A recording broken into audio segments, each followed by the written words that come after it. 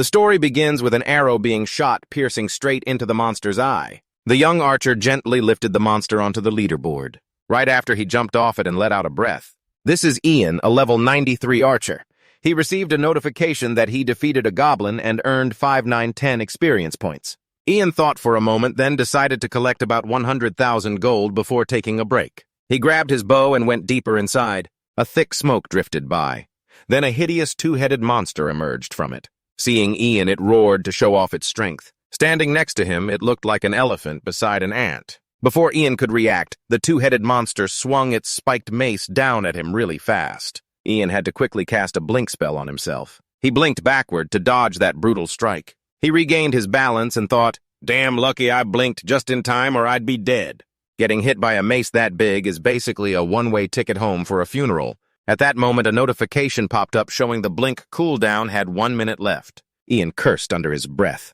But before he could catch his breath, the monster charged at him again. He wanted to attack, but stayed quick to dodge, knowing he had to take it down within a minute. Ian looked around briefly, then immediately ran away to keep his distance. As the monster took slow, steady steps forward, he thought, "I only have one trap left, no choice but to use it." After setting the trap, Ian boldly shouted, "You damn brute, big-headed idiot, you jealous cripple, I'm right here. If you're so tough, come and get me." Without hesitation, the two-headed beast lunged at Ian. He thought carefully about timing. Missing by just 0.01 seconds would mean failure. As the monster slammed its mace into the ground, Ian timed it perfectly and jumped up. That swing triggered the electric trap Ian had set, stunning the monster stiff like the skill Dioken, freezing it solid. Ian didn't hesitate and immediately took advantage, raising his bow. At the same time, the system announced the advanced stun trap was triggered, stunning the target for about 5 seconds and weakening it. Damn, 5 seconds of stun, no messing around now. One shot to the head and it's done for totally screwed. Back to Ian, he seized the moment. "You're dead, you're dead!" Critical strike boost, activated sniper skill, activated focus skill, activated. All activated. Ian didn't forget to jump and fire a shot. Thwack, the arrows flew out like a hailstorm bam. It pierced right through the monster. The hit was so strong, it sent the monster flying hundreds of meters away. After that, nothing else. Ian defeated the two-headed goblin and earned a whopping 98,500 experience points. He casually walked over to check his loot to see what he got from the monster. He received a goblin warrior's tunic and goblin warrior's boots. Ian's jaw dropped. "Oh my god! Oh my god! What kind of level lets you get an item from the goblin warrior set? That's rarer than winning the lottery. And I got 2 pieces. Totally worth it listening to that daily report. If I sold these, it'd be at least 5,000. One enough to support Theon's baby. Maybe I've used up all my luck for the month. But wait, it's not over yet." What appeared next shocked him even more, a Mulan crystal. At this point, Ian could only keep calling his parents because he couldn't believe what was right in front of him. Suddenly, Kalen, the world-famous VR game, had been released 6 months ago. Now it has over 10 million players. Basically, it's an incredibly popular game dominating the entire gaming industry. When Jin Sung bought the VR capsule worth 10,000 with the tuition money his parents gave him and all the savings from his part-time jobs, everyone said he was crazy. So even though he started playing 2 months after the game launched, he leveled up his archer character to glory in just 4 months of monster hunting. With that archer, he earned about 200,000 won per hour from the game. He made millions of won. The thing is, there's now an announcement about a massive upcoming update introducing a new region and 3 new classes. Players enjoying Kalen were excited to hear the news. However, the orange-haired guy was deep in thought, deciding not to get too caught up in it. He just needed to reset his current character if he wanted a new one. Then they'd grind that character. Jin Sung stood beside him and said, "Let's hunt and collect rewards until the new region drops. If I'm lucky, maybe I'll make my tuition money back in just 1 session. What do you think?" That's their plan. An item that can unlock a hidden class from the NPC responsible for class changes. Basically, it's a super valuable item he got lucky with. The catch is, it's only for players at level 10 who haven't gone through the class change process yet. Jin Sung gritted his teeth bitterly. If he uses it, he'd have to create a new character. But after making all that money, what should he do? The orange-haired guy in the video called Jin Sung a fool. "Are you seriously thinking of restarting your level 93 archer character? Are you kidding me? That's such a waste. Your character is currently ranked top in Korea in the top 1,000 overall and top 100 among archers. Are you going to just throw all that away? Jin Sung asked. Do you think I don't know? But this is the chance to unlock the first new class. I can't just toss this item. The orange-haired guy seriously reminded him to learn more about the hidden class being revealed. Did you know there's a sniper in our guild? Jin Sung replied. Yeah, I've hunted with him a few times. The orange-haired guy asked, do you think sniper is way better than archer? Jin Sung hesitated. Well, they used to have quite a big level gap, so I'm not sure, but it's definitely more useful than archer. Their range is unbelievably wide, and their shot damage is strong, but quick shooting is pretty tough. The biggest drawback is when there are lots of monsters nearby, it's very limited. Is that so? The orange-haired guy agreed. You mean just because it's a hidden class doesn't mean it'll be stronger? Jin Sung said, I know. The orange-haired guy almost went crazy hearing that. If you know that, why did you almost throw away your level 93 character? You can easily make over 1,000 a day just by hunting with that character. Jin Sung called out to the orange-haired guy.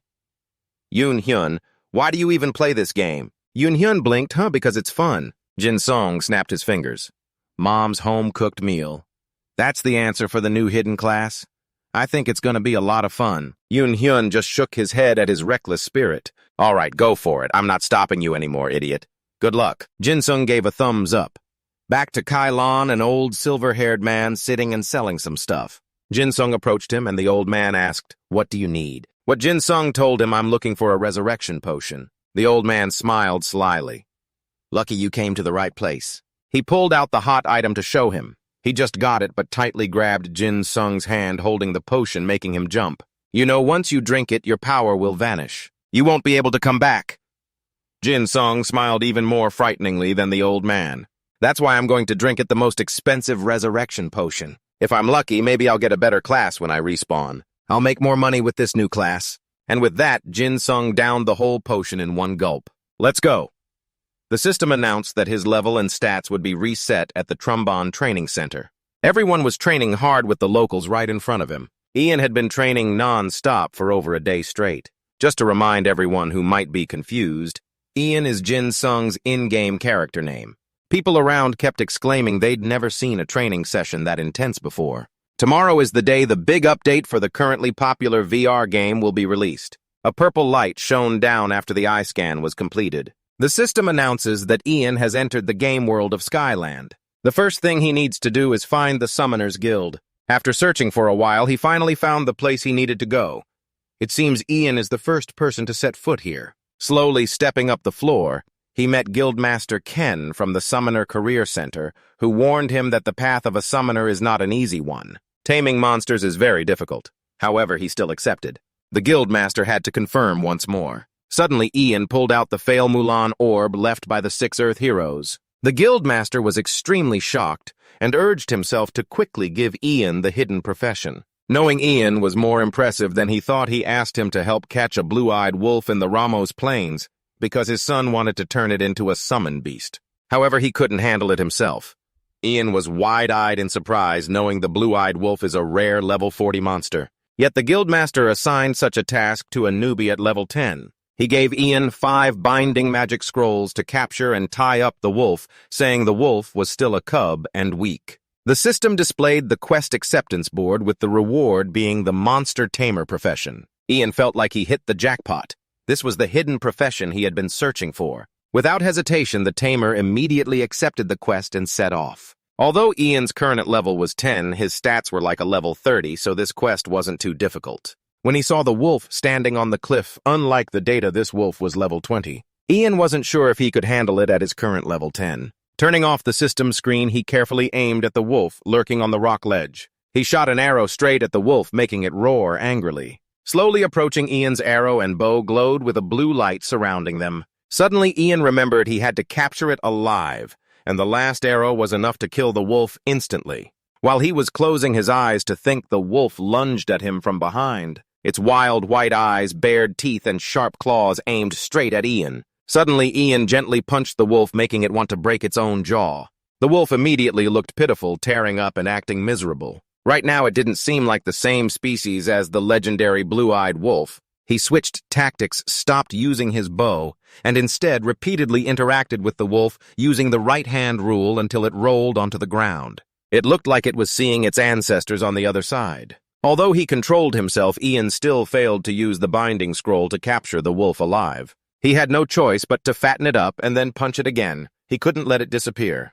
The wolf's eyes welled up with tears as if giving up this lifetime after losing so much time. He had to quickly return to the center to hand over the binding scroll containing the wolf to the guild leader.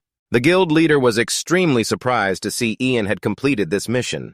Keep in mind, most first missions for the taming profession end in failure. The guild leader quickly told Ian that tamers aren't suited for him. He suggested Ian become a master instead. Ian had never heard of a profession mission that could be set like this, since this role was even higher than a tamer. Without hesitation, Ian accepted the path to becoming one of the first taming masters. Ian's purple power spread like waves around the house, marking an important milestone. He had officially become a taming master. He opened the system panel and decided to tame the red wolf mentioned earlier in the guide. A mysterious smile appeared on his lips. He began plotting how he would become the strongest first with this profession. In a desolate land, giant rocks stretched up like mountains. All around was dry, barren soil and stone layers. The scene made him notice crows flying overhead as a group of summoners stalked the red wolf. When they noticed him, they started whispering. Looks like someone switched to a new profession already. Standing behind the crowd, Long was curious. Maybe I should just watch how they do this. The summoners combined their magic, but all efforts failed. No one could catch the red wolf. That scene made him feel quietly lucky. Better to catch the monster I found first. So Ian decided to leave and explore his hunting abilities in this mysterious world. With his current stats, he wondered how many wolves he could catch. Seeing a pack of wolves walking by, he was determined to try. Right away, he quickly drew his bow. Excited, focused on the target. Time passed as the sun reached its peak. Ian got his first catch.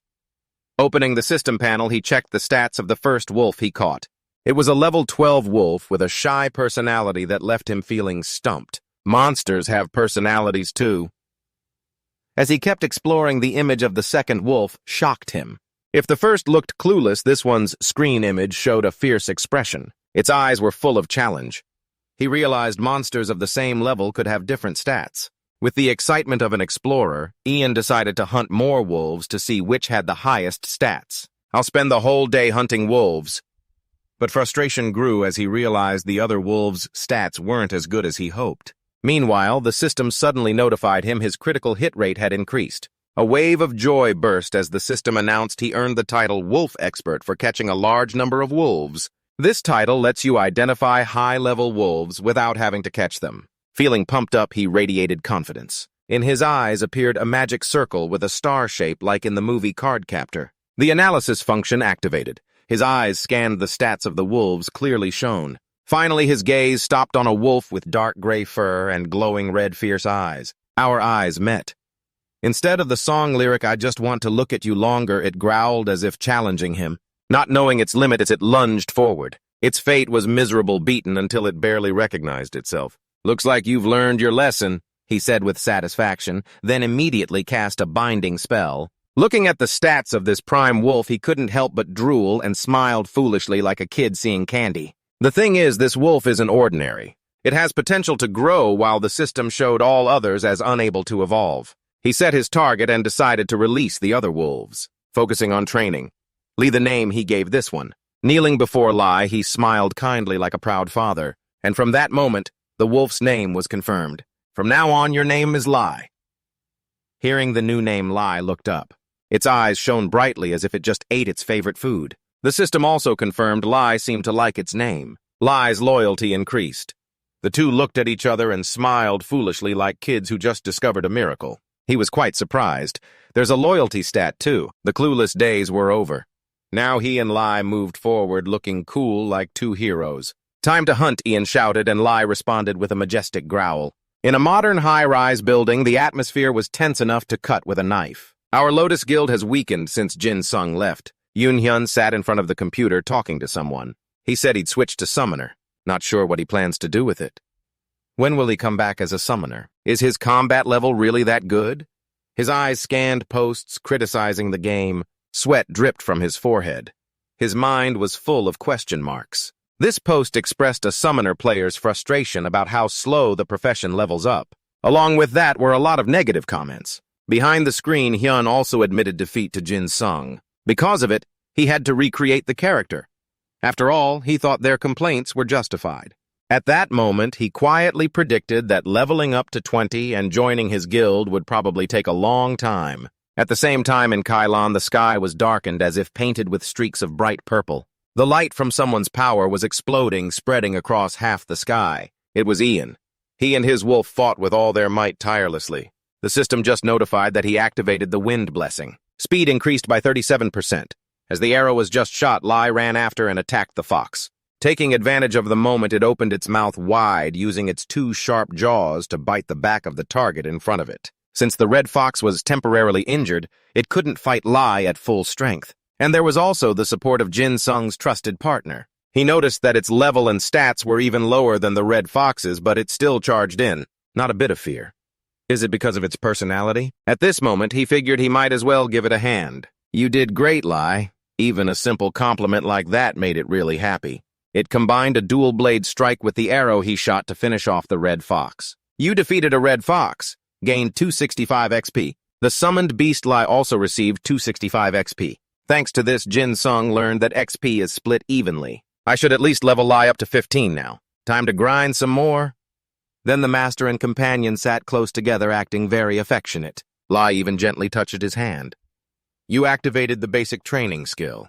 Cooldown time is 35 minutes. No wonder it's so obedient. Lai's summoned beast will improve its understanding of the summoner's commands for about 10 minutes. The potential of summoned beasts increases through training. Lai's current potential is 65. Wherever Jin Sung threw an object, Lai would run after it to pick it up. Really useful? You activated summoned beast first aid. Lai recovered 45 health. Lai had to lie still while Jin Sung bandaged his whole body. He looked so miserable. You've been my master for a while now, huh? And finally, after all this, Lai the summoned beast reached level 15. The power it radiated looked really striking. However, this level up took longer. Jin Sung thought a lot. Maybe it's because the XP has to be shared. But training Lai actually feels really fun. It gets stronger every time it levels up. Jin Sung gently stroked Lai affectionately beside him, and it likes that too. Lai, should we go hunt some bears? All right, time to head to the new hunting grounds. These two masters really work well together. Arriving at the new land, there are a lot of black bears gathered in one area. Skill proficiency has increased. Basic summoning is now level 2. You gained 3 skill points. You learned the active skill Wild Warrior's Blessing. You learned the basic tactics skill. Jin Sung feels satisfied with this. Hard work really pays off. Let's see what these skills can do. Wild Warrior's Blessing and active skill. Skill level unskilled. Mana required 150. Can apply Wild Warrior's Blessing to yourself and party members. Duration about 20 minutes. Increases attack power up to 30%. Applying it to a summoned beast increases the effect up to 100%. Reading through the system lines, this skill looks pretty cool. Next is basic tactics. What's that about? The system just introduced a new basic tactics skill. Passive skill type. Skill level unskilled. But making a summoned beast stronger definitely feels way more worth it. That means Jin Sung is on the right track. Tomorrow he plans to try catching a rare and unique beast. It's just past 4 a.m. now. He's locked inside the Kylon tree to level up. I'll level Lai up to level 20 first. After a long night, I finally managed to level up. Lai, let's move. The next day, they continue hunting, activating Wild Warrior's Blessing basic training and the aim for weak spot skill. They're still using their old coordinated tactics. Jin Sung stands in front shooting arrows and Lai attacks right after. You defeated an Asian black bear. The fierce look of the black bear is just for show. It only roars but can't really fight. Maybe it's because Lai has gotten much stronger. Soon after they gained 545 XP. This time finishing off a monster was way faster than he expected. I used to hunt here when I was a level 35 archer. The hunting speed is faster than before. Can't believe just leveling up 5 times made such a clear difference. A man and his wolf keep hunting without getting tired. But watching closely, he saw a bigger one standing on 2 legs bigger than the others. He immediately used the scouting skill and found out it's called the Shadow Bear. This is a rare, unique beast named Demon. Jin Sung is cautious, unsure if he can catch it. He suddenly remembered he let the other bear go before, so his leadership stat is still too low to catch one. Maybe after this, his determination to level up will be even stronger. Next time he's back in town, he'll buy a bunch of new soul contract scrolls. He decides to skip the big bear. He and Lai keep hunting the others. Lai's combat stats are almost equal to his now, so a level 38 beast is nothing. Two beasts rush at each other, but you can clearly see Lai's speed. In a flash, Lai defeats the Shadow Bear. After the fight, he receives 145 XP. Lai has reached level 20. Jin Sung is pretty proud and confident in his beast's abilities. Awesome. Once you hit level 20, you can do everything in Kailan, like joining guilds' dungeon quests or labyrinth challenges. There are lots of quests that require level 20. He checks the system mail to see what items he got. He received Asian black bear meat, a bear hunter's warhammer, and the undying shadow necklace. Out of these three, he points to the second item and says he's never seen it before. Time to use an appraisal scroll. He tests the necklace's stats. This is the undying shadow necklace. Unique rank requires intelligence, 35 plus durability, 124, 124. Options plus 15% stamina, 20% skill cooldown time. A mysterious necklace made by obsidian containing darkness as deep as an abyss. It's a valuable and rare item. Jin Sung is really happy to know its worth. I already have a pretty good necklace from the auction house, but this one's way better. On top of that, he's proudly bragging about his luck. Honestly, I have no complaints about this item right now. Let's see how much Lai's stats have increased. Attack up by 4, defense up by 2, but when he checks speed, he's totally shocked. What could it be that monsters get stronger as they level up? No, that doesn't make sense.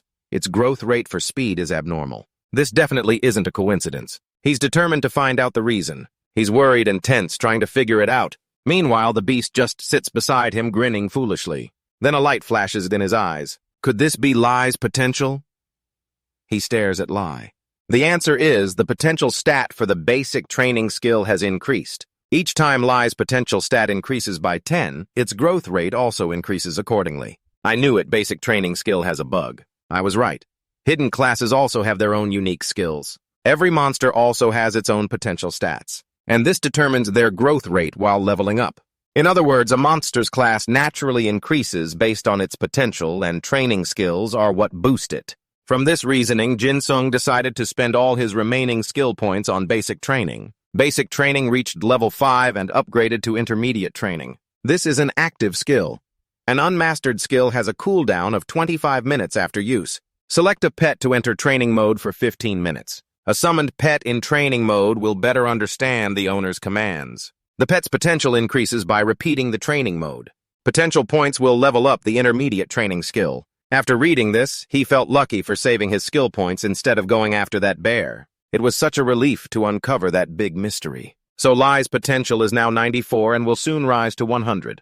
Looking at the clock, he wasn't happy at all that he'd wasted nearly an hour just to find the answer. Jin Sung and Lai stood up again, ready to gain experience as fast as possible. He hadn't eaten anything all morning, so he grabbed a ridiculously tasty sandwich. If I had pushed myself to study, I'd probably be a lawyer or a doctor by now. At this moment, he was back home researching on his computer. Oh, a video about shadow wizards. Those skeletons look so cute, maybe. Wait, am I really complimenting that Jin Sung's next sentence undercut the first one? Huh. He kept reading and discovered many strange things. Besides the Yoon Hyun hotline no one else had called. He checked and found it was a strange number, but answered anyway to see who was on the other end. Hello, is this Jin Sung's number? My name is Lee Ji-hun, assistant lecturer of the virtual reality department at Korea University. Do you know? Professor Lee Jin-guk Jin Sung replied honestly. Of course, he's the head lecturer of the department. Suddenly, Lee Ji-hun asked him to contact the professor, which confused him and made him want to know why. Then he said, I think it's about your grades. Jin Sung felt like exploding, his head spinning, tears ready to fall. Could it be that I'm under academic probation? Things were getting unstable and it was already late. No rest, and now I have to deal with this too. Ma'am, what will happen if I don't call the professor? He said he'll send your grades by email, and of course not to your personal email address. Jin Sung's face went pale, sweat pouring down, teeth clenched in worry. If my dad sees my grades, I'm screwed. Deep down, he had already guessed that his dad's image at that moment was dark and brooding, with a spooky voice saying, I'm very disappointed in you. Just imagining it made him feel crushed. He might get called back just when he's enjoying his youth. That's why Jin Sung decided to call his teacher, and the teacher, by setting a meeting for next semester, was secretly wishing him luck to get through this ordeal. Jin Sung hurriedly looked for the teacher's number to contact him. Hello, teacher. This is Jin Sung. I heard you were looking for me. May I ask what you need? Is it about my grades? The teacher immediately replied firmly. Yes, is everything okay? Why aren't you joining any department activities but already getting academic probation in your first semester? You only have 2 Fs, and I'm thinking about giving you a third one. Jin Sung was frustrated that the teacher was threatening him. What the heck does he want from me? Even though he was angry, he had to keep his cool over the phone. What should I do, teacher? First, tell me why you haven't joined any department activities. He thought carefully before giving a proper answer. He couldn't say it was because he was busy playing video games. What should I say? Oh, I got it. Teacher, you know the reason I chose the virtual reality major is because I admire the unlimited potential of VR. One reason VR is the center of attention worldwide is because of the game Kylan Wright. So I thought I should get in by playing this game. The teacher immediately asked back, You mean you don't go to class because you're busy playing games all day? Jin Sung quickly defended himself. No, it's not because of gaming, teacher. I want to learn about the extraordinary virtual world within Kylan. Since I gave that reason, the teacher got curious and asked what level I was at. If you play that much, you should at least be on Korea's top rankings, right? Hearing that question, he immediately felt a little regret. Damn, I wish I hadn't reset. Well, here's the thing, teacher. I was level 93 at first, but I recently reset my character, so now I'm level 20. The teacher found that funny. Do I think he's an idiot? Does he think I'm just saying that to avoid trouble? Jin Sung knew he really was trying to avoid trouble, but it was out of necessity. So do you want to bet? Let's see if I'm telling the truth.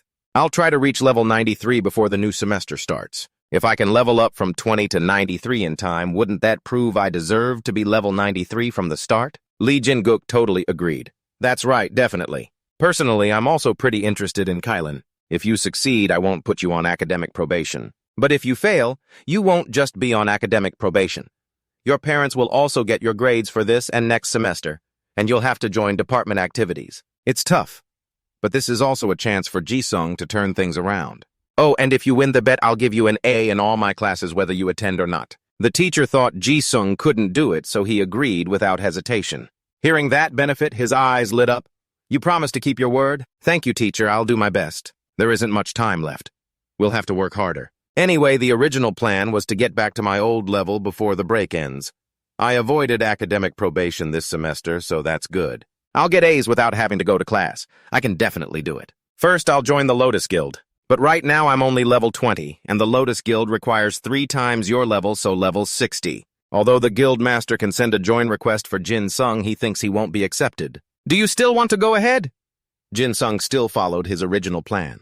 I still want to join. I'm good friends with the guild leader and the main members, so it shouldn't be a problem. He sent the join request for me. I'll be automatically registered once the guild leader accepts. Knowing this would happen, Jin Sung messaged Yoon Hyun separately. Oh no, Hyun Hai, will he accept it or not? But he's inactive now. Oh well, it's okay. I'm not in a hurry, he'll accept eventually. Next is the auction house. I'll change all my gear. This is a perk for wealthy new players. I'll switch to the best gear that fits my current stats. The summoner class's stat bonuses don't add to melee, but instead boost summoning stats. Like taming later, I'll rely more on summoning beasts. Jin Sung was still wondering if there was anything that would increase his summoning stat. Something that enhances power, maybe. He carefully looked at every weapon on display. Suddenly, he saw the Nature Mother's headband with durability maxed at 224, 224, 24 defense, and an option that adds 25% vigor. It's a hero tier accessory requiring level 25. This is a weapon with special abilities. Summoned beasts get 20% more vigor and 15% more combat power, and summoned beasts have a 15% chance to dodge bullets. This is amazing. He happily bought it for 150,000 gold. Finally, gear for the summoner class started to be sold. Even though he was using this item now, he still had many unanswered questions. Wait, maybe all items named Nature Mother are for summoners. So he searched for this item in the search bar. Mother Nature also has other special items called Mother Nature's Staff. The combat power ranges from 150 to 165 degrees. Durability 201 out of 201. The option is Wisdom along with 21% Leadership plus 35. This is also a top-tier hero accessory. The item requirement is 20 Strength, 40 Charisma plus 20. Summoned beasts increase combat power by 35%. Summoned beasts increase critical hit chance by 15%. Now it's getting harder to choose caught between a rock and a hard place. I'm using a bow but a staff. And then he bought it because he knew he couldn't use the bow forever. A bit early, but starting to get used to a different melee style isn't a bad idea. Holding a staff feels a little weird, but it's okay. Jin Sung stepped outside and summoned Lai to come along. Mid-range training still works even in town, so he had to use it as soon as the cooldown ended. Just right, he looked up at the sky and smiled brightly. Time to find some quests and get going. On the street, everyone's attention was on Jin Sung. Oh, he's a 1 million summoner. The women admire him, but the men envy him. You can see it clearly in their jealous eyes. I heard leveling up as a summoner is really tough. I've never seen a summoner above level 15. Jin Sung whispered to Lee, "Let's just do the Golan quest for now. We can get double experience from completing this quest and take all the XP for ourselves." Looking around, he finally found it. The quest, NPC. He waved warmly. "Lapis, long time no see." But when he greeted, the NPC's expression was like, "Who is this guy? This NPC would forget me even if I reset everything." Luckily, he still remembered him. "Oh, look who it is. Isn't that Ian? Seems like friendship with NPCs doesn't reset." "Phew," Jin Sung asked the commander. "Has Golan been causing any trouble lately?" Lapis replied, "I'm struggling with the new Golan camp set up nearby. The expedition unit doesn't have enough soldiers. Can you recommend some skilled mercenaries?" Jin Sung confidently replied, "I plan to help personally." He looked a bit doubtful. "You. Anyway, that's great. But it would be better if there were more people." He checked the system for some info about conquering the Golan camp in Somua Valley. Volunteer commander at Lucan Village. Lapis is calling for everyone to join the mission to conquer the Golan camp. Join the troops and raid the Golan camp. Before deciding, he suddenly remembered this was a team quest. "Damn, who can I bring along? I don't think there's any newbie around level 40 in the guild. Commander, can you delay the conquest a bit until I can form a team?" Lapis is pretty easygoing, so he happily agreed. "Of course, at least I can do that. So, before that, can you clear out some scouting golems outside the camp? Eliminate scouting golems in the Somua Valley. Commander of the volunteer soldiers in Lucan Village." Lapis called mercenaries to kill a few scouting golems before the soldiers acted. Kill at least 10 scouting golems and return safely. This mission has some difficulty, but only rewards raw armor for the volunteer soldiers. Seeing he was relaxed and generous with me, Jin Sung decided to make a quick trip and return. It took nearly 30 minutes, frustrating, but I had no other choice. You could say I did it reluctantly. Let's see, is Yun Hyun Hyjin active? Ah, here they are.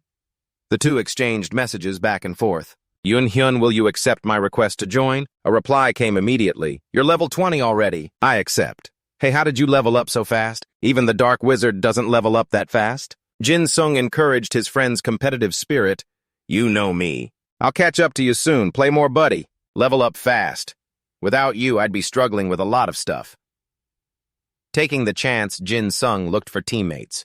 "Do you know anyone around level 40 in our guild?" Sadly, no one, so I have to handle it myself. I headed to the guild chat. Better to ask members to recommend someone than team up with strangers. Immediately, a message popped up. "Ian has joined the guild." "I'm back. How's everyone doing?" Biolan was surprised to see him return. "You're level 20 already." Loban was also shocked. "What? Ian, you leveled 20 and joined the guild already? I heard summoners level up with a lot of pain. Is that all a lie?" Jin Sung didn't want to sound arrogant. "Level 20 is nothing special. You should be worried. I'll be back to my old level soon." Bai proposed a method. "Hurry up and level up. You're too slow farming without you." "Yeah, but guys, if you know anyone around level 40, please introduce them to me." They'd be surprised if I said I'm going to take on Golan's quests at level 20. And then Jin Sung said, "I'm planning to take the Golan's Camp Conquest quest, and I need one more person. Can anyone help?" "It's okay if you can't. Just come into the camp with me. I'll carry that person." A mix of questions and curiosity followed. "Ian, aren't you level 20? How can you do a camp quest at level 20? What do you mean, carry the team? Aren't you trying to get carried on a camp quest?" "I think he leveled to 20 because someone carried him." "Idiot, do you think with his personality he would ask for help? If he wanted help, he would have asked us already. Why look for a level 40? "What do you mean? Once you hit level 60, you can't even take quests anymore. We can't help him." They argued fiercely after Jin Sung's request message. There was even some slight disdain for his abilities. "I'm level 20, but luckily got a 1,000 healing pet so I can handle running quests. It'll carry me." Loban felt extremely jealous. "How are you always so lucky?" Biolan also didn't trust him much. "There has to be some reason you leveled 20 so fast." At the same time, G.A. Queen spoke up. "Basically, I have a level 45 friend, but she created her character as a crafter, so her melee ability is different. She's a melee priest, and crafter is a chef, I think. She's a priest, but probably won't help much in melee. She's not good at the game either. Is that okay?" Jin Sung had to accept. "Can you contact us when she's online?" He thought quietly. If she can fill the number needed, I don't care about her skill. I have some things to do, so I'm leaving the chat now. GA Queen, message me when you reach her. Talking with guild members is fun, but it's nothing compared to the thrill of hunting and leveling up on the battlefield. I'll finish the quest quickly before hearing from GA Queen. That day, Jin Sung went to the stream and saw a group of leopards drinking water across the bank. They're coon monsters. It'd be really cool if I could catch one. They don't look very cool or strong. While walking normally, the leopard stopped and refused to move further. He worried.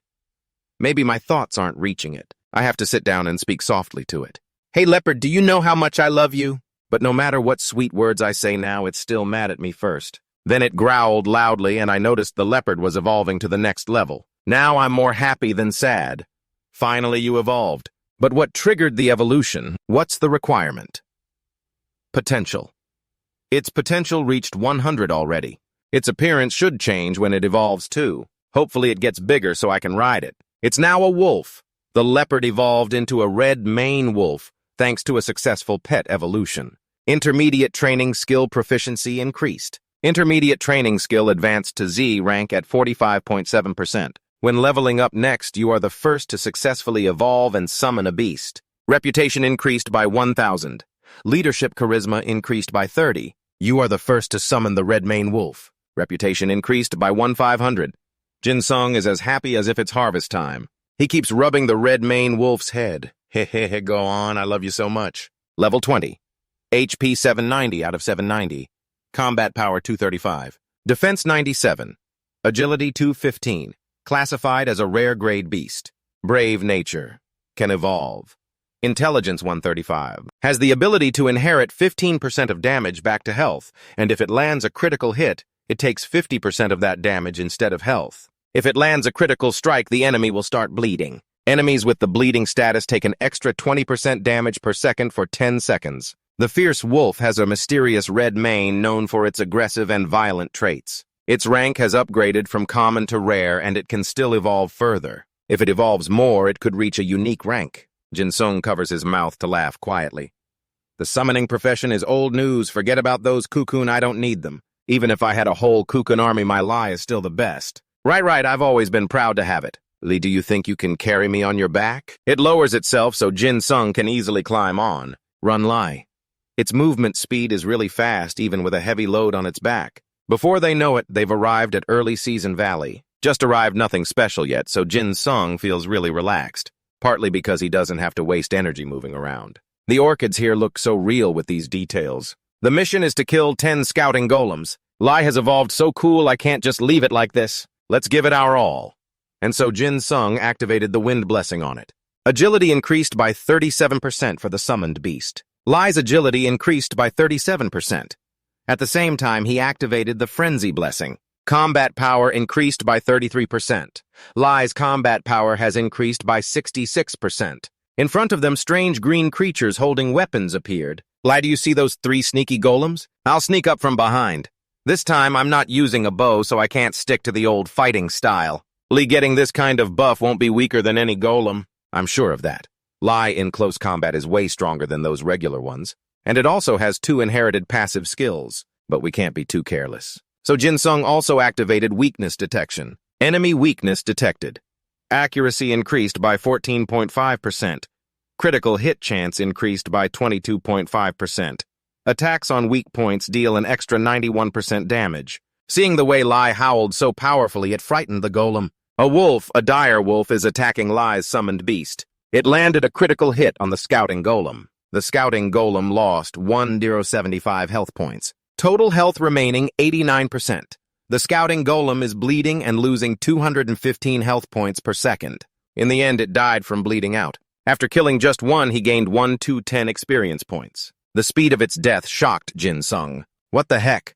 How can a level 40 monster die in one hit? Let the other 2 not get angry. This time they teamed up to attack Lai, and it looks tougher.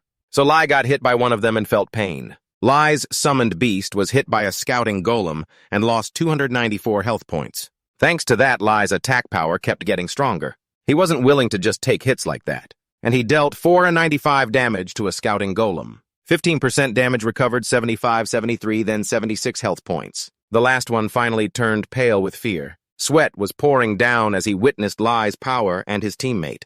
A critical hit dealt 50% damage. Recovered 523 health points. After a while, fighting Lai completed the mission without any damage, except for getting hit once by them. Jin Sung sincerely thanked Lai for carrying him. He bowed his head and snuggled up to him looking very cute. Only 3 down, not enough yet. They still have to kill 7 more to officially finish. Let's do it again, Lai. I'm so relaxed. Just lying under the tree singing softly. All the hard work depends on Lai the Wolf. At the same time, Jin Sung's friend sent a message. Are you active? Can you talk now? To avoid any unexpected results. So I told Lai to stop temporarily. Maybe you guessed it. My friend contacted. She's active now. She's also accepted your invite. Her name is Harren. You should greet her first. But is that really okay? You should prepare for her close combat skills. Otherwise, Jin Sung might be a bit upset. He doesn't understand me. Hey, don't worry, I just soloed in the Somua Valley. Now coming out here with this news, your friend is pretty surprised. Where is Somua Valley? Isn't that the golem camp? You killed them all by yourself? Yeah, that's right, I hunted scouting golems at the Vanguard camp. I just leveled up 5 times. Your friend can't believe you pulled it off. Are you cheating or using a bug? Be careful or you'll get banned. Cry your eyes out. If that really is Jin Sung's power, he'll catch up to his friends soon. He set a goal to reach level 100 in 2 months, hit level 50 in 15 days, level 80 in the next 15 days, and level 100 in the last month. He's determined to win this bet at all costs, or the consequences will be serious. Actually, the bet with the professor might be more beneficial for me. GA Queen's friend's name is Harren. I looked her up and sent the message first. Hello, you're GA Queen's friend, right? Surprisingly, she replied right away. Maybe she was waiting for my message. Hi, yes, nice to meet you. She's currently in Lucan Village fixing equipment at the forge. Jin Sung told her to stay there and he would be there in 10 minutes. If it's real, if you want, I'll come find you personally. Hello, I'm Ian. She turned around, smiling warmly with a sweet voice. Hi, I'm Harren. I've heard a lot about you from GA Queen. Jin Sung just thought she was GA Queen's friend, but Harren said she feels more like his sister. I'm ready so I can take the mission whenever you're ready. How about you? Ian can see Harren's readiness and spirit. Jin Sung likes it too. I'm ready as well. Is there a special reason you're doing this camp mission? Yeah, there's a mission I want to do that only becomes available after finishing this camp's mission from the Duke Chepin's chef. But to enter the Duke's castle, I have to finish this mission first. Jin Sung was shocked since these 2 tasks seemed unrelated. The chef. Yeah, what mission from a chef? Harren's crafting profession is a chef. When Harren mentioned that Jin Sung remembered GA Queen told him her crafting profession was a chef. Right, I'm majoring in culinary arts. Even in the real world, you seem quite interested and want to know more about it. I heard crafting professions are hard to manage, but if you specialize in cooking, it's a bit easier. Talking a bit, it turns out they share the same hobby. Skills from the real world often affect crafting in the game. It can't take too long. They walked and chatted. You're the first chef I've ever met. When will I get a chance to taste your cooking? Harren is delighted to hear that. Of course, after a while they met Lapis. He was also surprised. You found a new member. I thought it would be tough for 2 people, but I know your abilities, Ian, so I'll entrust this to you. The Vanguard unit just left. If you hurry, you can catch up. Follow and assist them. Conquer the Golem camp in Somua Valley. Commander of the volunteer soldiers in Lucan Village. Lapis is calling for help with the mission to conquer the Golem camp. Join the Vanguard unit and raid the Golem camp. After reading it, Jin Sung frowned and sighed. The mission has changed a bit because we arrived late, but the rewards are the same. Luckily, he glanced over and asked Harren if she had accepted the mission yet. Getting ready to head out for battle. Jin Sung summoned Lisa unintentionally, scaring Harren. It's okay, that's my summoned beast, not a monster. She suddenly got an excited idea. If you can summon beasts, then you must be a 1,000,000 summoner, but that class just came out a few days ago, so how have you already done the Golem camp mission? He casually explained a bit to help her understand. Just lucky. This wolf is really powerful. I leveled up quickly and can handle the golems easily. It's a poor excuse, but if I told her I'm level 25, she wouldn't want to team up with me. Harren kind of understood, but it was all a lie. She's level 45, but still runs away. If she faced even a scout golem the way Harren answered so honestly surprised Jin Sung. Does this girl really believe what I said? She does believe me. Then I added that everyone's different. You mainly focus on crafting and cooking is a useful skill, but the game hasn't fully developed the potential to take advantage of it yet, even if you focus on crafting. How did she get to level 45 without being able to beat a scout golem? Others recognized her unique talent and Harren was quietly happy inside. Thanks. I still prefer cooking over hunting, so I'm fine with that. This wolf is really cool. I've never seen this breed before. I'm confident that Lai is the only one like this on the entire server. Haran curiously asked its name. It's Lai. You could also call it Lai. Haran seemed to really like it and kept praising it non-stop. She offered a plate of beef to Lai as a treat. Seeing the delicious food and its aroma made Jin-sung want to share it with Lai. What's this, a steak covered in sauce? Looks delicious. I want to summon a beast too. Lai just ate smoked steak, gaining 200 health points for 20 minutes. Eating meat unexpectedly boosts strength. Lai's abilities just increased. Is that because of Haran's food effect? That's right. My skill has improved, but it also depends on the quality of the food. But it will drain the eater over a certain period. Lee's health of 400 is a bit low. Adding 200 will make him much stronger. From now on, keeping a close bond with Haran will be very beneficial. After eating, Lee stuck out his tongue, teasing Jin-sung. You having all the food to yourself, huh? That wolf saw the beast had something he didn't, so he asked, Do you have anything for me? Haran held a plain white plate and smiled, saying, Not yet, I'll cook something even better after the mission, so don't be jealous. Jin-sung sat down sadly, turned his back, didn't want to talk, and just doodled on the ground with his finger. But when he heard that he turned back and emphasized, Promise me, would this make Haran scared of his human side? But whatever, he had his own reasons. At the Somua Valley, Captain Trin Fat's men, led by Hugo, were also present in large numbers. They wore armor and carried shields looking very impressive. Jin-sung and Haran were there too. Oh, you guys are the new mercenaries. Each of you will be a huge help for this mission. Thanks for coming all the way here. Their manners were polite and grateful. Jin-sung replied seriously, I'm just doing my duty, sir. Luckily, they didn't arrive late. Otherwise, who knows what kind of problems would have come up. Are those other players? Were they really bad today? They looked uncomfortable, gloomy, and their eyes were full of fear. Well, that's none of my business. Anyway, we're fighting different battles. There were a lot of soldiers present, lined up neatly, ready to fight. The goblins were growling in packs across from them. They weren't afraid at all. Captain Hugo led with a firm voice. Today we will wipe out all the goblins in Somua Valley. Soldiers, advance. Don't retreat or give up at this critical moment. The battle ends when we kill their leader. The morale of the allies rose by 30%. All stats increased by 10% for 20 minutes. Jin-sung and Lee continued their fierce fight. The leader gaped in shock at his power. What? You're just a skin tamed by humans. In a flash, Lai leapt up and tore into the goblin leader, dealing critical damage. The goblin leader's health dropped by 1-15, meaning 0.7% of its total health decreased. Its health dropped by 243 points per second for 10 seconds. Seeing the situation improve, Hugo felt victory was possible and shouted to motivate everyone, Focus your attack on him right now. In this final moment, everyone focused their full strength on the leader alone. The goblin leader's health dropped by 30% and it went berserk, beaten up like a mangy dog. The goblin spat fire, scaring everyone half to death. Everyone screamed in chaos. What just happened all of a sudden? It's fire. Fearful, everyone dodged. Jin-sung dodged quickly but still got caught in the chain explosion, taking 684 damage. He lost balance and fell on his back. Jin-sung quickly grabbed his burned arm, crying out in pain. He had to use emergency aid, but a blue wind wrapped around him, putting out the fire. Haran from his team used healing light to restore his strength. Jin-sung startled, muttering, Haran healing light. He turned around, called Haran, and thanked her. Haran just smiled in response. Jin-sung summoned his pet, ready to fight. Time to counterattack. Lee appeared, letting out a call. Jin-sung stood beside, pulling out his hot weapon. He ordered it to draw the goblin leader's attention. Don't try to attack, okay?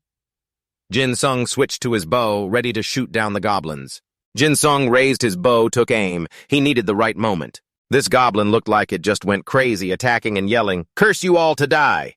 The goblin leader was more violent now, so if Jin-sung made a mistake, everyone would be doomed. The goblin followed his plan, went berserk, attacking everyone, then let its guard down. Right then, Lai rushed in to draw its attention. And now Jin-sung released the arrow straight at the distracted goblin leader. The arrow flew like the wind toward it. By the time it realized it was too late, the goblin leader panicked and screamed loudly, then was finished off by Jin-sung's arrow in a single shot. The goblin leader lay still like a clam, slowly fading away into thin air. And Jin-sung had done it. Everyone was stunned, unable to believe it. The goblin leader was dead.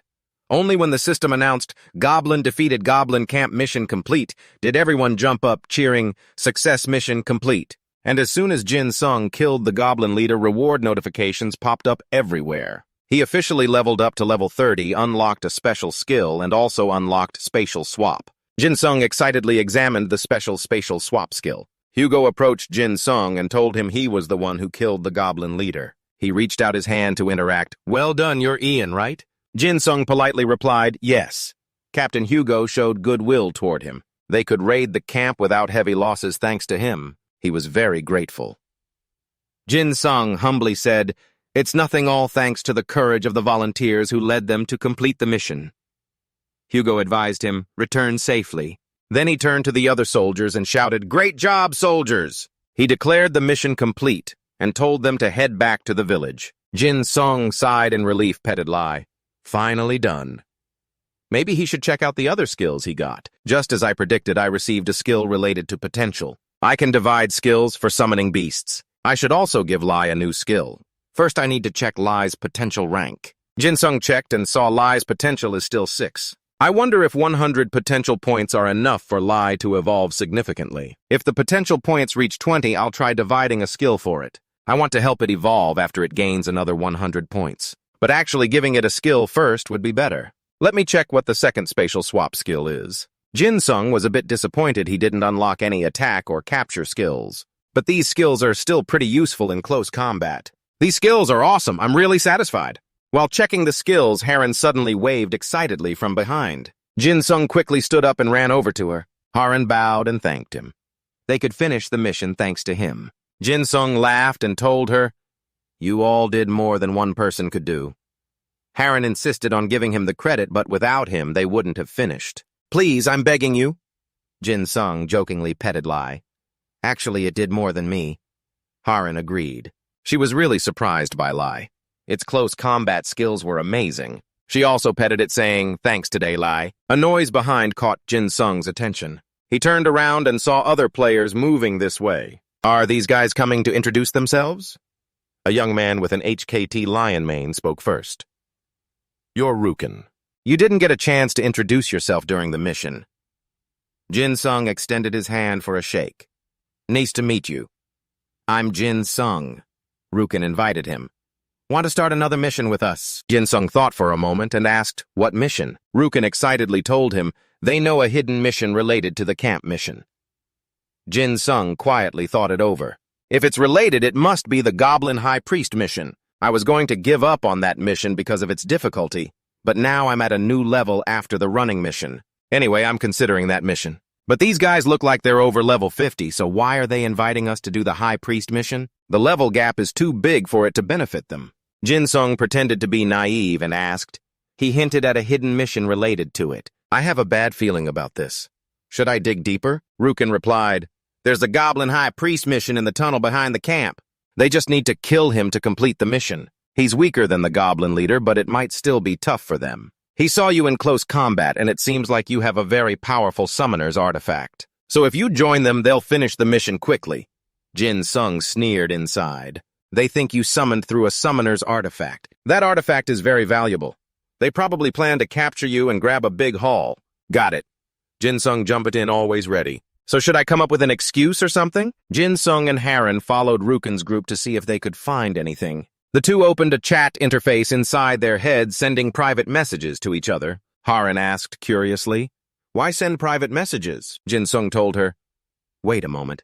Then he turned to Rukin and said, "I like this offer, but I have to ask my teammates first.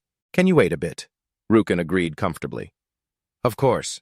Jin Sung turned to Haran. "What do you think?" Right in front of Rukin. Haran scratched her head thoughtfully. I think it's still through the chat interface." Jin Sung told her, "I think they're trying to PK them." Haran asked confusedly, "PK them?" Jin Sung replied, "You're right.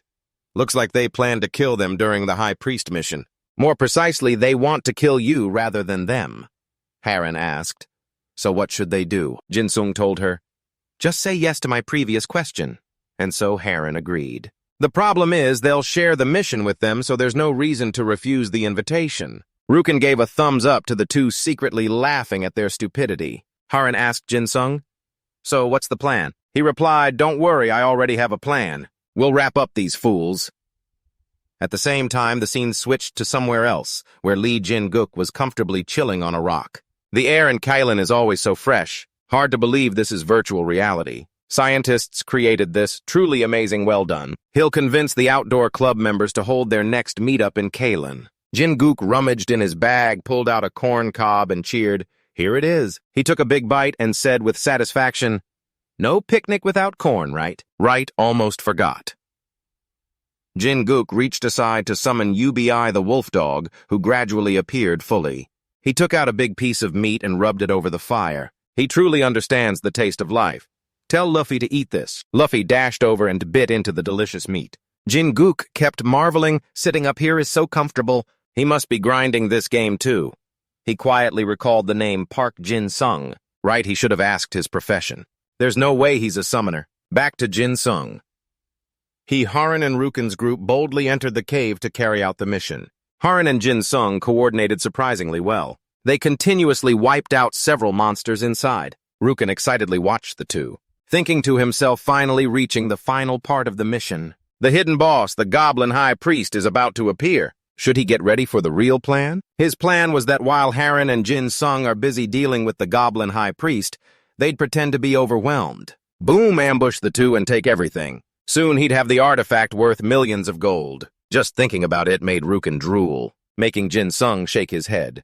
Look at him laughing, he should at least look serious. He silently informed Harin that the boss would appear soon. Harin asked what they should do. Jin-sung pointed toward the prison-like area. If anyone steps inside even one step, the boss will appear within 5 seconds. The entrance will be locked by iron bars. They'll follow the group from behind, and when he signals quickly, jump back. Okay. After briefing, Harin Jin-sung immediately ordered Lai to attack. Lai growled and took out 2 goblins at once. Jin-sung anxiously told Rukin to speed up their advance. "Come on, okay," Rukin happily nodded repeatedly. "This idiot knows nothing. He can't escape without a summoned beast. Everything's going according to plan." Jin-sung read Rukin like a book. He definitely knew what Rukin was thinking. After the Anaconda leader finished off the low-level goblins, Rukin led the way to the Goblin High Priest. "See over there, the Goblin High Priest and 2 fierce ones will appear there now. Let's go in together." Jin-sung also said Lai lead the way. Lai obediently took steps forward. Jin-sung stood outside silently watching and counting down. At that moment he grabbed Harin's hand and pulled her back, avoiding the falling iron net. Rukin clutched the iron gate, screaming like he had a lung problem. "What are you two doing?" "Why aren't you going in?" Jin-sung taunted. "Huh, why? Are you seriously asking me why, ha?" He knew they planned to PK them, and it's always about his summoner's artifact. Rukin was startled when his plan was exposed. "What? How do you know?" Jin-sung obviously had no reason to follow their plan. "Have fun in there, the 3 of you." Rukin clenched his teeth and cursed him as an idiot. "You don't understand anything. You can't escape from here. The mission says returning outside is impossible unless the boss monster is killed or all party members are wiped out. Actually, they could handle the Goblin High Priest on their own. Once they kill the High Priest and these iron bars lift, it will be their funeral day. Hurry up." Jin-sung chuckled, thanks for the warning. Then he yelled, ordering Lai to bite. Following orders, Lai immediately charged at Milong, making Yukin a crazy fan. He quickly drew his sword to rush in, but it was too late. Rukin gritted his teeth in rage, that mad dog. At that moment, Jin-sung canceled the summon, leaving Rukin and the weak girl to face the Goblin High Priest. Rukin got hit by Ba Vena's move, standing there stunned, staring at the Goblin High Priest and cursing Jin-sung. Rukin was bitter and furious, just cursing loudly without knowing what to do. "You bastard, do you think we can't kill the boss just because of that? After killing the boss and the iron bars lift, you'll be the next one." Jin-sung leisurely sat back and waited. Yeah, he thought they couldn't pull it off. The Goblin High Priest and 2 muscular minions were growling behind, making Yukin nervous. "Damn beasts." Rukin drew his sword and charged forward, telling his 2 comrades to deal with these boss monsters first. Jin-sung would handle things later. He gave Jin-sung a sideways glance, warning to see if he could stay calm later. Jin-sung happily sat back and watched the show. Has any third-rate villain ever succeeded after saying that line? Harin, still a bit compassionate, asked him if they would be okay. Jin-sung told her if she's worried, then go help. Harin gave a bitter smile and pointed ahead. Help Rukin and his minions lost the initiative and could only weakly defend. Rukin tried, but it didn't amount to much, though he sure talked a big game. "I've bought everything I need. Now I just need a weapon, but I don't know if there's a bow like the wild type I bought before. Just as expected, there's no bow at my level that can do high damage. All these accessories are kind of basic, not good enough to use. In my opinion, there's no bow that can boost the power of summoned beasts. Should I broaden my search? After looking over and over, I finally picked an ancient summoner's iron glove. After hearing that Jin Sung understood what this skill was all about. Back to the familiar scene with snow-covered rocky mountains and, of course, the giant stone monster. Right from the start, they were chasing each other like they hadn't seen each other in ages. Remember, I'll attack from the front so you cover the back. Man and beast split up to fight easier, and the fight ended quickly with earth-shattering punches throwing rocks everywhere. While fighting, he discovered the monster's weak spot so Jin Sung couldn't miss this once-in-a-lifetime chance. I trust you. Because of you, I've already spent 900,000 gold investing in these fancy gloves to see who can beat that monster. Without hesitation, he charged forward, throwing 2 punches straight at the monster, surprising it. The monster didn't even have time to react, finding that weak spot was totally worth the money. Maybe when Jin Sung bought it, he felt proud of the treasure he picked himself. It looks like a kid's toy, but it's actually pretty powerful. Looking back now, I still like how it works. Wait, if it's random, does that include Pukpuki too? Meaning if it activates, I'd also Jin Sung got scared thinking he was about to turn into a puffball. Luckily, there are rules about physical traits. You kept babbling and the monster just sprayed glue. Should I use the new skill I just got at level 30? The monster roared in agreement right away. This time, there were 2 monsters plus props. Jin Sung got caught in the middle, but somehow escaped, causing the 2 brothers to accidentally hit each other on the head with their sticks. It worked. You can tell how much those 2 brothers care about each other. They were just play fighting for fun. Even a slap dealt over 1,000 damage. No wonder it's a level 60 ice goblin. I have to take it down before it can heal. This goblin is experienced, so it won't be easy to defeat. You've landed a critical hit on the ice goblin. Probably caught off guard, it didn't have time to react. I need to keep attacking with all the strength Jin Sung has, pulling everything out to finish off this monster.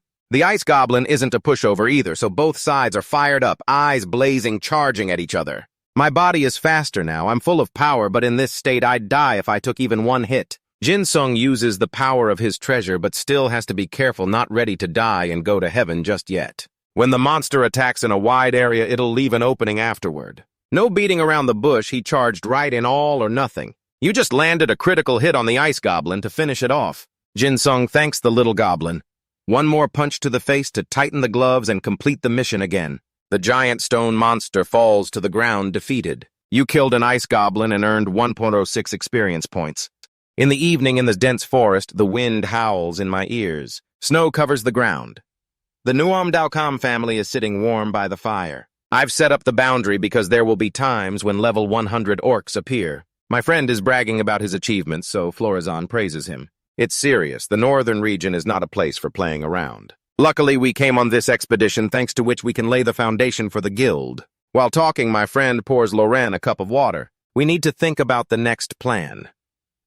Although the reason we came here is that there's not much territory left in the northern area, the question is whether we can protect the land we occupy.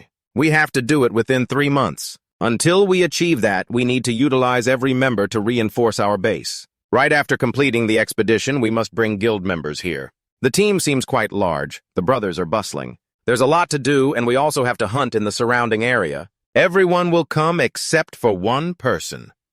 How could the team leave a brother behind? What do you mean? Of course it's Ian. He has to hunt a lot in the southern area to level up without knowing if Ian has moved to the northern area yet. The best one has been left behind. Well-successful people have their own paths. Recently, he just asked me for some information about the northern area. He said he would hunt in the snowy mountains of Croatia and is looking for all the information. Hearing about Ian's diligence also makes my friend curious. I wonder what level he is now. I'm not sure about that either. Anyway, Ian leveling up quickly is a good thing, right? My friend with a face like a goose is confused, wondering what Ian is doing without inviting him. Taking down a frost elf, then the earth becomes peaceful again. Jin Sung is still wearing gloves, walking his lone wolf. Now I'm sharing my experience with 4 pets instead of 2, so I can clearly see that leveling up is much harder now. Even though I just passed level 40, I see my teammates getting beaten up badly. Scared the remaining frost elf is willing to become Jin Sung's pet. It's probably time for Slap's potential to reach 100, right? It's time to teach the pet that's bigger than its owner. What's going on? Slap's potential has reached 100, so why hasn't it evolved yet? This creature is big, but has a tiny soul. It hasn't grown up yet. I know one of the evolution conditions is 100 potential points. Are there any other requirements besides potential? 1 level. But I remember it only evolved at level 2 in the live. Each monster requires a different evolution level. Whatever, right now, I can't do anything, and Jin Sung is still mumbling to himself, thinking of ways to raise the little one. Now I have to use my training skills on Pukpuki. Why is this little turtle just starting to walk, being dragged out to be a test subject? Where did this Pukpuki go? It must have sensed this unfortunate event coming and ran away. If it got attacked, the system would have notified me. I have to lure it out with some tasty bait. Come out and I'll give you this meatball. I circled around and saw the turtle diligently digging its head into the ground, wondering what it was doing. Turns out it was munching on a yam. Pukpuki's potential increased by 10. All stats increased by 5. Jin Sung was furious because his pet was eating way too much to control, and the turtle just kept enjoying its meal. Yams are a rare herb boosting all stats by 5 points. See, you're jealous. I should have eaten that instead of this tiny turtle. Next time you find something like that, you have to give it to me. I'll give you a piece of meat, Jin Sung instructed, bribing in exchange for the meat. Although just by looking at the turtle, you could tell it understood human language. It seemed pouty and just walked away, probably looking for a new owner. Unexpectedly, it led you to a secret basement. No way you might just be the first person to discover this maze. Jin Sung exclaimed joyfully as he became the first to explore this maze. He also learned that in the next 5 days, the drop rate for items here would be doubled. It was worth the long trip to the northern region. Jin Sung was invited to register for the maze and would receive 500 reputation points. He was stingy and didn't want to share the experience or the double item drop rate with other players. Not even for 500 reputation points, which is no small amount. He hugged Puji and praised it for doing well. Finally, it did something useful. After a while of feeling relaxed, Jin Sung decided to enter the maze. Accompanying Jin Sung were Slap and Lie. Even though this maze seemed simple, something still made him feel chilly, like a scared chicken.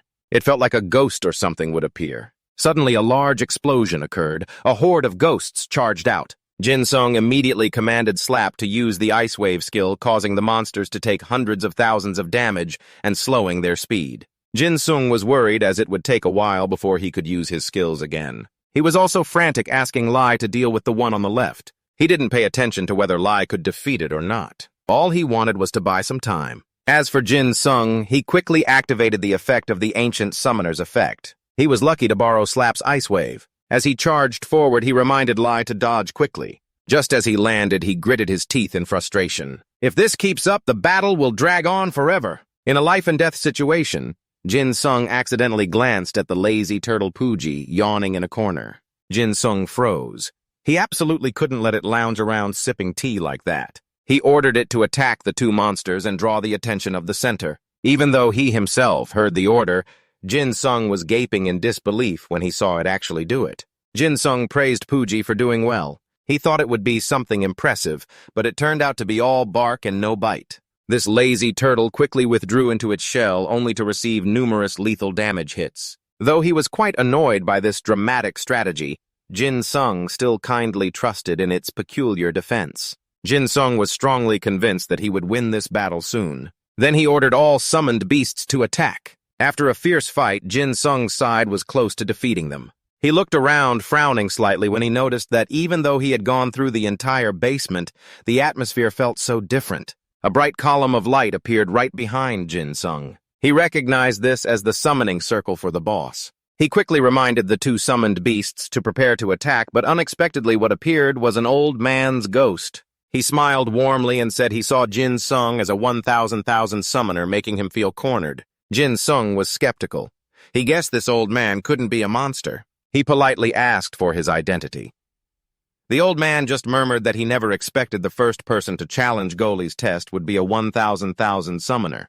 The old man wondered if this was fate. Hearing that, Jin Sung asked if the old man's name was Woli. After receiving a nod, he then asked why he was here. Woli just replied that he still couldn't tell Jin Sung about that. Still in shock, Jin Sung saw him raise his staff and say that if Jin Sung passed his test, he would learn all the secrets of the maze. The surroundings shook like an earthquake, with aftershocks continuously occurring. Wally quickly summoned a level 70 Chaos Dragon. Jin Sung was left speechless at its enormous size. This one was twice the size of the ghost dragons that were already as tall as a one-story building. He stared wide-eyed when he saw it was at level 75, a hero level. He completely didn't believe he could defeat it. When he felt like he was about to die, the sensible thing Jin Sung believed was to cancel the summoning of his summoned beasts first. The Chaos Dragon roared majestically, causing Jin Sung's stats to drop by 5% for 10 minutes. He was determined. Even if he died, he wouldn't back down without fighting. Wally controls the Chaos Dragon to attack Jin Sung. He was a bit surprised to see that it could also attack with its breath. Then he cradles Puji while ordering the other two to scatter quickly. Under the heat of this dragon's breath, thanks to Puji's defensive ability, he narrowly escaped death, even though that attack could penetrate the bizarre defenses of this turtle and directly reduce a third of its health. He suspects that the Chaos Dragon is similar to the Demon Dragon. Poor defense and low health. Jin Sung officially counterattacks by ordering Slap to use the freezing skill. The others attack fiercely from behind. Even if Jin Sung might eventually have to give up, he is determined not to back down but to fight. Just as he activated the weak point detection function, a danger from the Chaos Dragon appeared. It used its tail to deliver a fatal blow to Slap before Jin Sung could warn. Slap lost nearly 5,000 health and Jin Sung was furious. Even if it is a boss over level 70, this is too much. He quickly canceled Slap's summoning. Turning around, he saw his other summon also receive a fatal blow, but managed to deal nearly 2,000 damage to the Chaos Dragon and inflict a bleeding status. Due to Lai landing a critical hit, his combat power increased for 5 seconds. Jin Sung silently thanked the heavens when he realized Lai attacked the boss's weak point. It was completely devastating thanks to his weak point detection skill. The Chaos Dragon gradually lost thousands of health points. Taking this opportunity, Jin Sung swapped places with Lai, using Puji as a weapon to attack the Chaos Dragon. Jin Sung silently wondered why every attack was a critical hit. The foolish dragon was lucky that Puji was still great. He only lost about 100 health. Lai was ordered by Jin Sung to deliver another critical hit to the Chaos Dragon, directly causing it to lose over 500 health. Even though the Chaos Dragon just took a critical hit, Jin Sung guessed it still had more than half of its health left. Just as he regained his spirit for a moment, he was slammed against the wall by the tail of the Chaos Dragon. He lost over 500 health. Jin Sung's mind was completely in chaos. His confidence began to waver. He doubted whether he could defeat this level 75 monster. If not, Jin Sung's valuable experience would vanish along with the game over screen and a 24-hour login restriction. It would cost him too much. He had to win, otherwise he would lose everything. Nevertheless, Jin Sung was determined to ensure Lai stayed alive at all costs. He couldn't lose Lai. He looked around to find Lai still continuing to land critical hits on the Chaos Dragon. Thanks to Lai, he suddenly realized that attacking the wounded areas would deal extra damage. That means if Jin Sung continuously attacked the injured spots, the damage would increase. He noticed that Lai had always been attacking the weak point on the Chaos Dragon's neck. Jin Sung felt both happy and secretly frustrated with himself. Why did he only realize this now? He never thought about this characteristic before, and it didn't really matter. Because right now he was going to test it out. After Lai's intense attack, the name tag of the Chaos Dragon was flashing. That means its health had dropped by more than half. From another perspective, it meant that Jin Sung could only reduce its health by half after such a long fight. This thing was truly a monster. Now he needed to make a practical decision. Could they win in their current state? After a moment, Jin Sung sighed and thanked Lai for fighting hard. He canceled Lai's summon. There was no time for emergency first aid. If the battle continued, his body would become heavy, and that would directly lead to him being unable to dodge the dragon's attacks anymore. And he couldn't win with just Lai alone. So right now, he had to try to minimize the losses. Jin Sung grabbed Puji. He clicked his tongue, recalling the consequences of failing against the threatening roar of the Chaos Dragon. Jin Sung still didn't back down. This surprised Goli, and he recalled the Chaos Dragon. Jin Sung was sweating profusely when he saw that the monster had disappeared.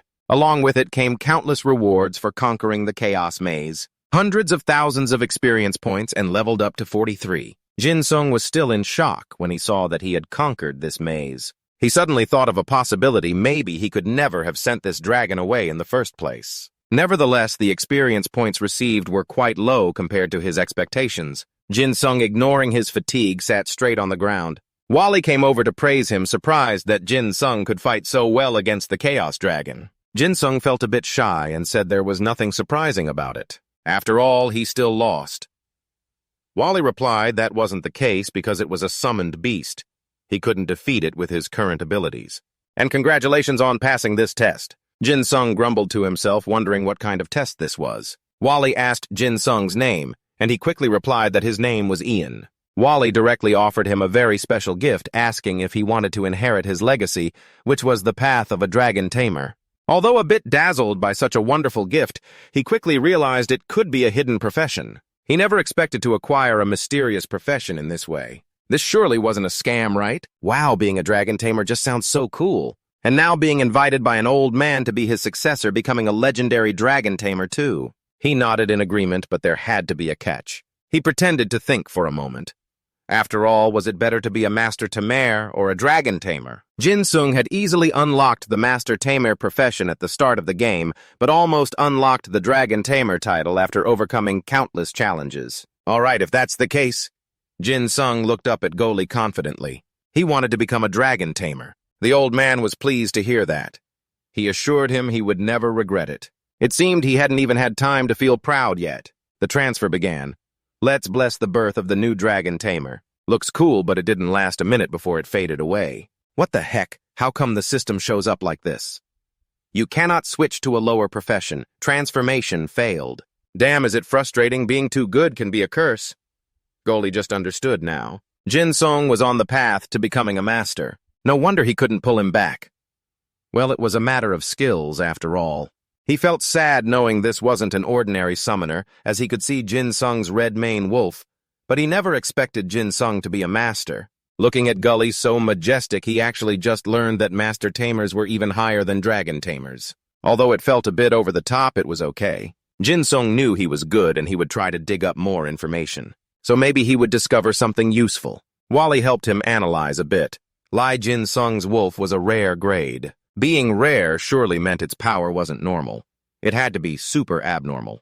But that was only possible if the Tamer nurtured the summoned beast by that special method right. He appreciated this person, no doubt about it. Yet he could accurately state the grade and power of Lai. If he were an NPC, that would still be quite impressive.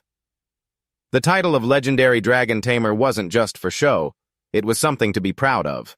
Except for Jin-sung, Wally must have felt heartbroken reading his thoughts. But how could he forget? After all, why was he waiting for a challenger like him? There he almost forgot something important. I knew it, planning to cheat me out of it. There's no spring without a reward after overcoming a bunch of silly challenges. I almost forgot and would have gone home empty-handed. Meanwhile, in a different scenario, things weren't any easier. While John Hyun was struggling with this slap, Gawon stood by clapping loudly to cheer him on. That's my disciple, frustrating but doing nothing. It took forever to finish off this monster. It was exhausting. Finally, they also achieved 1,000 territory points. The Lotus base has been upgraded to Lotus Village. The position of the head of Lotus Village has been automatically given to the president, John Hyun. Floating in the heart of joy, being praised by everyone for growing up is also nice. But looking at myself, I feel like I'm aging too quickly. It's a bit heartbreaking. The upgrade of the club base is complete. I wonder if my little teammates over there are doing okay. I mean, Jin-sung, I hope you guys are holding up. But it seems like more than that 5 consecutive days with only 2 hours of sleep each day is making him sleepy even in-game. Damn, I'm tired. The little turtle next to me, usually relaxed, now looks pale and sickly. Both of our eyes are bloodshot. Poor Jin-sung is starting to regret taking on this mission. But there really isn't any other choice. If we mess up this crazy task, we won't get the rewards. Giving up or failing would cost us the reputation that matches the task level, plus, it's a difficulty level B. On top of that, he hasn't even reached level 50 yet. If only he hadn't accepted it at the start, he wouldn't be in such a mess now. The mission is for a summoner with skills recognized by Goli, and forming a party isn't allowed. But luckily, there's no time limit, otherwise Jin-sung would usually go home on this day, the full moon, and on Memorial Days. The most important part is being handled very carelessly. The rewards are also unclear. It's really frustrating. Although I like playing solo, it's really tough right now. It might be more feasible after leveling up. Before starting the mission, Wally gave him a spirit stone of the dragon god. At the very end, this guy finally opened up. Once upon a time, a long, long time ago in Wally's era, there were legendary monsters that no longer exist, just like the summoned beasts that had been with him for a long time. His best friend, the battle dragon Cassios, 1,000 years ago where the dragon tamers lived, was attacked by evil dragons. Countless dragons and tamers lost their lives. Their side was 100 times stronger than Cassios. That's why he ran away and hid here in the snowy mountains of Croatia, because he had a mission to protect his companion. The evil dragons wouldn't let them go easily, so he had no choice but to seal himself and Cassios underground. It's so touching, I'm about to cry. Oh my, what a beautiful friendship. Looking back at myself and my friend, it's like Wally has endured here for 1,000 years without a single ray of sunshine. To resurrect Cassios, he decided to give this stone to you, so Jin Sung can take on this noble mission. The Space Mage will tell him how to bring back the battle dragon's soul to this world. It doesn't necessarily have to be a dragon tamer who can restore Cassios' spirit stone. However, you do need some experience and knowledge. The innate skill of the dragon tamer has revived Cassios into a battle dragon. And the only one who could do that and caught his eye is Jin Sung. Oh, wow, what a pity. If it bears the name of a divine dragon, it must be a 1,000,000 extraordinary summon. Well, let's just grab the shorts and take them to the Space Mage, then we'll figure it out. At the same time, Wally also gave you a reward. After a long wait, it turned out to be the decorative feathers of the dragon tamer. This is an artifact passed down to the leaders of the dragon tamers. However, you need to find the Space Mage to remove the seal, then it can reveal its true power. In the end, you still have to find that mage before he disappears. Wally blessed and hoped that Jin Sung could revive the descendants of the divine dragons in the world. It felt like he had just been given an extraordinary mission. At that moment, he also checked this item. What the heck? This is an epic item, totally insane. Looking over the system panel showed a strange item. That means the stats are ridiculously high. Moreover, it's only usable for your own summon. If this gets unlocked, I'll definitely become a super Gao completely invincible. Those red parts look really tricky, because if your summon runs out of health during a fight, you can totally swap in another one. That's peak drama. Capturing a dragon is the dream of so many summoners. You definitely have to have one in the future. Looking closely, this feather is really useful. It was worth doing that silly quest. Hey, hold on, when was spring ever that easy? At least right now, you have to reach level 70 to complete a B-rank quest alone. Going at this pace isn't stable. If I stay up for 5 days straight like this, I might meet my ancestors soon. I might be tired, but my summon doesn't know what tired means. One hit, and I level up to 50, finally achieving the magic power stat. Although our Jin Sung didn't do much, he was totally exhausted. Luckily, he reached level 50 before time ran out, or else he would have been toast. Only after the battle did he wonder what this summon and soul power was. Forget it. The important thing now is to get some deep sleep first. Thinking he could rest just like that, the real story was just beginning. Muhaha. Just as he stretched, 10 notifications popped up. You are the first summoner to reach level 50, earning 1,500 fame points, and so on. In general, it's all praises. The first to hit level 50 feels like just having saved the world. And then there's the mission again. Who wouldn't be annoyed? On top of that, it even boldly states the first oracle of summoners. You are ahead of all the summoners in the Lucifer Kingdom. Emperor Solius wishes to meet you. Find the Emperor within 3 days. The difficulty is no joke. This is truly a special mission. With such a big contribution, you might even get 10 iPhone 16 Pro Max. Just thinking about it makes me feel the heat. Suddenly, I feel like I'm in big trouble. I know Kailan is known for creating many good loot for players. Okay, now to get some sleep. You can sleep while being in the capital Mulan Folino. The Lucifer Kingdom was peaceful all of a sudden, and then there was an earthquake. The ground kept shaking and rumbling. Something began to appear inside the castle. Just as everyone speculated, it was the Tower of the Summoner who was the first to reach level 50. The people around started to buzz. Who in the world is that? Meanwhile, the guy everyone is talking about was snoring away in bed, going back to normal life. Feeling, life is so much better. He got up to cook 8 ramen noodles with 2 eggs and sat down to read comments in the game forum. This is the leisurely life of a legendary gamer. I wish I could have that too. I knew all the news was about the summoner reaching level 50. It's always the hot trend. Hey, everyone is really out of their minds. Heaven forbids me from eating. Just as I picked up a piece of noodles, someone said they knew who the summoner was. What the heck, I thought it was a clickbait, and then I saw my picture on there. I really thought I was famous only to find out it was a scandal. Life is so tragic, and I even got told it was a fake image. These guys must be out of their minds. Man, it's tough for Jin Sung, the hybrid summoner. Right after that, he poked at the clueless turtle. Sticking by my side, Bup, if it could hear it would surely be heartbroken. Summoning it out, he could see it was angry with him. so he had to go and comfort it, tiring himself out. Luckily, this one loves meat just like me. A little bribery and it wagged its tail obediently right away. Just chilling in the middle of the storm when a message from Joo-hyun came in saying, "Are you crazy? What the heck are you doing, my friend?" Man, that's tough. Just this morning, they're already calling me insane. It seems like the chubby guy has caught on. Luckily, only Joo-hyun knows that it's me. It seems Joo-hyun isn't the only one messaging you. Oh my god, your goddess is Hajin. She knows you reached level 50,000 summoner and immediately messaged me. Okay, I take back what I said before. Now let me ask again, is Jin Sung out of his mind? Looking at that face, it's clear she's planning to take advantage of you. Joo-hyun isn't wrong to be suspicious. And Hajin is an angel, a fallen angel. Just got a message from a girl. Did you forget about your friend already? After a series of messages bragging about achievements, it finally got to the main point: the Empire Arena is starting next week. But you can only participate in the rookie tournament if you're level 50 or below. Joo-hyun thinks Jin Sung should take a break from grinding for a while. If she hadn't mentioned it, he would have almost forgotten. Winning that match will earn a few thousand prestige points, that's good. What should they do for a week without grinding? Well, let's just go do some prophecy quests then. Not long after Jin Sung moved to the summoning tower. This was created from his achievements. Impressive, right? He can really hold his head high now, but no one believes him. Still, he felt a bit proud. There's still plenty of time to see what's interesting in here. Looks cool. At the Archer Tower, Jin Sung approached the Artifact Exchange Center. They traded items and books, and the skill issues were resolved by exchanging contribution points. Lai push it from the side. Salap should use ice waves together.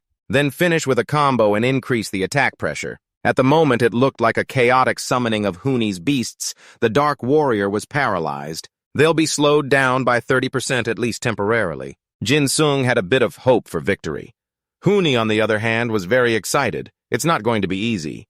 However, your luck ends here. The next move, called Dark Judgment, is the basic attack skill of the Dark Witch. This move is fast, but its trajectory can be predicted through the caster's hands. Huni was amused, praising him for being good, but too bad he faced an opponent like Tamu. Ha ha ha. Even at this point, that kid still has this weird expression. It must be that delusion of grandeur, hopeless already. Now it's my chance. Silep used Electric Punch, but after that it just felt even more embarrassing. Huni found it confusing. It didn't even punch anything, but it was all part of the plan. That's just what the kid thinks. This is the real attack. Let's go Lai. The black skeletons shattered into 100 pieces along with the regretful gaze of that kid. He kept boasting, saying all of this was within his predictions. The dead seek revenge, but even though it tried, the outcome might already be clear. Lai's summoned beast dealt a fatal blow to Huni. It officially lost 272 HP. He was quick to feel happy, but it wasn't over yet. The skill Revenge of the Dead activated and reflected 276% of the damage. Lai's summoned beast received 670 damage. With damage reaching this shocking number, even Jin Sung was surprised. Really? That much damage?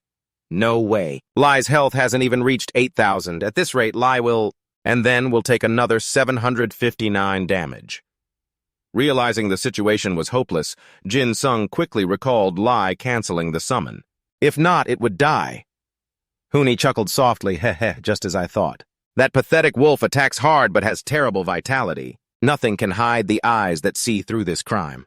For the first time, Jin Sung had to face this kind of feeling. I didn't expect that I would have to fight without Lai.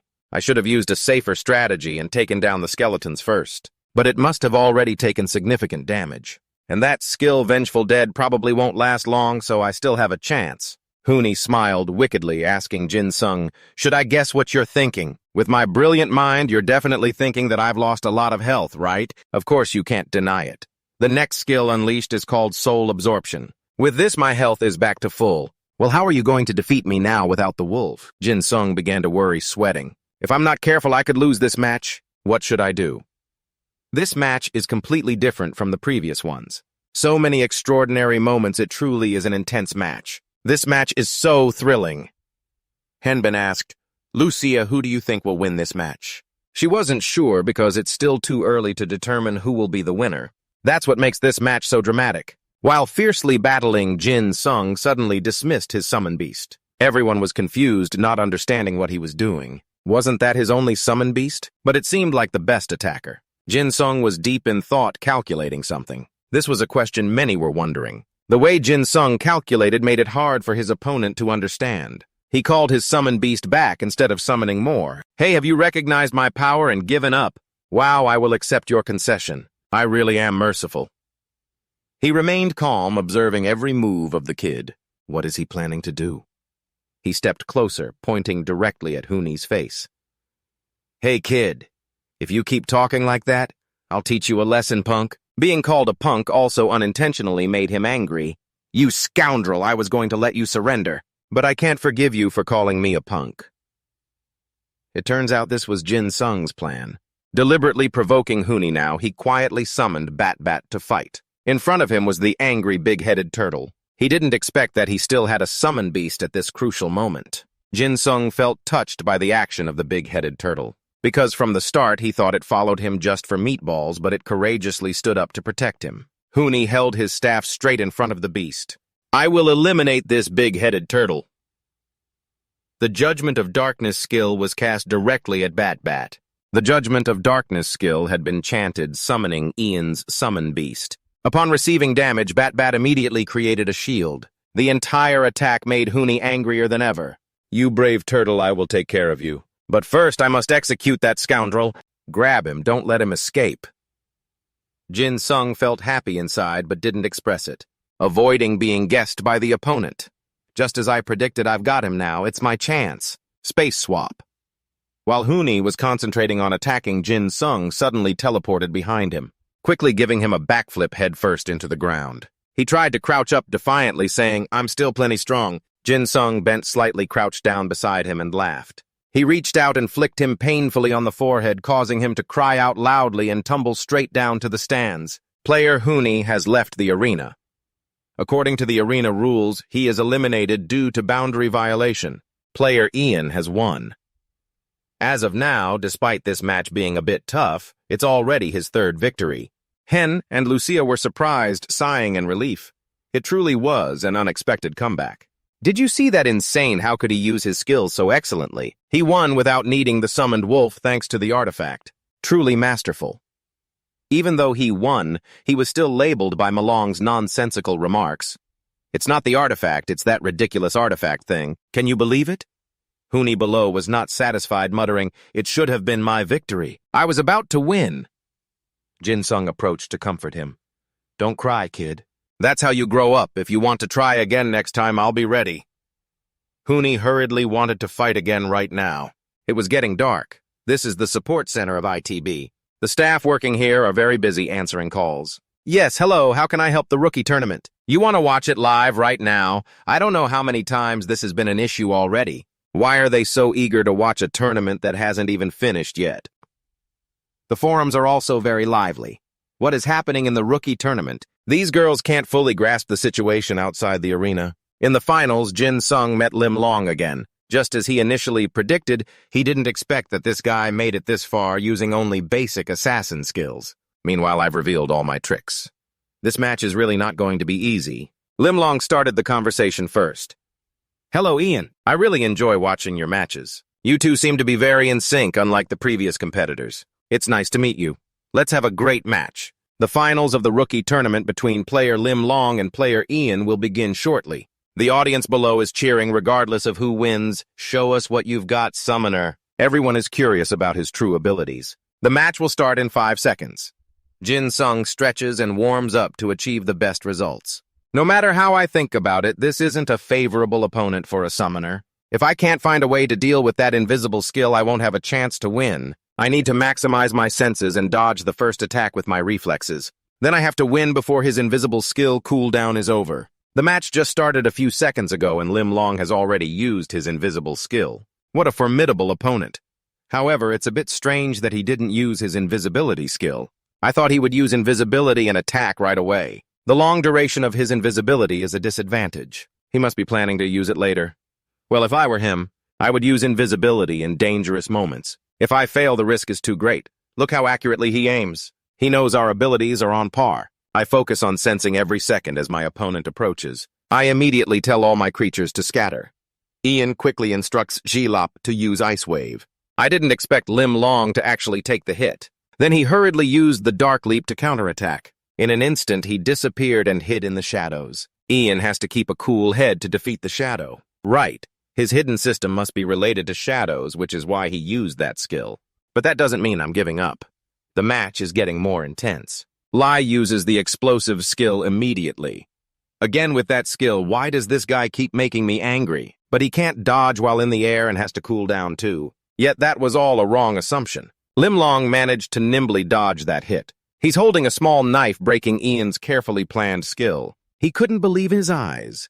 How could he fall like that and still dodge? Two sharp eyes like knives stared at each other, looking truly frightening. This time, Lim Long used the darkness to his advantage, catching him off guard and dealing a lethal blow to the target. Ian took 4 to 560 damage in just one hit. Not long after, he took another 1 to 75 damage. If it's just a shadow, how could it deal so much damage? The damage continued to decrease while Ian was still puzzled. Lai was getting angrier and pushed him with an electric ball. Lai's relentless efforts seemed to be paying off. Summoning a creature, Lai dealt damage to Lim Long, reducing the player's health by 1795. The electric ball skill hit its target, reducing the player's health by another 1 to 85. Player Lim Long was paralyzed, his speed reduced by 30%. At this moment, Ian felt a bit safer. He was attacked in a style that didn't suit him. Fortunately, the paralysis worked even though he couldn't take a lethal hit. Not good, the battlefield stabilized again.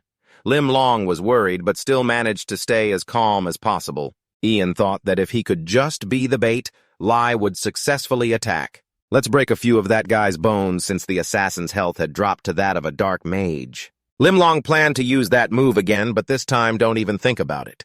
He thought he could catch the shadow, but it wasn't that easy. There was no shadow. It was an invisibility skill.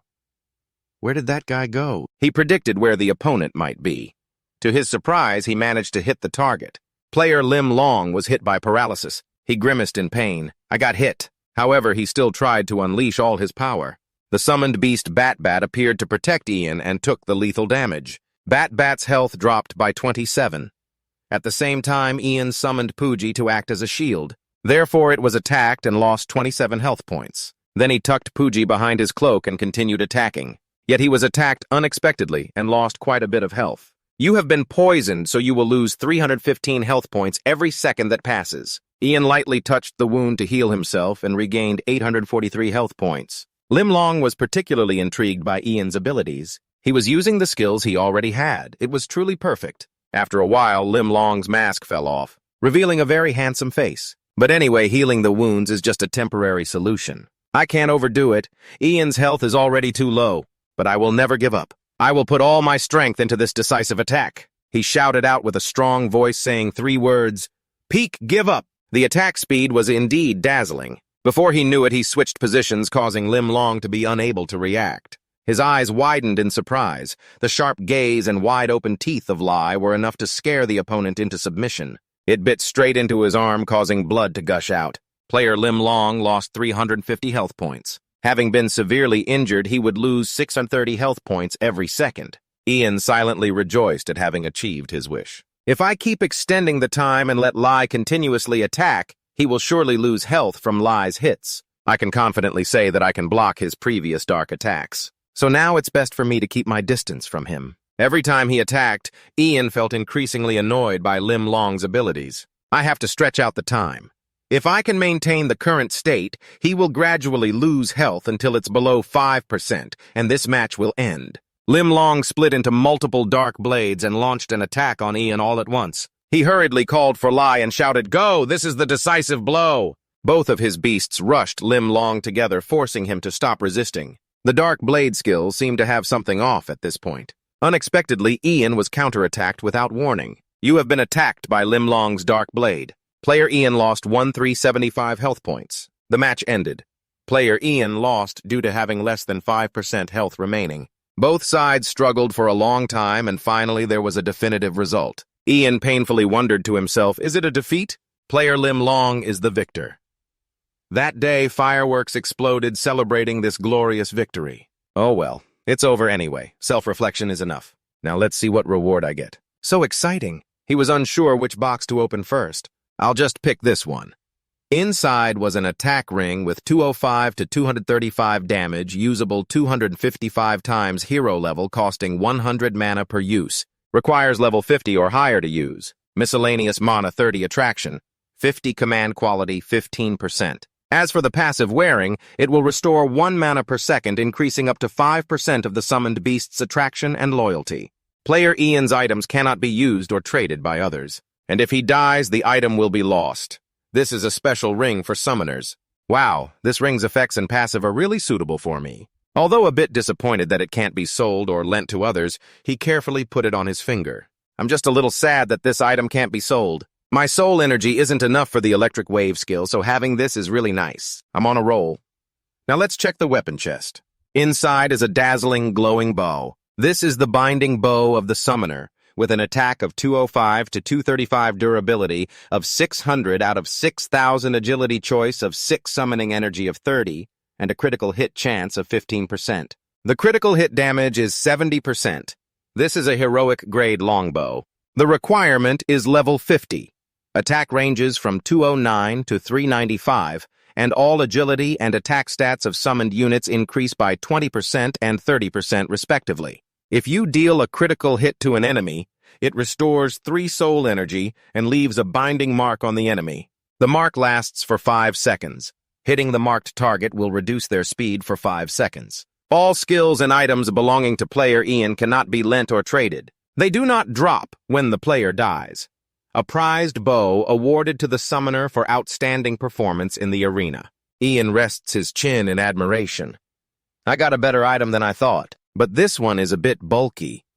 If I switch weapons, I won't be able to use the link skill, and I'd lose the critical damage increase rate from the beast summoning and the leadership skill from the fist. But restoring soul energy and the speed reduction skill is pretty tempting. He wonders what to do. I'll use the bow, but keep the fist until I find a weapon with a link skill. Now, if I go hunting, the cooldown time for my training ability will be significantly reduced as it cuts the cooldown by up to 5 seconds. Speaking of which, let me check Lai's ability. The training skill has increased to intermediate level 8, and Lai's ability is over 50. That's really good. Now, if I get another new summoned beast, I can raise it well. I can't use the link skill once I change weapons. Once I catch a special or heroic grade summoned beast and evolve it, it will be extremely VIP and awesome. While he was busy calculating for the new item, he suddenly realized he forgot something but couldn't remember what. It turned out to be the bet that reached level 93 before the break ends. There are still 1 month and 10 days before the semester starts, and the first week is an adjustment period, so the first class with Professor Lee Jin-gook is on Thursday. So to sum up, Ian has exactly 50 days left. Thinking about this situation is so stressful. His hands tremble, sweat pouring down. He has a headache pulling his hair out, oh dear. And then Ian and his beasts continue to hunt. He has now reached level 62 in just a week. Not bad, but he needs to speed up. He stretches and sighs. When will he reach level 93? Then he checks the system to see how effective the increase is. At least the skills in the first system must be reached at level 60 to help hunting go a little faster. The explosive potential is a type of direct level 1 skill. Effectiveness: 5% cooldown time, 20 minutes, active time 1 minute and 20 seconds. The requirement is to only use it on summoned beasts, increasing the combat skills of the summoned beasts by exploding their potential. All combat stats of the designated summoned beasts will increase by 100% of the skill's potential level, and the effectiveness will increase the active time with this explosive potential skill. The combat ability of the summoned beasts doubles. That's pretty good. Now Bat has reached level 61, Lai is at 63, and Slap is already at 64. Ian stood high, surveying the terrain, feeling that this spot is a bit too easy now. I should probably find another place. The hunting spot needs to be more challenging. Where should I go? Should I head to the Foco mountain range? I still need to complete the B-level quest from the snail. That's right, those who pass the test will receive rewards along with an irresistible quest. Anyway, if I bring this soul stone to the space magic tower, they'll find a way to resurrect the war dragon somehow. And take this is Ian's reward. He was excited. I'll go to the space magic tower as soon as I reach level 70. And then his party set off for their intended location. At this point, Ian had logged out of the game for lunch but had run out of 5 cups. All right, I'll call for food delivery. Now let's see if there's any news about new monsters around the Foco mountain range. He was multitasking, one hand checking information, the other ordering food. The new monster is a lava witch found in the underground caves of the Lacing Plateau. It's level 73 to 75, with about 12,000 health and attack and defense predicted to be around 200. Skills are not yet determined. Intelligence stat is predicted to be around 1,100. Energy is also not defined. The Lava Witch is a rare elemental type in the region. Fire continuously deals isotropic thermal damage in a wide range predicted to be around 3.2 kalias. The burning ability is fixed predicted to withstand high damage when affected in a burst. Looking at this graphics makes Ian very excited and intrigued. Its inherent ability is AoE attack. Many stats are still undetermined. Wow, this is a fire area skill. It deals quite a large amount of damage. Although the area of effect is large, okay, I'm going to catch this Lava Witch. You are mine. But thinking again, this is a rare tier. I have evolved many common tier units already, so I want to catch a rare tier 1 and evolve it. But the problem is time. If I want to catch a rare tier that can evolve, how long would it take? It must take a long time. Oh man, I'm so torn. But if I catch it, it will double my leveling speed. He stood up, shut down the computer. All right, I've gathered enough information, time to eat and reconnect. A little while later, Ian arrived at the Foco mountain range. It's been a long time since he last came here. He got a lot of things from this place. Before he fully restarted, the hideout of the outlaws in the Foco mountain range must be somewhere around here. Their average level ranges from about 68 to 72, so this is not a bad hunting spot. In front of him was a bottomless pit. The canyon is wider than I remember, but my plan should still work. Right now, Ian, summon Big Boy, bring those rocks over here. I'm worried they won't be able to move them because they're too big. But it looks like we can do it. Can we hide there, Big Boy Lai? Do you see the guards over there? Be quiet and move closer to them. Don't get detected, then wait for my signal. They began to execute. As planned this time, he decided to use his name. Holding the bow and arrow in hand, he landed as lightly as possible with Lai, then quickly charged up. It would be fitted to the bow because he was using a bow that wasn't convenient. It also has a paralysis effect. Just as the bow was about to be released, the guards noticed him. He had to take them down immediately without giving them a chance to retaliate. Paralysis is just an added measure. The first arrow aimed straight at the face made him scream loudly. The guards of the outlaws in the mountain were paralyzed. They will slow down by 30% plus 50% damage from the electric attack. The cooldown time for charging has been reduced. You hit the charged skill dealing 1,479 damage to the outlaw guard of the mountain. The charge dealt an additional 527 damage. At the same time, Ian commanded Lai to quickly bite the remaining arrow. Both had to split up to deal with them to take them down in one go. Just as they defeated two, someone above saw them and shouted, "There's an enemy! Everyone gather at the gate!" He yelled while ringing the bell to catch everyone's attention. Seeing the situation turn chaotic, Ian directed Lai. Everything is part of his long-term plan. They took the bait great. They rushed out of the city gates. That bastard is running, kill him. Ian was now playing cat and mouse with them, dodging back and forth like a fool to see if they could catch up. They kept shouting, "Stop there, kill him, make him suffer," after running a certain distance quite far. They must have all rushed out now. Good. Everything is going according to plan. It's time to go back, let's start. Lai went back towards them. If we run far enough to the destination, then Shilop will take action. It's hiding pretty well. Bat and Chip are also acting strange. You guys want to do something cool, huh? All right. But save it for next time. There will always be another chance, so stop complaining. Get on my back.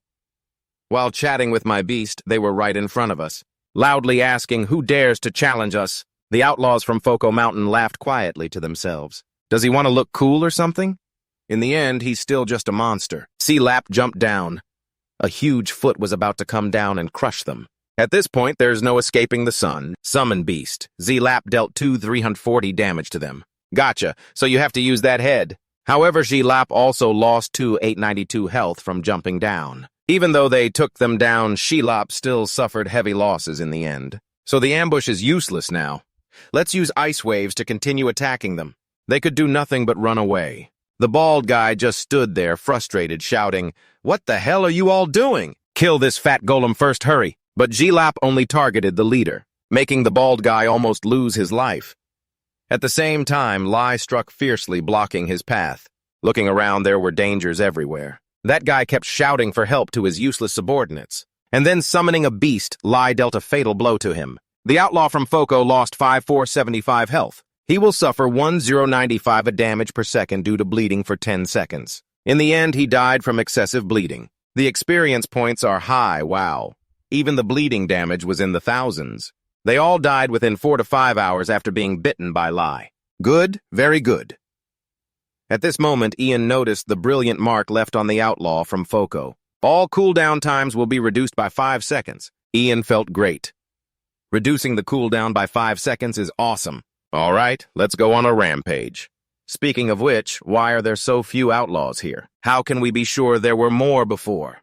Should we chase after them? The bald guy was hurriedly running away when another guy stood in his way. He shouted for that guy to get out of the way. That guy raised his axe and yelled back, "Who do you think you're talking to?" That guy was the leader. In an instant, he took the life of the bald guy. Ian was startled when he saw the outlaw witch from the mountain and now level 70. No wonder everything has been going so smoothly, but I don't need to run away. Witches living outside the law Mount Foco. One is level 73, another is even higher at level 75. They're all around level 70 or higher. Ian is facing scary guys like these. The scruffy guy Kia says his people should deal with the big guy first. Everyone is teaming up to attack just the lone slap. Those damn witches must be fire-based. Ian is worried, wondering if he should retreat. Big Buddy can't take it. Tisk, tisk, what's left to cry about? If Big Buddy dies here, I'll have to fight without him for a week. Should I pull back before he dies? This is so awkward. Big Buddy's XP is at 99.7%. This is my chance. I could level him up. Lai use Fury aim at that guy and shoot, and Big Buddy lean back a little more. They all follow Ian's instructions. At this moment, the witches are using high-level fire spells. If Big Buddy gets hit by that spell before leveling up, he won't survive. Lai, take him down first. It's too late. Summon the beast. Big Buddy has taken damage from the witch's fireball spell. He will lose 745 health per second. Lai is furious, fighting back. Boom, you've defeated a living witch and gained 3007 experience, summoning the beast. Big Buddy has reached level 60. Ian can finally breathe a sigh of relief. Nice, Big Buddy is fully healed now. It's time to take them all down. I timed this perfectly. The confidence of victory is growing. However, the light surrounding Slap hasn't faded yet. It's evolving. The light bursts out, pushing the witches away for miles. Ice Golem Big Buddy has evolved into Abyss Golem. Ian is quite excited. Abyss Golem sounds familiar. Do the monsters on those Abyss Islands all become Abyss monsters when they reach special rank? Even the Abyss Turtle. Intermediate training effect increases. No, it hasn't successfully evolved. Beast Summoning has upgraded to Advanced Training. Advanced Training at level requires 98.7% to reach the next level. He's so happy he's almost in tears, and he's also upgraded from Intermediate to Advanced Training. Intermediate Training was slow, truly a rare rank.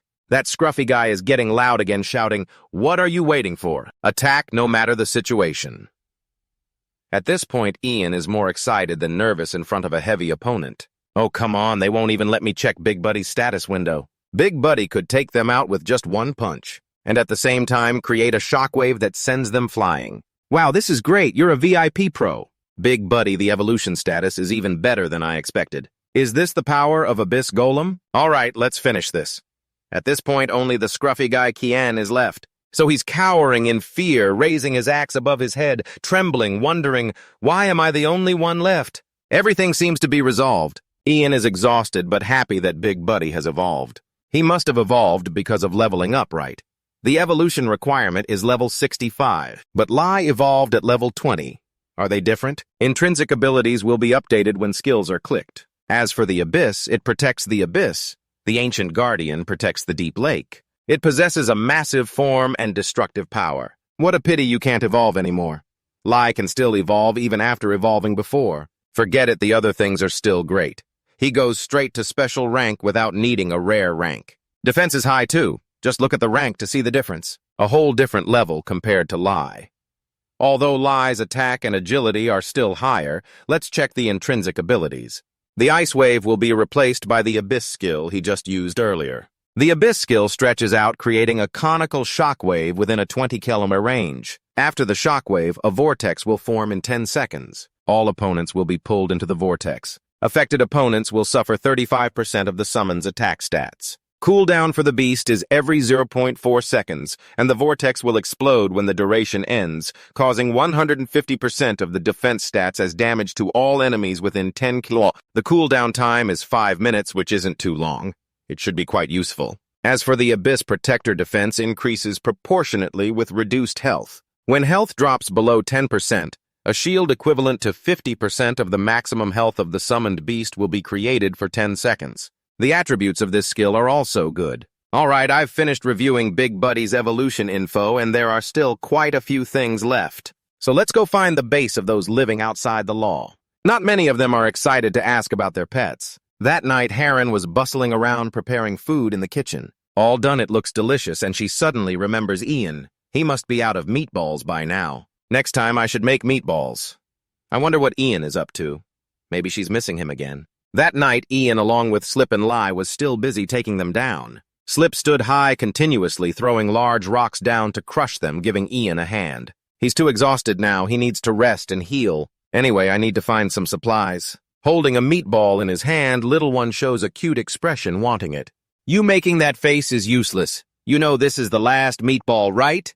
So cute. Next time we meet, I have to ask Sister Heron to make more delicious food. Ian's top priority right now is to reach level 70. At the same time, his friend texted asking what he was doing. No matter how tired he was, he still replied, I'm busy doing a quest. I need to reach level 93 before I start school again.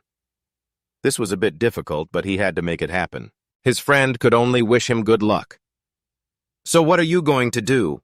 Where are you? He didn't reply much, just said, forget it, I'll be back when I'm done. Wait a bit, I'm super busy.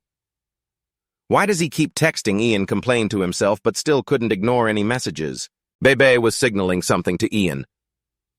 Do you want to ask why I'm busy while I'm laying eggs here? It's because of this. Before he could explain clearly, he shot an arrow forward. Unexpectedly, he hit a bird.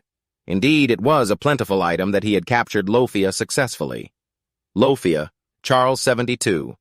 Health, 15, 760 energy, 950 total attack, 46 defense, 275 agility, 052 intelligence. It's a rare type of predatory bird. The shy trait cannot evolve. Regarding its inherent ability, as Dangfong Lofia has the ability to sense wind currents, taking no damage for 5 seconds, increasing speed by 70% while flying. A rare bird inhabiting the Foco mountain range, possessing beautiful white feathers. Just as Ian thought, because of its high agility, he needed to boost his own agility with his existing skills. He would only use it for a short time, so it wasn't necessary to name it. Wow, this little guy costs too many leadership skills. Now I don't have room for that stat anymore. I need to level this up quickly and increase my leadership stat. All right, let's get back to hunting. Today's hunting is going well. It's a wonderful day at the Foco Mountain Center. The guards are surrounding the gate is very strict. It seems they have spotted Ian. Baybuck immediately used the pitfall technique to strike down. Everyone was calling for help. I'm being sucked in. The impact of the punch became more useful when the pitfall was activated. And conveniently, Ian got 2 more electric orbs. Then switched to the DNA electric oscillation technique so they wouldn't have time to react. Just as I thought, mass killing is indeed the most satisfying way to hunt. Then back to the bow, attacking in waves is better than killing in bulk. Many of Ian's shots hit the opponent, the bandit leader in the center of Foco Mountain, at level 80. Seeing this number, Ian paused for a moment. Level 80. I'm only around level 75 before restarting everything. Not to mention his weapon has turned into a crossbow, but I can escape due to the increased agility after capturing Lofia. But what should I do? No, I can handle the guys on the mountain. Their health is low, so hitting fast should work. This is Ian's personal hope. Big Baby once again lets use the deep pit to attack together with Ian's bow and arrows. Lai caught the leader. The thug frowned and cursed them as bastards. You dare to underestimate me. He used a wide-range buff. Usually only heavyweights have that move. Ian was determined to kill him as quickly as possible. Who knows what other tricks he has? He immediately used the dwarf's weak point skill and told Lai to use Fury right away. Both sides fought fiercely, but ultimately the thugs were still in danger. They were trying their best to hold on. But how long could they last? As for Lai, she just kept attacking, not caring about their expressions or anything else. The thug was getting more and more irritated. He aimed his crossbow at Lai, but forgot that Ian was behind her. Don't get cocky, I'm protecting Lai, absolutely. He thought he was great, but let his guard down. At that moment, Lai followed the arrows and charged at him. Now, if he curses, Lai was right in front of him. What else is there to do but curse? Cursing is useless, it just wastes more saliva. Lai used her claws to tear him apart in pain. The summoned beast had dealt a fatal blow to the thug leader. The thug leader's health dropped to 6,018 bleeding, taking an additional 203 damage per second. Ian was quite proud of Lai. Nice we took more than half of his health with just 2 hits. The thug was panting, thinking that if he continued just a little more, but before he could finish thinking, Lai attacked his other hand, but it was unsuccessful. The summoned beast had taken damage from the thug leader. Lai's health dropped to 5,956, nearly 6,000 damage from a single hit. He didn't even bother using the crossbow. Even if Lai's defense went down with her fury skill, that wouldn't be a problem. Was that buff he used earlier his attack? This guy is cheating. Ian was very frustrated, but didn't just attack randomly fall back. Big baby, throw me over there. Silop looked confused and hesitated. Ian spoke up. I know it's dangerous, but just throw me. The crossbow and bow were hitting each other at the same time. We'll finish him off first. Ian was confident he could do it. But the thug leader was clearly scared, visible in his eyes. Ian could quickly dodge that crossbow shot, but he could not. However, he still took 2 to 352 damage from the fall. Oh my, I went a bit overboard. How could the ancient summoner's iron fist activate its influence ability, but still it was worth it? Ian borrowed the power of the big baby summoner. He took the pit skill to attack the thug leader, determined to hit him, so he had no way to retreat. Lai also took the opportunity to sneak attack. This is the finishing blow. He charged in for a close-range attack. We did it, a perfect ending. You have defeated the thug leader and received 18,500 experience points. He gave me a lot of experience, truly a final boss. Oh wow, this item is unforgettable loot dropped. Well done, Lai. As Ian was about to open the mirror, Lai looked away and barked loudly. It turns out that the story isn't over yet. He was surrounded by thugs. That bastard killed our big brother, don't let him lay eggs. Oh my, with my current health, I won't easily escape from here. After dealing with these guys, right? If I push too hard this time, it might backfire. Just watch. That leader has loyal subordinates, so it's time for him to use Lofia to escape. Wow, my body feels as light as drinking oolong tea. With Lofia, my agility is top-notch. Bye-bye, guys. They looked helpless as they couldn't catch up, just standing there dazed. Oh, right, I ran away and almost forgot that Lai and the big baby are still in danger. Let me cancel the summon so you two can get out of there. At that moment, they thought they were abandoned and felt lonely. Even though I didn't reach level 70, I still earned a good amount. I should contact Heron and give my summoned beast some food. At this time, Ian arrived at the Murin auction house. It seems Heron said she was somewhere around here. She said she was getting groceries from the auction house. The first person to see Ian was Kabuli. Ian was also quite surprised to see Heron with him. It's been a while since I saw you. How have you been? Heron was happy but still quite shy. She gently smiled and said, Hi, Ian, it's been a while since we last saw each other in the game. Yeah, I feel a bit awkward replying. You're right. Heron smiled and explained I couldn't be active due to schoolwork and I didn't follow you in the newbie tournament. I'm sorry, it's no problem. Luckily you weren't there. Even if you were, I wouldn't have been able to stop you. I lost anyway. Heron said a few comforting words to him, making Kabuli behind feel defeated too. Second place is still good, congratulations, Ian. However, this was not the ranking Ian wanted, so he wasn't happy at all. What is this feeling? It feels like I'm just air. Kabuli didn't feel good and didn't want to discuss this anymore. Ian suddenly remembered that he said everyone in the guild had leveled up to level 95 or higher, right? That's amazing. Kabuli crossed his arms behind his head, proudly replied. Of course, I'm sure Piolan is over level 100 by now. Thanks to that, he realized that the high-ranked people were at least level 120. I have to get involved. It's all thanks to us working hard. Our checkpoint has grown bigger, so dealing with the nearby monsters has also become tougher. Having you there will be really helpful, but you went and reset your character. Ian told me to just wait. I'll be back before the reset, and I'm currently level 69. I'll also get an academic warning if I'm not quick. Kabuli has to respect Ian, too. Is this guy really sacrificing sleep to play games? Haran just hinted to tease him. Ian, you're going to burn out. Ian scratched his head, looking down. Actually, I have a reason to level up quickly. Oh, right. Can you show me the new friend you mentioned? Does he like my meatballs? At this moment, she learned that its name is Pooji. Just looking at it, you'll understand why it's named that. Haran seemed to find every creature adorable, her eyes sparkling. It was nibbling on a carrot, but wasn't happy when Haran approached, even dodging and giving her a side eye. Ian, does Pooji not like me or something? Ian wasn't sure why, feeling quite awkward. Pooji is a proud one. Haran, did you accidentally bring some meatballs with you? It must be mad about Ian not letting it eat last time. Haran seemed to have brought some that she made when leveling up her cooking skills. Let's see. This is the meatball made with an improved recipe. Show me for a bit. As soon as Pooji saw it, its eyes lit up, filled with love. It was able to nibble on it and accepted it. Harren really changes her mind faster than flipping a pancake. Ian looked utterly helpless. He knew it would be like this. Harren intended to give it more meat, but was stopped by Ian. Don't give it more or it will become spoiled. But if you give me some, I'll give Pooji one when it's hungry. It's all just your brother's hints. She was generous and agreed. You'll definitely take good care of Pooji. However, that turtle is $0. It's clearly upset with Ian. Kabuli felt sorry for it. If you keep treating Pooji like this, it will cry. Why don't you give it another meatball? Fine, one meatball will turn into 2, 3, and then more. But I should probably calm it down. Pooji, you know there's a turtle named Paji in the northern region. It's famous for being the greatest turtle in the world, and that annoys me. As far as I know, no turtle can compare to your handsomeness and greatness. So I've always pondered and realized that maybe you lost to Paji because you gained weight. You've eaten too many meatballs, so I can't give you a lot of meatballs. Pooji, do you understand how I feel? It seemed that just by saying this, it got psychologically manipulated and started crying. So just be a little more patient, I'll help you become the coolest turtle in the world. Hearing these lies makes Kabuli sick. That con artist, they continue their hunting journey. Just a little further and we'll be able to exit with Foko. The air is getting hotter. It seems we are approaching the scorched land. Does Harren's meatball affect the lava patrol? No, I don't even know if they eat food. Just looking at it makes me not want to enter that area. But I can't avoid it.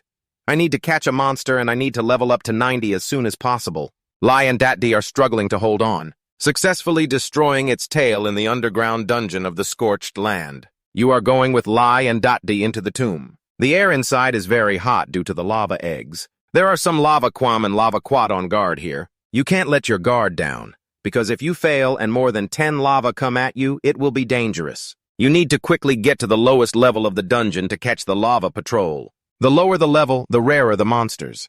A few monsters charged forward. D cautiously supported behind you. Lai waits for your command to attack whichever one you shoot first. After giving the order, you draw your bow to activate the boost. You have to quickly escape from this group of monsters and get down to the lowest level of the dungeon to catch the lava patrol. So annoying. The lower the level, the rarer the monsters. I hope the next one will be a special one. Looking back at Slap, I feel so sorry for it. So many sisters' dreams are ruined just because Slap rushed ahead without thinking this time we're all going to hell. And Lai takes on the task of attacking the targets you shoot at. At that moment, the brothers charged forward. Jin Sung aimed his bow at the fire-faced monster and shot. The explosion of potential erupted. Slap and Lai coordinated quickly. Every shot took out an enemy. With this smooth progress, reaching the lowest level is just a matter of time. Oh, after all, it's a rare monster. Who would let you go so easily? No, Jin Sung is thinking too early. I'll take my time, then we'll lure it. I knew it while we were busy fighting. I suddenly realized they changed color. Are they tainted? Smelling this strong. Odor, is this part of their mission? Forget it. I'll come back later. Right now, let's explore another area. Staying here too long might lead to a stroke.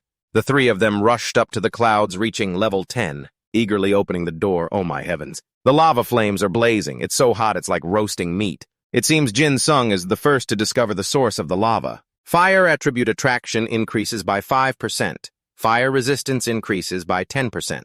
He had never heard of the existence of this before, and he could be the first to discover it. How precious. Just as he was about to celebrate for more than 10 seconds, another disaster appeared. A monster with 2 horns on its head, said Jin Sung is the qualified one. The qualification to enter this place is him. Luckily, he just came in. It was immediately a wise decision. This goat-headed monster claims to be the guardian of the lava source. The ID name is Hellion. He gets straight to the point to avoid being lengthy. Can you clear out the source of the lava and solve its problems by yourself? Thinking of refusing, but my mouth agreed. That's silly. Before I could mentally prepare, I had to run the deadline right away. First, he asks you to catch at least 20 tainted lava patrols. Difficulty level B, huh? Logic tells me to refuse, but seeing the reward of 42,500 experience points made me do a complete 360. Yes, right away, this price is a steal. Equivalent to 12 regular lava patrols in that dungeon. Hellion gives you a sealing stone. All right, let me handle this. I'll make sure it's done right. Thinking this time I had the reward secured as easy as pie, but there are 3 hours left. It got tricked again. Greed for material things is so painful. 2 hours passed gradually. Jin Sung felt like he barely had time to breathe, let alone rest. Helion was eating cake and drinking tea, watching him complete the task. TikTok time is running out and still no sign of love. Jin Sung always knows how to surprise us. With just a few seconds left, he rushed in. He even thought he wasn't trustworthy at all, until he knew Jin Sung had caught a total of 31. From now on, we conclude never underestimate others. Looking at him now, he seems relaxed, but earlier he was running around like crazy, so he completed the task and got 1.3 million experience points in his pocket. He really hit the jackpot. Usually it takes half a day to earn that much, but now it only took 3 hours. He's about to level up to 71. With this momentum, he accidentally asked if he needed anything else. As expected, there's still a lot. Just take your time. Emperor Zeliat wants to update the situation of the summoner pioneer, the one everyone knows, who doesn't even bother to prove himself. Yet my brother prefers to live in seclusion, completely hidden with no news at all. Halim suggested that he personally lead that person to meet Celia. Even 100 scholars would have to rack their brains for a year to hope to find a solution. Yet the emperor entrusted him with the task to find it within a month. Not to mention that the national day is approaching. At that time, the power of the royal family will be strengthened if the symbol of the Xin Fi Empire appears. If there's still no word in 2 months, then bring that person here. Right now, that person in the story is still busy with their flashy task. Who knows when this hassle will be over? You've been working for 24 hours straight. Are you planning to go on strike or what? If the reward doesn't amount to anything substantial, I swear I'll chop that person into 200 pieces and make curry to vent my anger. Fortunately, you've completed the task. As for whether it's the last task or not, who knows? After confirming with him, the guy intended to sit and catch his breath for a bit, wondering if he should retire right now. You've collected herbs 5 times already. Please give me another task. Just give me 3, or better yet, no task at all would be great. Jin Sung clasped his hands and muttered, Amitabha Buddha. Damn. Just sat down and already felt an earthquake. Are you about to kick the bucket? All right, you'll be the only one in Kailan to kick the bucket in the dungeon. That sounds pretty cool, doesn't it? Oh, look, the lava tower has stopped flowing. At that moment, Helium also appeared to join the fun. Seeing the old man laugh, he felt happy too and hurriedly thanked that thing. Finally finished the task. But why haven't I seen the reward yet? Is this how it is? Here it comes. I thought I was being cheated. Saw the notification. You received 1.2.935,000 experience points. And it felt like flowers blooming in my heart. It feels really fabulous, as if I would level up even more if I didn't stop to hunt midway. In addition, Jin Sung also received a lava sealing stone, which promises to summon one of the guardians of the lava core. He would have given you something else, but since Jisung Oppa has contributed so much, this is the best thing he can give you, a guardian. The information panel appeared. This is an 80-level lava dragon, which reduces fire damage absorption by 30%. In addition, there's lava breath and lava lord. Overall, it's pretty badass, I'm just kidding, but that's still nothing. What really shocked you here is that this one is a hero-level monster with a combat power of nearly 2,000. This one is the pinnacle for sure. I'm so greedy, I wish I could make a summoning pact and try it out immediately. But carrying the load with those 2 big brothers isn't done yet, and I'm still lacking leadership ability. It'll have to do for now, we can figure it out later. Let's go back to the village to find items to boost leadership ability first. After saying goodbye and not planning to meet again, Jin Sung left with a bounty of spoils. As for Yu Hyun, today's the first day of school, but I can't see my friend anywhere. I can't even reach him by phone. Thinking back to the image of my friend logged in for 50 hours straight, I felt a bit sad. Because I care deeply about my close friend Yu Hyun, decided to stop by his place after school to check if he's still alive. At this time, Jin Sung was still deeply focused on grinding the game and forgot he had to go to school today. He must be level 89 by now, grinding hard instead of staying stuck at level 71. Jin Sung was riding the Lava Dragon King while Slap was handling the nasty dragon monsters below. The 4 of them swept through, leaving corpses everywhere they went. A deep abyss pit, that's some top-tier skill right there. Then one final move, J Key's erupting flame, easily wiped out all those rookies again. Easy Lie was in charge of chasing down the ones trying to escape. I mean, that's seriously cool, huh? Pretty badass, right? But after about 10 minutes, the screen went dark, because he realized he couldn't fly to catch them. Pretty disappointing. This time, Raka Rate's Dragon King had to be worth 100 of those other dragons combined. Every swipe it made killed those other dragons without mercy. Soon after they finished off that group, Jin Sung leveled up to 91 successfully, so excited he was practically drooling. Finally, after all those tough days, he got the special skill tied to his class. Oh God, if it's some lame skill, he's just gonna quit and delete the game right away. He has to reach level 93 within the time limit, even though he was supposed to go back to school today. If he figured out how to change his schedule and all that, he only had 10 days left. Turns out he hadn't forgotten his class schedule. Heh heh, I thought he'd be so addicted to the game he'd skip school it would have been heartbreaking, poor guy. Leveling up non-stop, losing sleep and meals. Please give him a useful skill or he's gonna lose it. You've received synchronization skill and link skill. What the F stocks? What the hell are these two skills? Really makes you curious. What caught Jin Sung's eye was the hero skill rank label, not bad at all. The skills are kinda cool and I think he saw them before on the Black Mage online forum, but he still didn't get what it meant to have the blood of two subjects balanced like that. When you don't understand something, what do? Exactly. You gotta practice it to get it. Right away, Jin Sung took out his two test subjects, Lie and Slap, to link them together. Ah, so that's how it works. No matter what the blood levels are like, the percentage stats will still be equal. Sounds useful, but also like a double-edged sword that could mess you up any time. Alright, next is synchronization. Your stats will match those of your summoned beast. Sounds pretty interesting. I gotta try this right away. Let's test it out with the other two. Too bold, I don't dare. Suddenly remembered I still have Bat clueless and useless, but very cute. Alright, I'll try with it. But getting this one out and convincing it to sync with me is also a big deal. However, besides the initial blinding light, nothing much happened after that. Damn, I have to check the strength stats again. This is so frustrating. Defense is up by 1,500, but why did your dexterity and ability stats drop like that? But on second thought, it's kinda cool. That means your defense stat is almost on par with Slap now. Just wondering why the system shows such a weird shape. A human head with a turtle body. Cancel. Cancel it quickly. It ruins my 4,000 years of beauty. Alright, no more using this skill on Bat. Suddenly feeling tired. Whatever happens, I'll deal with it later. Even if the world ends, I need to sleep first. Back at Korean University, our Yu Hyun is very sad because his best friend ignored him. This message is from a buddy, not a real friend, and while he's all upset, Jin Sung's muse suddenly appears out of nowhere. She says hi to him. Not only our main guy, but even the chubby friend is captivated by this beauty, Bok Nguyet Kwang. Even though she plays Bok Nguyet Kwang, Haren's personality is no different from Bok Ko Tin, so she made her character very realistic, which is probably why Jin Sung found it strange he didn't immediately recognize her. When Haren met Yu Hyun, she just wanted to ask where Jin Sung was hiding. When she heard he wasn't in class, she figured he was at home grinding games. She said she'd give him a piece of her mind next time he goes to class. Meanwhile, somewhere far away on a mountain, snow is falling heavily. The judgment of darkness causes this monster great pain. Ganchi Honey looks super cool, ordering this too big grapefruit monster to hold its ground against his legion of darkness. Guess they're just ignoring it. He's confident he's level 85, so the other guy's probably around level 80, plus 10 points for arrogance.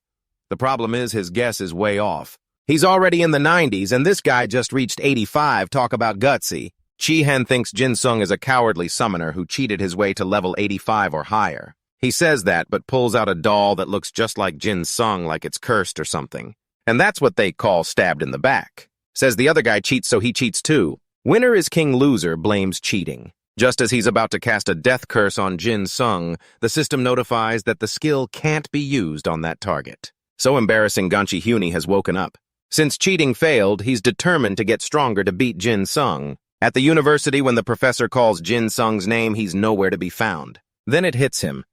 Jin Sung hasn't been around the whole first week of class. The professor thinks back and gets a headache because the first week was just schedule changes, so it doesn't affect Jin Sung's attendance score. Lucky guy, no doubt.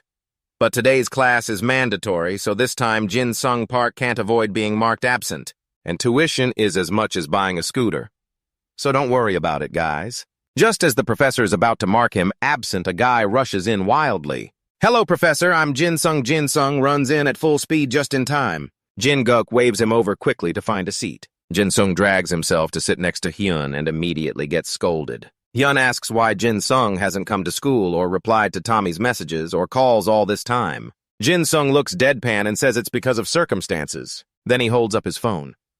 Hyun stares for a moment, then his eyes widen, seeing Jin Sung has reached level 93. Hyun's loud shout draws a ton of sharp looks from everyone around. Hyun is still stunned that Jin Sung just recreated his character and already hit level 93. Jin Sung isn't modest and admits it, saying Hyun can honestly be jealous of him. Hyun admits defeat, looking all frustrated. Yep, he's definitely jealous. Then notices Jin Sung happily doing something on his phone. Turns out Jin Sung just sent a message to Professor Jin Gook. Hyun panics and calls Jin Sung an idiot. Why would you send that to the professor? Jin Sung replies mysteriously.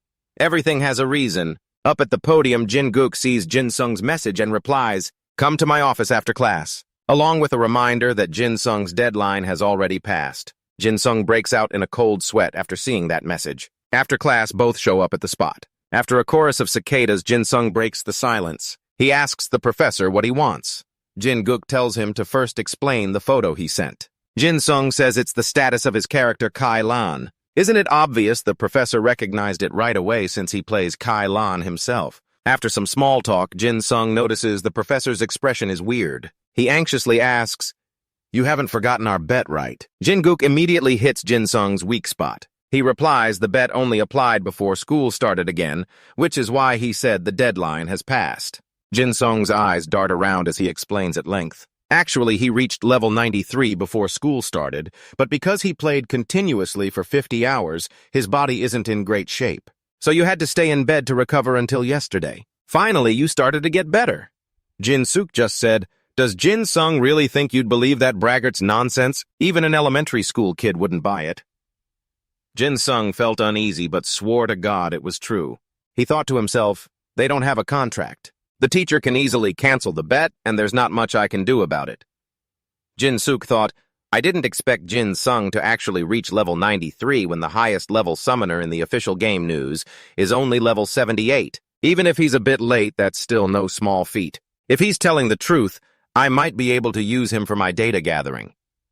Jin Suk directly asked, "Is Jin Sung free this Sunday?" At the Land of Missing Bones, Jin Sung arrived early. He thanked heaven that the professor almost let him off the hook, and even told him to come to the robot village at 2 p.m. this Sunday. But why does the teacher want to meet him on Sunday? Anyway, it was a relief that he was done grinding levels. Jin Sung wondered, maybe I should start finishing some of the tasks I left undone. Right now, the ones he was most interested in were the space magic lighting task and hatching Jimin's egg. He didn't have enough info to do the egg hatching task yet, so he decided to do the other one first. He and Lai headed to the space magic tower. It was his first time coming here directly, and he felt the place was kind of deserted, which made sense since most players had no reason to come here. Then the teleport gate in front of him lit up. He was asked if he wanted to go to the higher floors of the tower, and he agreed and went up. Passing through that gate, another teleport gate appeared. He was a little suspicious. Do I just keep climbing up using these teleport gates? Suddenly that gate flared brightly and countless giant demons appeared out of nowhere. Jin Sung was stunned and realized this was probably a barrier before reaching the next teleport gate. So he had to defeat all the monsters appearing on each floor. This was going to be tiring. Jin Sung quickly summoned all his summons and ordered them to wipe out the giant demons. They fought up close in a fierce battle with Jin Sung's side having the upper hand. Chibi kept screaming like someone was stabbing it. Even Jin Sung had to scold it, "You're really noisy. I don't know how many more power-ups you'll need to evolve." The chip had long reached 950 mana spirit points, but was still stuck at 975. At first, it increased fast, but now the rate had slowed down a lot. Just 25 points left, so it probably wouldn't take much longer, Jin Sung told himself. So he kept pushing through the gates up to the highest floor of the space magic tower. Jin Sung saw someone sitting at a table. It was a space wizard. She greeted him, "Jin Sung, it's been a while. Since the last time I saw a Gipper visitor, I guess since Jin Sung made it here, you must be quite a skilled explorer." Jin Sung nodded. He thought to himself she seemed cold but actually kind-hearted. So Jin Sung officially completed the mission to track the lost ancient monster and earned nearly 570,000 experience. Although this mission didn't give much experience, something is better than nothing. He introduced himself, "I'm Ian, a level 1,000,000 healer. Here on the request of Dragon Tamer Wally." Zipper asked in surprise, "You mean the legendary Dragon Tamer Wally? I never thought I'd hear news about him again." She invited Jin Sung to sit down, sensing they would have a long conversation. After a while of chatting, Jin Sung asked, Do you have to finish your current research to awaken the Spirit Stone? Getting a nod from Zipper, Jin Sung thought, maybe then I'll learn more about the Divine Dragon. Gipper suddenly remembered something. She wanted to ask Jin Sung for a favor and he couldn't refuse. The mission called Ancient Relic to awaken the Spirit Stone of the Divine Dragon. The Space Witch had to activate magical equipment. To do that, she needed some materials, and Jin Sung had to enter the Space Magic Tower created by Zipper and collect fragments of the ancient relic. There were 6 pieces total, and Jin Sung had to collect all of them. The condition was no teaming up and to finish within 3 days. Jin Sung almost passed out when he saw the mission requirements. He guessed it was part of a bigger quest line. Even the difficulty was rated A. He wasn't planning to refuse anyway, but even if he wanted to, he still felt annoyed for having no choice. Jin Sung asked Zipper, "So I just have to bring back the relic fragments, right?" After her reply, he figured he had to leave right now. The question was where to go. Zipper asked him to wait a moment, assuming he didn't know what the relic looked like, so he'd probably need something. Zipper pulled out a magnifying glass. Jin Sung was a bit suspicious about its quality, but she explained it was a piece of magical equipment that allowed him to distinguish the ancient relics. The 6 types of fragments looked pretty similar, so he'd need this to tell them apart. Then she pointed to the nearby gate, saying it led to the underground dungeon of the ancient Nobel Empire ruins. And there Jin Sung had to hunt the souls of grave robbers. He could get relic fragments from them. Jin Sung realized the souls of the grave robbers were holding the relic fragments. Zipper also reminded him that whenever he got a relic fragment, he should use the equipment on it and return within 4 days. After collecting all 6 types of relic fragments, Jin Sung confidently said, "Leave it all to me," and stepped through the gate. Jin Sung looked around, sure this was the underground dungeon of the ancient Nobel Empire ruins. The place was a bit eerie. Thinking back, the Nobel Empire was the predecessor of the current Kaiman Empire, one of the 2 superpowers in the Great 6 Coloners. He wondered what level these monsters were. These monsters were under level 90, perfect for him to hunt. But where was the soul of the grave robber? He didn't see a single one here. Thanks to this mission, Jin Sung earned the title of the first person to discover this dungeon. For the next 5 days, the item drop rate in this dungeon was doubled. That made Jin Sung super happy. It was just perfect. Jin Sung was only allowed to stay here for 4 days. He wished they had set the limit to 5 days. Facing the monsters, Jin Sung quickly summoned Lai to hunt with him. While looking for the souls of grave robbers, he quickly found the first one. While Lai was chasing it, he used the Clopia Link skill to call the grave robber. Finally, a fragment dropped. Jin Sung picked it up, complaining about the dust on his hands. He pulled out the magnifying glass, inspecting it while praying, "This is fragment number 4, please not the one I already have." You get what you wish for. Jin Sung already had fragment number 5. Jin Sung started to seriously doubt this system. Cheating, he had gotten fragment number 5 dozens of times already. He began to feel sorry for his own fate. He had been grinding like crazy for 2 days, but only got 5 different types. This mission was really a pain. Why were monster spawn rates and drop rates so low? He couldn't find anything useful on the online forums either. The only helpful info he found was that drop rates increased if he didn't attack the backpack of the thieves. Without that info, he was basically doomed. Jin Sung was about to lose his mind as time was running out. Less than 4 hours remained. Based on his progress, he could probably only get 1 or 2 more fragments before time ran out. And it was unclear if he could get fragment number 4. He hadn't gotten it in the previous 5 tries. If he had known from the start, he would have gone straight after the grave robber instead of hunting randomly. Then Jin Sung summoned Lofia to scout the area for him, and if it found any grave robbers to let him know. Luckily, there were no monsters in this dungeon. Since he used ranged attacks, using Lofia was more convenient. As Jin Sung ran and looked around, he spotted a strange monster. It was the soul of an ancient summoner at level 95. Jin Sung guessed it was a hero rank. He hadn't even seen a special rank monster in this dungeon before. Jin Sung wondered if he should do something since it was an immortal level 90 monster. It takes at least 30 minutes to defeat a hero-level monster. The precious time left to complete your mission will only last a few short minutes with it. Jin Sung decided to pluck every feather off that monster. You don't get to encounter a hero-level monster often, and on top of that, experience points and loot drop rates are doubled. While Jin Sung and Lai charged in, that monster muttered some kind of spell. Suddenly, countless monsters appeared. Jin Sung was startled and quickly told Lai to fall back. Jin Sung summoned more help from Dat Day and Jake to back him up. Jin Sung saw it with his own eyes and knew for sure that this monster, although low-level, was a summoner. Sure enough, a hero-level monster won't be easy, but that doesn't mean you can just retreat easily. He ordered Lai to attack. Lai quickly took out about 10 of the monsters. Jin Sung cursed silently at that low-level monster, guessing it knew its summoner status was its weakness. Lai was told to dodge to the side, then Jin Sung asked Dat Day and Jake to move forward. Dat Day used the Abyss Pit skill, but unfortunately was counterattacked. Before Jin Sung could help while Jake was attacking a dragon, he got knocked down by its tail. Just as he got up, another monster appeared behind him. Seizing the chance to strike suddenly, Jin Sung broke into a wicked smile. He immediately knew it would do that. Quickly, he summoned Puji to defend behind him. The monster bit Puji, who teared up because he was just too adorable. Jin Sung took the opportunity to shoot a piercing arrow at the monster's flesh. He confidently boasted that this fight was definitely a win. He called Lai to rush over and finish off that low-level monster. Finally, the battle ended. Jin Sung let out a sigh of relief. This low-level monster was hero rank, so it held up pretty well. Maybe he just had to keep killing it until it was dead for good. Isn't its body already dead? The reward flashed up. Jin Sung smiled happily and said that's exactly why he joined this game. Jin Sung received 2 items in total, the Ancient Summoner's Staff and the Ancient Summoner's Encyclopedia. Jin Sung was pretty satisfied with these hero-level items. Basically, he now had another damage skill scaling with summoned mana. Although the encyclopedia was kind of useless since it converted flat power to mana scaling, he could still significantly boost his damage level. Jin Sung was lucky he didn't skip this hero-level monster. Suddenly, Lai bumped into Jin Sung, confusing him. It kept bumping into his bag.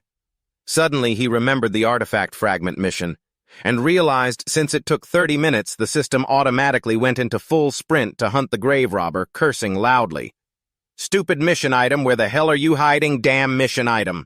Jin Sung and the lone wolf dashed off like madmen being chased by ghosts. After running the marathon, you just sat down on the stairs like you were being chased by ghosts. You hadn't even settled when you suddenly remembered the time was still ticking down. If I'm super unlucky, the mission would have failed already. "Have you collected all the artifact pieces?" Jin Sung sighed deeply like he was about to collapse. "Yes, I've got everything right here with me. You really didn't disappoint me. I was worried you were taking too long. I'm exhausted, but having you care for me helps a bit." Jin Sung finished this mission carrying a bag full of artifacts. Mission completed at grade C. Damn it, still haven't reached grade B. Poor guy running like a beast, but still no level up. Mission's over, I'm so tired. And there's still the zinc task. Jin Sung looked worn out as he dragged himself into the room while his little sister sang happily, carrying the bag. "You sit at the desk, but your head keeps nodding off. Look, I finally finished. The magical items are all thanks to you. Explorer, thank you so much." The girl jumped up excitedly while Jin Sung kept yawning, unable to fall asleep. "It's nothing, I'm just glad your experiment succeeded. Now that the magical item is complete, can we use this to revive the soul stone of the dragon god?" "Unfortunately, no, because we don't know if this will work reliably. This could backfire and blow up the soul stone." Both of them started racking their brains trying to decide which item to use. The dragon god probably has 1,000,000 resurrection points with insane combat stats, and might even be legendary rank. Thinking about those giant dragons tearing the earth apart, Jin Sung kept shaking his head.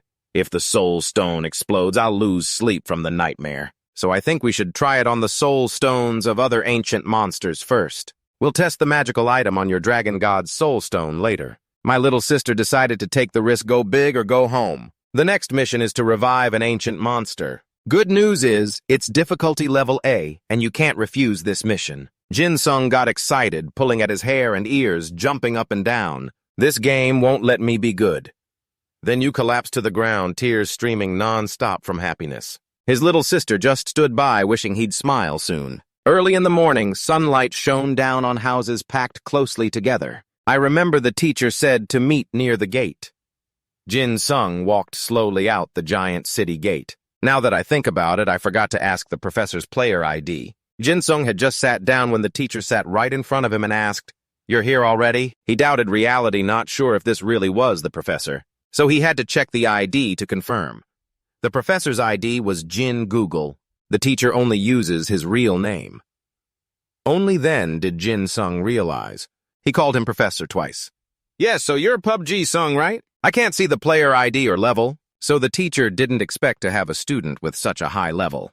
Professor, wait a moment, let me switch my profile from private to public first. He's humble not showing off his skills publicly. That's why the teacher didn't recognize him. Your screenshot shows you're already level 94, and from that day on, the student kept leveling up. Yes, Professor, that's the result of my summer efforts. Being praised like that made him tremble with joy.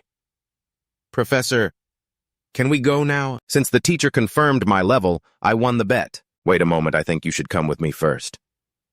The teacher refused all of Jin Sung's refusals. The blazing sun shone down on the ground. Professor, where are we? He was led by the teacher to a completely unfamiliar place. Hopefully this isn't a kidnapping. I heard you're a 1,000,000-point resurrection master. Look, you'll know exactly where we are when you see it. You'll know as soon as you see it. Sounds intriguing, heightens curiosity. The teacher opened a warehouse door, then smirked at Jin Sung. His face looked a bit sly, but he still followed. Jin Sung walked in looking around in amazement. He saw various wolf and bear cubs locked in separate cages. This is a monster breeding center. This place actually exists. I was lucky to meet an NPC manager at the Summoner's Tower. The NPC told me about this place. Turns out it's where the wolf and bear cubs were born when I first found it. It was still under construction then.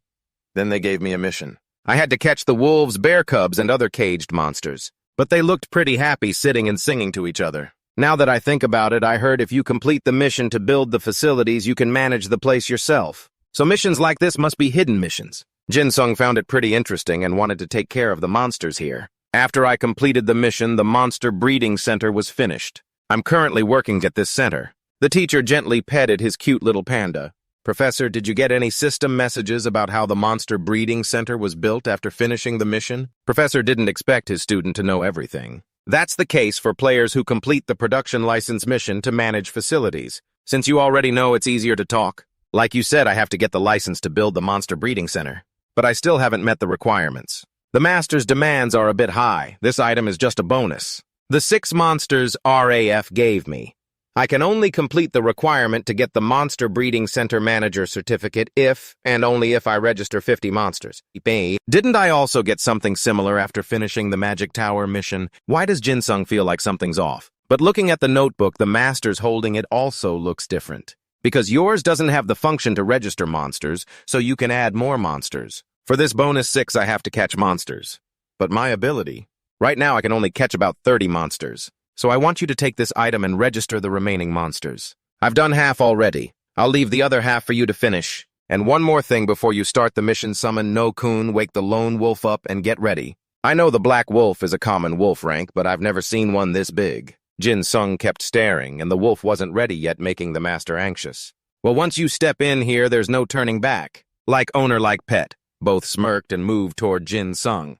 Get ready for a fight between master and student, or you won't be able to protect yourself. Jin Sung was shocked and stunned, but it was already too late. The most intense free fire battle is about to take place on screen, Jin Sung versus Lee Jin-huk. Jin Sung is summoning his power as he sees opponent Lee Jin-huk getting into attack stance. Jin Sung's pet also evolves another stage. A blue aura surrounds Lai, making Oval widen his eyes in surprise, adding 1,000 power of all creatures. The Free Fire Demon interface faces Oval.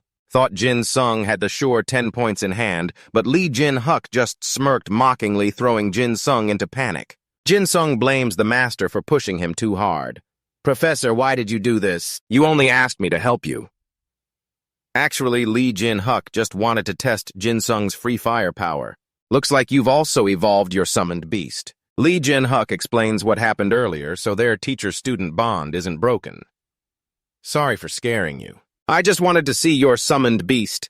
Oh, the master wanted to see your summon. Although Jin Sung passed this tough test, he still got scolded by Lee Jin-huk for skipping class. But we'll talk more about why you didn't attend lectures during the schedule change. You still haven't forgotten. Oh, I guess that's hard to avoid. Lee Jin-huk wonders about the evolution of divine beasts, which has been a mystery since he started teaching. This monster breeding center trains summoned beasts to trust their players. Our oval training ground here evolved into a black pan wolf. I'm not exactly sure why it evolved, though. Jin Sung kind of understood what teacher Jin-huk meant. I get it. So your wolf is also an evolved wolf. There's a spiritual connection between the player and the monster. When things get really intense, the monster evolves, just like Jin Sung's Lai pet evolved during the fight with Oliver. My Lai is also an evolved summoned beast. It's a red fur wolf, just like my illusion training skill. This place must train summoned beasts to awaken their hidden potential, and that leads to evolution. Jin Sung's reasoning sounded good enough to satisfy Teacher Jin Huk. Teacher Jin Huk gave Jin Sung a chance to show his skills. If you do well here, this place will be yours. If you help me, I'll let you use this monster breeding center however you want. Not bad, the teacher seems pretty enthusiastic. Jin Sung thought it over for a while. I don't know if this training center is faster than my training skill, but since my skill has a cooldown, I figure I can benefit by increasing the trust of monsters I'm not using and maybe unlock other traits when this monster breeding center upgrades. This all sounds pretty reasonable upgrade skills and get to use the training center. Jin Sung agreed right away. Yes, Professor, I'll help you. Oh, really? Good. But what's with that expression? Jin Sung's face looked like he wanted to ask for a favor. Can I ask you something? Teacher Lee Jin Huk asked. Ask for what? The scene switched to a bright sunny day with blue skies and white clouds. Jin Sung stood in front of a mysterious, lifeless-looking matrix. Free fire. Jin Sung stretched and looked tired, maybe because he hadn't been sleeping well lately, which caused his back pain, sore knees, and numb hands. Jin Sung's request was for Teacher Jin Huk to build a training center near where Jin Sung is stationed. If the teacher builds the summoned beast breeding center near my base, I'll do my best to help you. This request isn't difficult. The teacher agreed, of course, because Teacher Jin Huk trusted Jin Sung enough to accept the offer. This is exactly the kind of teacher-student bond that should be nurtured more. Before this intense battle, Jin Sung reviewed his monster list before starting the mission. Should I record the recently acquired summons? Everyone was wide-eyed, amazed by the huge collection of monsters Jin Sung recently got. Jin Sung just summoned another awesome Lai pet, a strong bull, to increase his influence. You've registered Red Fur Wolf, your reputation increased by 1,200. You've registered Abyssal Turtle, your reputation increased by 53,700. You've registered Abyssal Golem, your reputation increased by 5,600. Having just acquired the Lai Mountain Goat Sung, was amazed at how much his reputation had skyrocketed.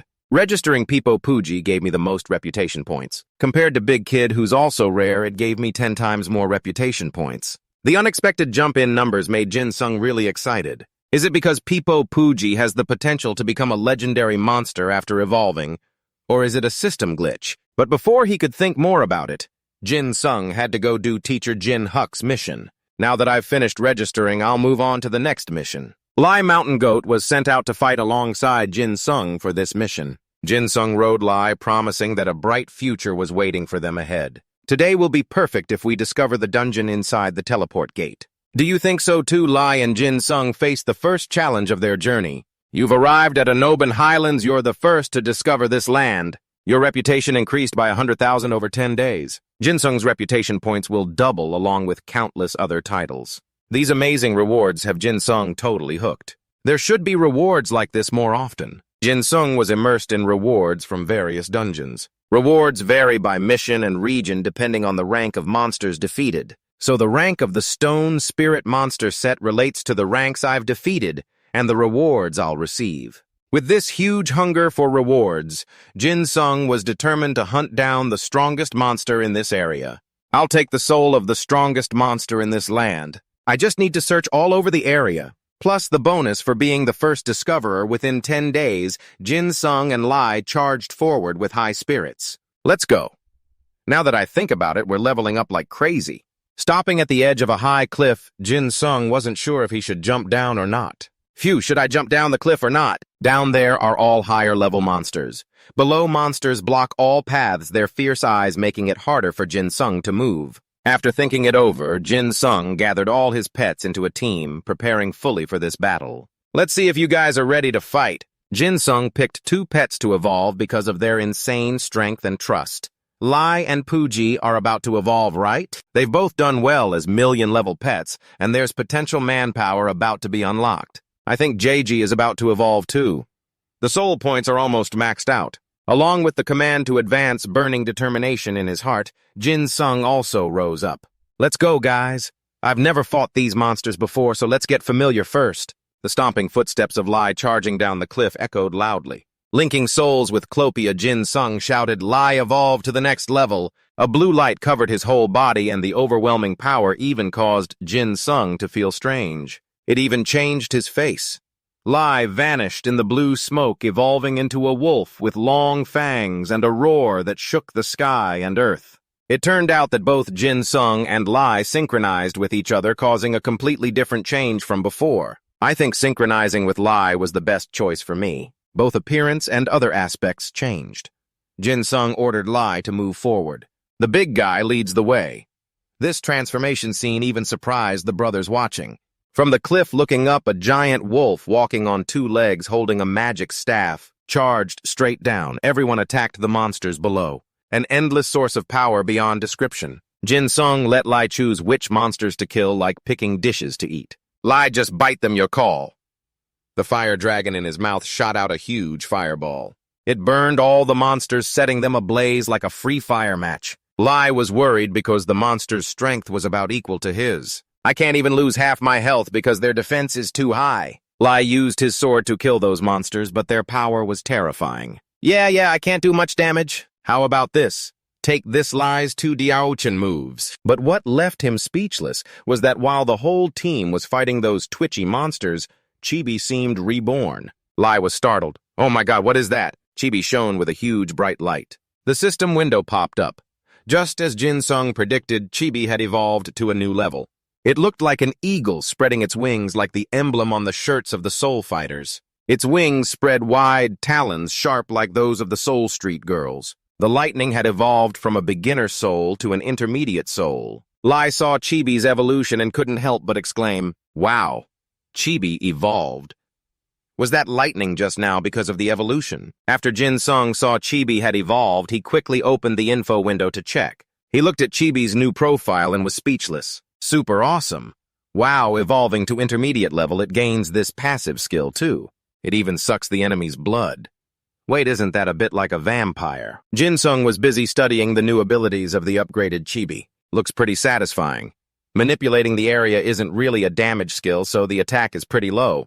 But on the plus side, its healing skill is pretty solid. Probably just leveled up, so its mood is a bit unstable. Chibi ignores Jin Sung's words.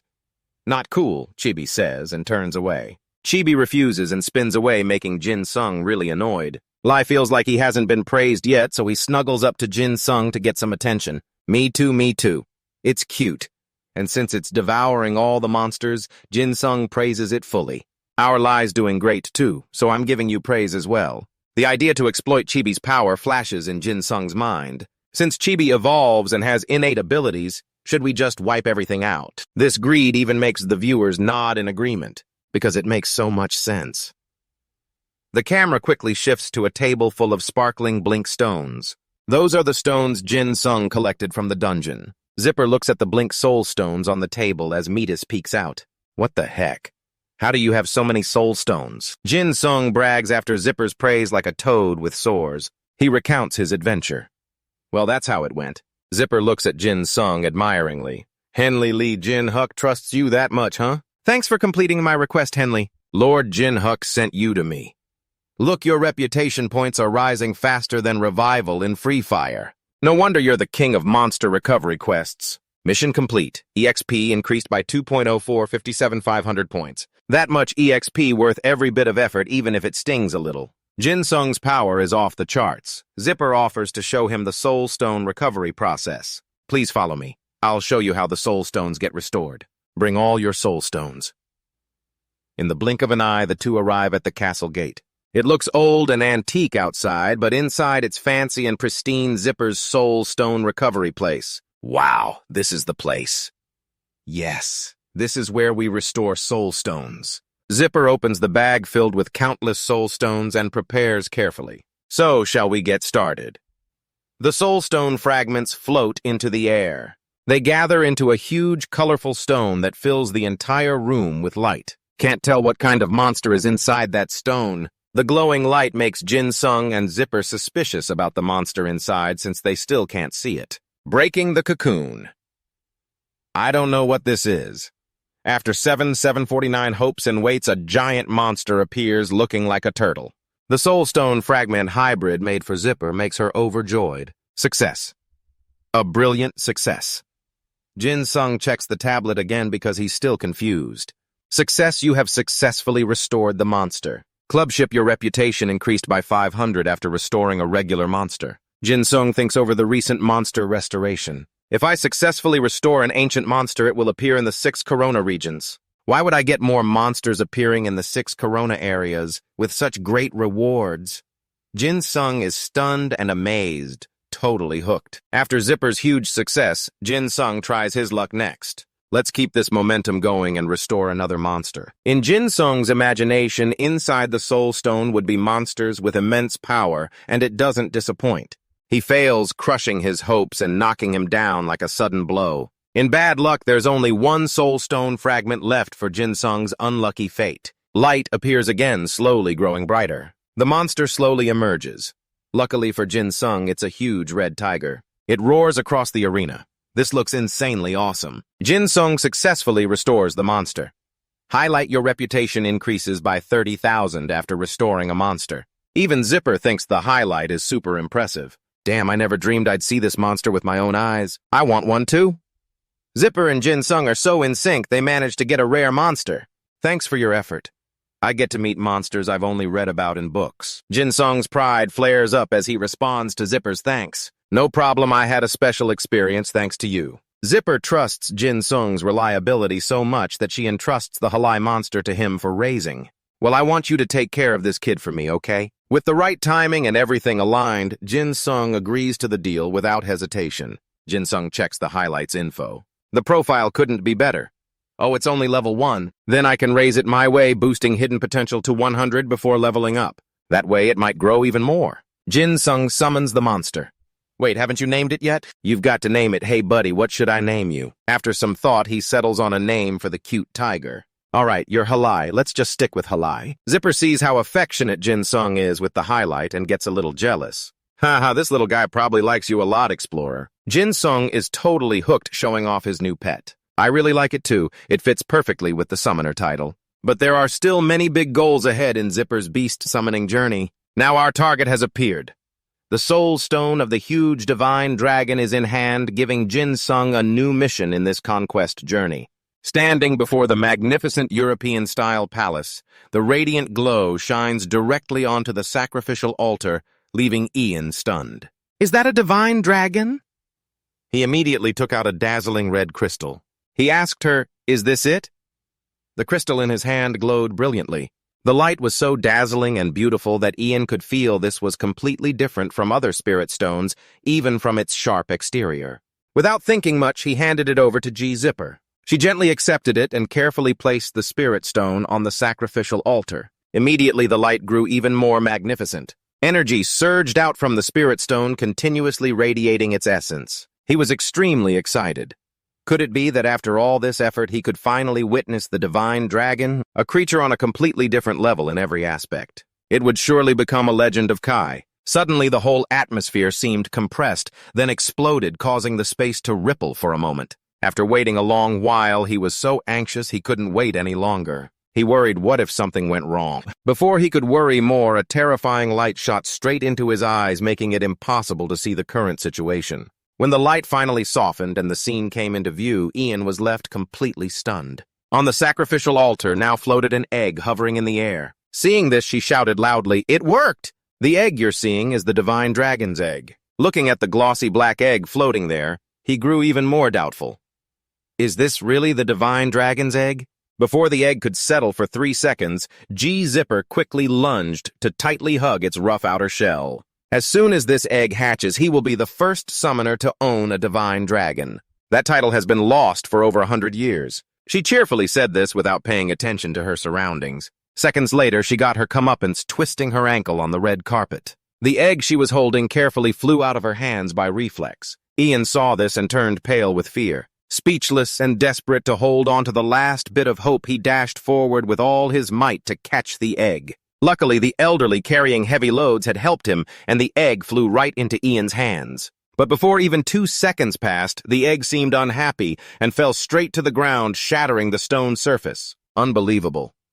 Falling from that height, the egg should have shattered to pieces. But that little guy Nguyen Y Van scared you so much you actually cried like a waterfall. Luckily, it was harder than the floor. Zipper apologized frantically. I almost lost my mind and my senses. Today was your lucky day. After carefully inspecting it inside and out, Ian confirmed there was no damage and finally breathed a sigh of relief. Seeing you weren't too angry, she felt a bit relieved too. It was really hard, but you still have to be careful. You didn't forget to check the system bag again. Sure enough, no extra experience was rewarded. You guessed for sure the Divine Dragon Proof was the biggest prize. The system then showed a notification the seal on the black feather item was lifted. That's why your leadership experience increased. Not only that, now you can freely catch any monster without leadership stat restrictions. Also, the leadership requirement to summon dragon species is halved. Your summoning ability also improved. Seeing all those rewards flooding the screen, Ian was thrilled. Just thinking that you can hunt without limits and cut leadership requirements by more than half means you could summon at least 2 hero-tier beasts and still have leadership points left. Your excited expression made the girl beside you suspicious. Could it be? You're a little crazy now from the hard fall, but you didn't really care at the moment. Now you had to check the egg's detailed stats. Looking at all the intimidating info on the screen, most of it was still unknown, which made you extremely excited. If it ever hatches, you still want it to be a dragon, not just an egg. Because you'd researched summoner eggs for Griefin's hatching quest but found no info. But now thinking back, you still wondered, maybe this way is better. You had to figure out how summoners hatch eggs, since now you owned both Griefin's and the Divine Dragon's eggs, thinking maybe Zipper could know how summoner eggs hatch. Sure enough, she didn't disappoint your hopes. She understood very well. Hearing that you were so eager you couldn't wait, and urged her to quickly tell you the method to hatch the eggs. She was surprised, too. Obviously, Ian was a summoner, but didn't know. This is really simple. As long as a summoner incubates it, it will hatch. To put it simply, the summoner is like the mother of the summoned beast. You just imagined yourself turning into a mother hen incubating an egg and got totally terrified. Then you realized she was tricking you. You're sensitive even without chili. Does she really think something so basic even a kid would know, but you wouldn't? But the problem is the mother of... Giffy can be used by a 130-level Sika with your current rank. But going there is like putting a noose around your neck. There are already level 130-plus monsters at the entrance. You thought for a bit and decided maybe it's better to ask a knight instead. Ian wanted to find another way because the Divine Proof has no mother beast, but still hatches. She didn't mention this part. Zipper's thought made you speechless. Thinking it through, she had no other method but knew a summoner familiar with this issue. Hearing that your eyes lit up like you'd struck gold, you quickly asked where this summoner was. But her answer was like a cold splash of water, because that person died in a Noban capital 300 years ago. But since you asked, she would open a gate for you to meet their spirit. You thought, how messed up is this? Still patching things like that was better than nothing. So you hurriedly thanked her. But she reconsidered your earlier attitude that seemed like you wanted to say something rude to a pretty flower like her. That made her rethink. Seeing her displeased, you couldn't let food fall from your mouth now, so you decided to humble yourself. Feeling your sincerity, she dropped it and got to the main point. That summoner was Azil, one of the top experts in ancient Anbin. She guessed that person could answer your question. Hearing the name Azil surprised you. You didn't expect it to be a woman. Seeing her respectful attitude, you boldly guessed she must have been quite old. Before letting you meet her, she had one request she hoped you could fulfill. You were pretty surprised until you saw Zipper's notice board about raising ancient monsters, because she didn't want the divine dragon you just restored to go extinct in the Corona continent. So she wanted you to learn how to raise them from Eggle at difficulty A. But with the Summoner's Hatching Skill Book as a reward, you read through it once and found it hard to understand. She didn't want them to go extinct. There's already news that monsters will appear all over the Corona continent. But when you saw the reward, the skill book for hatching eggs was exactly what you needed right now. Truly wish granted. It was like killing two birds with one stone, completing this mission and doing well for the Empire. Only a fool wouldn't accept immediately. You rushed up and shook her hand repeatedly, fully agreeing to her conditions, which even confused Zipper. In the cold, snow-covered Man Mountain, a hand wrapped in a cotton coat was cautiously probing the flower before her. She found the flower's reaction very amusing. Watching her happily, you prepared to gather your spoils and leave. But just as you were about to go, you didn't notice when an uninvited guest appeared behind her. The white tiger charged swiftly, pounding its paws onto the pure white snow. causing snow to fly up all around. She noticed this as something quite usual and immediately focused more. An arrow zipped through the air, making her only have time to let out a warning shout. Gawai took advantage of this moment and quickly raised his bow. He sharply released the arrow, shooting straight at the fierce beast. Seeing his younger siblings stunned and thrown off balance, he noticed the beast's fighting spirit was still intact. He shouted loudly, telling her to run quickly, but before she could react, the snow tiger lunged forward again, aiming a direct attack. Knowing there was no use running now, he had to take down another enemy. Her startled scream made her turn around just in time to see the beast ready to pounce and devour her alive. She quickly pulled out her magic staff to block this unwelcome approach. The air around her formed a shield, protecting her from the monster's claws. That's when he drew his bow, aiming true. He shot the arrow straight at the snow tiger, hitting a critical spot, causing fresh blood to gush out non-stop. Seconds later, it could no longer stand and collapsed onto the snow. But how could these tricks fool Gawai? He stomped hard on its pure white fur, raised his bow high and aimed right at its head, asking, "How dare you scare her so badly?" She turned pale. Seeing he didn't seem convinced, the tiger roared even louder. But it didn't know that the angrier it got, the more Gawai enjoyed teasing it. He pulled hard. This shot would be the end. After dealing with the troublesome big tiger, he turned to remind her that this place was extremely dangerous, especially those weak monsters, which still were about 20 levels higher than her. Without him, what would she have done? She couldn't argue back, so she acted all cute and clingy. "That's why you have to come with me, so thank me, okay?" He found that annoying, but what Gawai really worried about now was when she would finish gathering everything. So he really wanted her to go home already. Seeing him lose patience like that, she was sure she was almost done. The reason for searching for materials in such a dangerous place was simply because Hajin wanted ingredients to improve the seasoning level. Actually, she wanted to go with Ian, but he said he had a mission. "Gone already? Really annoying, no point talking." Gawai saw his sister sitting there dazed and spaced out like that, so he got curious.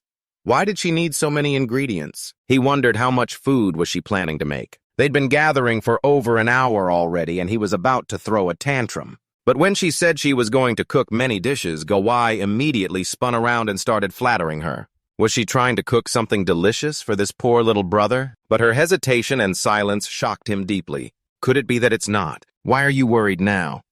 Let's go finish the job. Ian is still on his hunting journey. Now the little film is lucky to be spoiled by him.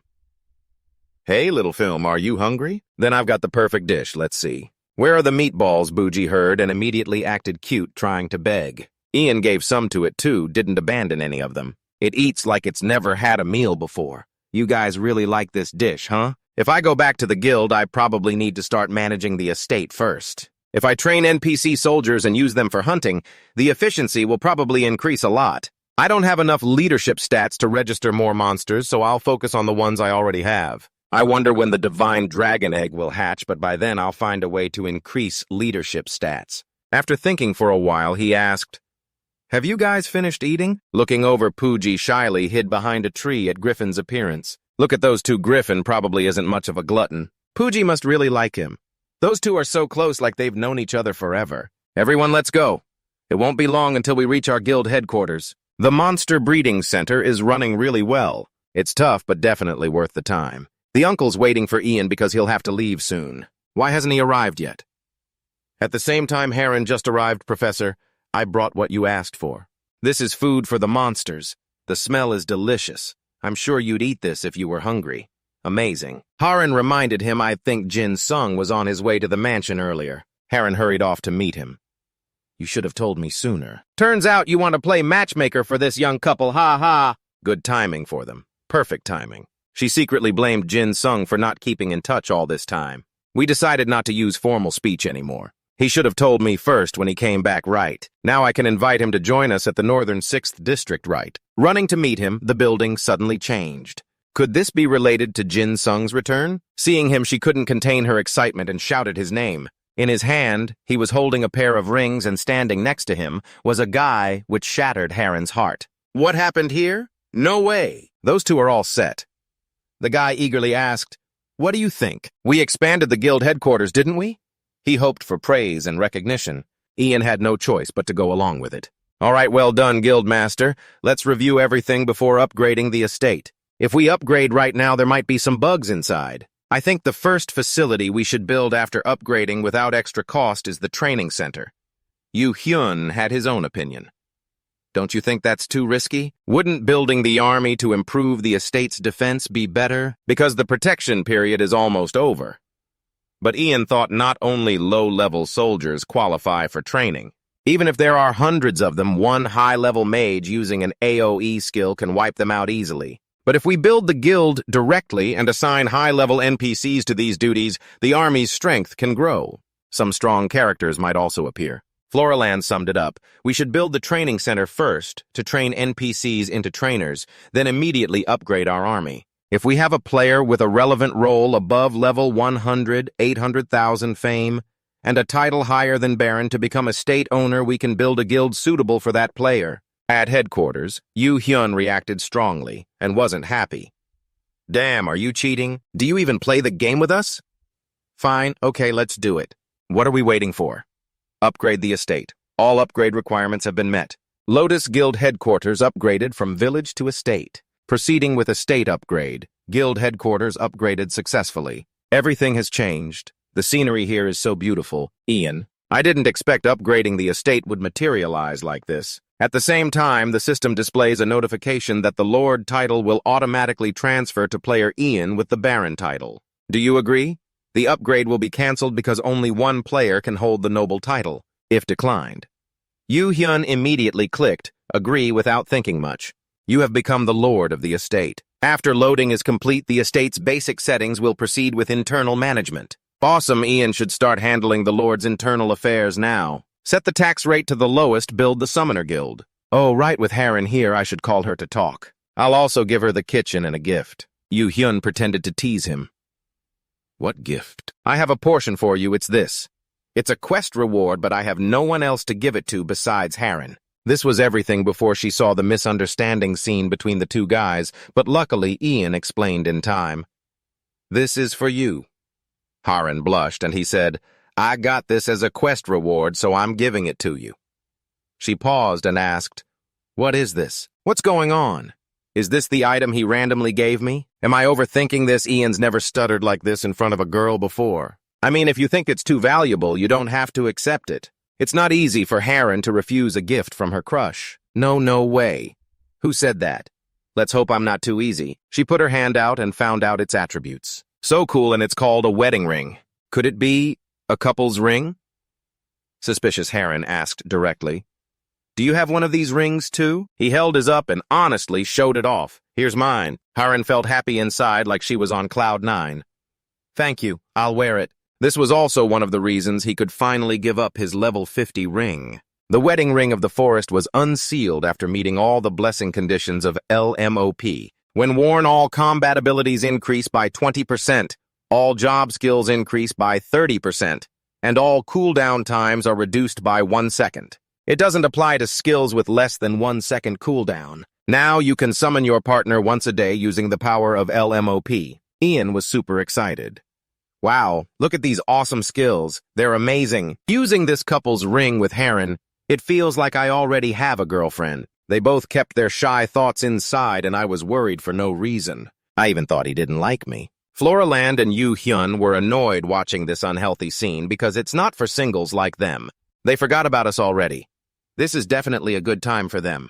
Kabuli also especially praised the new building. It looks awesome. It seems like this is everyone's shared opinion. Yu Hyun was happy he arrived. Since he's here, he should lend a hand. There's a lot to handle. Kabuli was very willing. If you asked, I'll help. Heh. You said Ian is here, but he's probably gone already. Huh? Oh. He went to Fallon Bay with Floraland. He's probably hunting monsters in the dungeon now.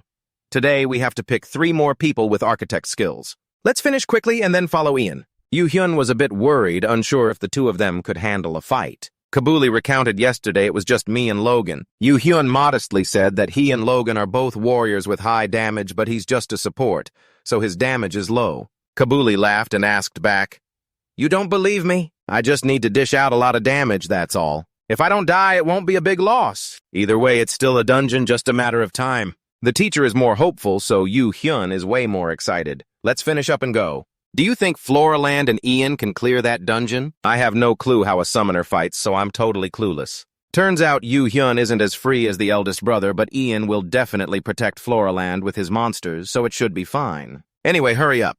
Your hands look way too idle. On Ian's side, the hunt is intense. Danger everywhere. Floraland can't hold on much longer. If we wait another minute, my cooldown will be over. Ian, can you distract them while I cast the spell? You both have to work together to take down this dangerous enemy. He immediately shouted for Hallie to be careful.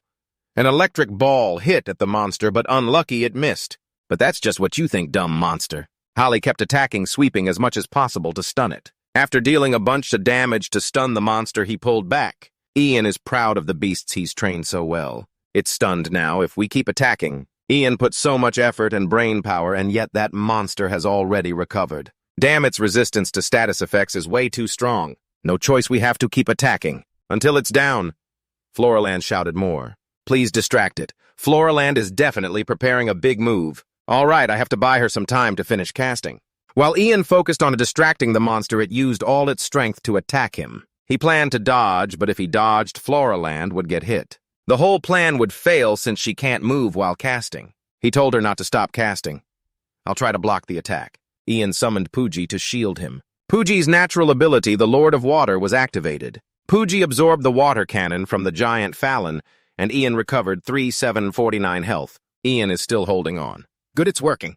Pooji's innate power had never been used before, but now it's effective. The time has come right now, everyone attack together. Limong used Bloodthirsty. The tomb of Hero Fallon has been conquered. Never thought that by teaming up once we could take it down. Time limit 50 minutes, completion time 31 minutes 29 seconds. Achieved rank. A experience reward. 2. 252,000 gold reward. 142. 514 gold. You will be listed in the Fallon Heroes Hall of Fame for conquering the Fallon Heroes tomb 8 times with the highest score. You will be listed in the Dungeon Hall of Fame ranked number 1. Until you drop in rank, you will receive 3,000 reputation points every day. Everything is temporarily settled. Jin Sung is relaxing, eating chicken and watching TV with Yu Hyun. Wait, this news is important. The reporter is about to explain the territory war rules. On TV, the hosts are reporters Lucia and Hen. We are at the Ganda battlefield, and most of you already know this is where the guild wars take place. Today, the first territory war will happen here. That's why we're here to explain things more clearly. The Ganda battlefield is an enclosed, protected area, a high-level zone that doesn't even appear on the map. When the guild war is triggered, all guild members participating in the battle will be transferred to the Ganda battlefield. Even players not involved in the guilds can become spectators inside the Ganda battlefield by spending coins. So before we start broadcasting the Korean server war between the top guild Dazuna and Guild 4 Oalan, let's learn more about the territory war rules. Yu Hyun thinks we should listen carefully to this and have Jin Sung take notes on all the territory war rules. You have to fight to seize the opponent guild's territory. There are 2 types of territory. War 1 is the battlefield inside Ganda, similar to a regular guild war. The other is castle siege. The defending guild must protect their castle and the attacking guild must capture it. Castle sieges take place in the protected battlefield because it displays the corresponding guild's mansion. So the map will change depending on the territory war match. All territory wars end when all members of a guild are eliminated or when one side has more survivors after 1 hour. For the protected battlefield to win, the defending guild's crystal inside the castle must be destroyed. The attacking guild must win 3 matches in the protected battlefield for the map to switch to the Ganda battlefield. And if they win the 4th match, they can seize the territory. The defending guild must win 3 matches in either the protected or Ganda battlefield to defend their territory. Territory wars happen once every 24 hours, and the winning guild is listed in the protected fortress for a week. Each territory war match allows up to 30 players per side. If the battle scales up to a national level, the maximum number of players increases to 100 with unlimited NPC participants. A player can only participate in 2 matches per territory war against the opposing guild. Reading all these rules makes your head spin. This is way more complicated than a normal guild war with consequences even bigger than losing guild reputation and dropping a few ranks.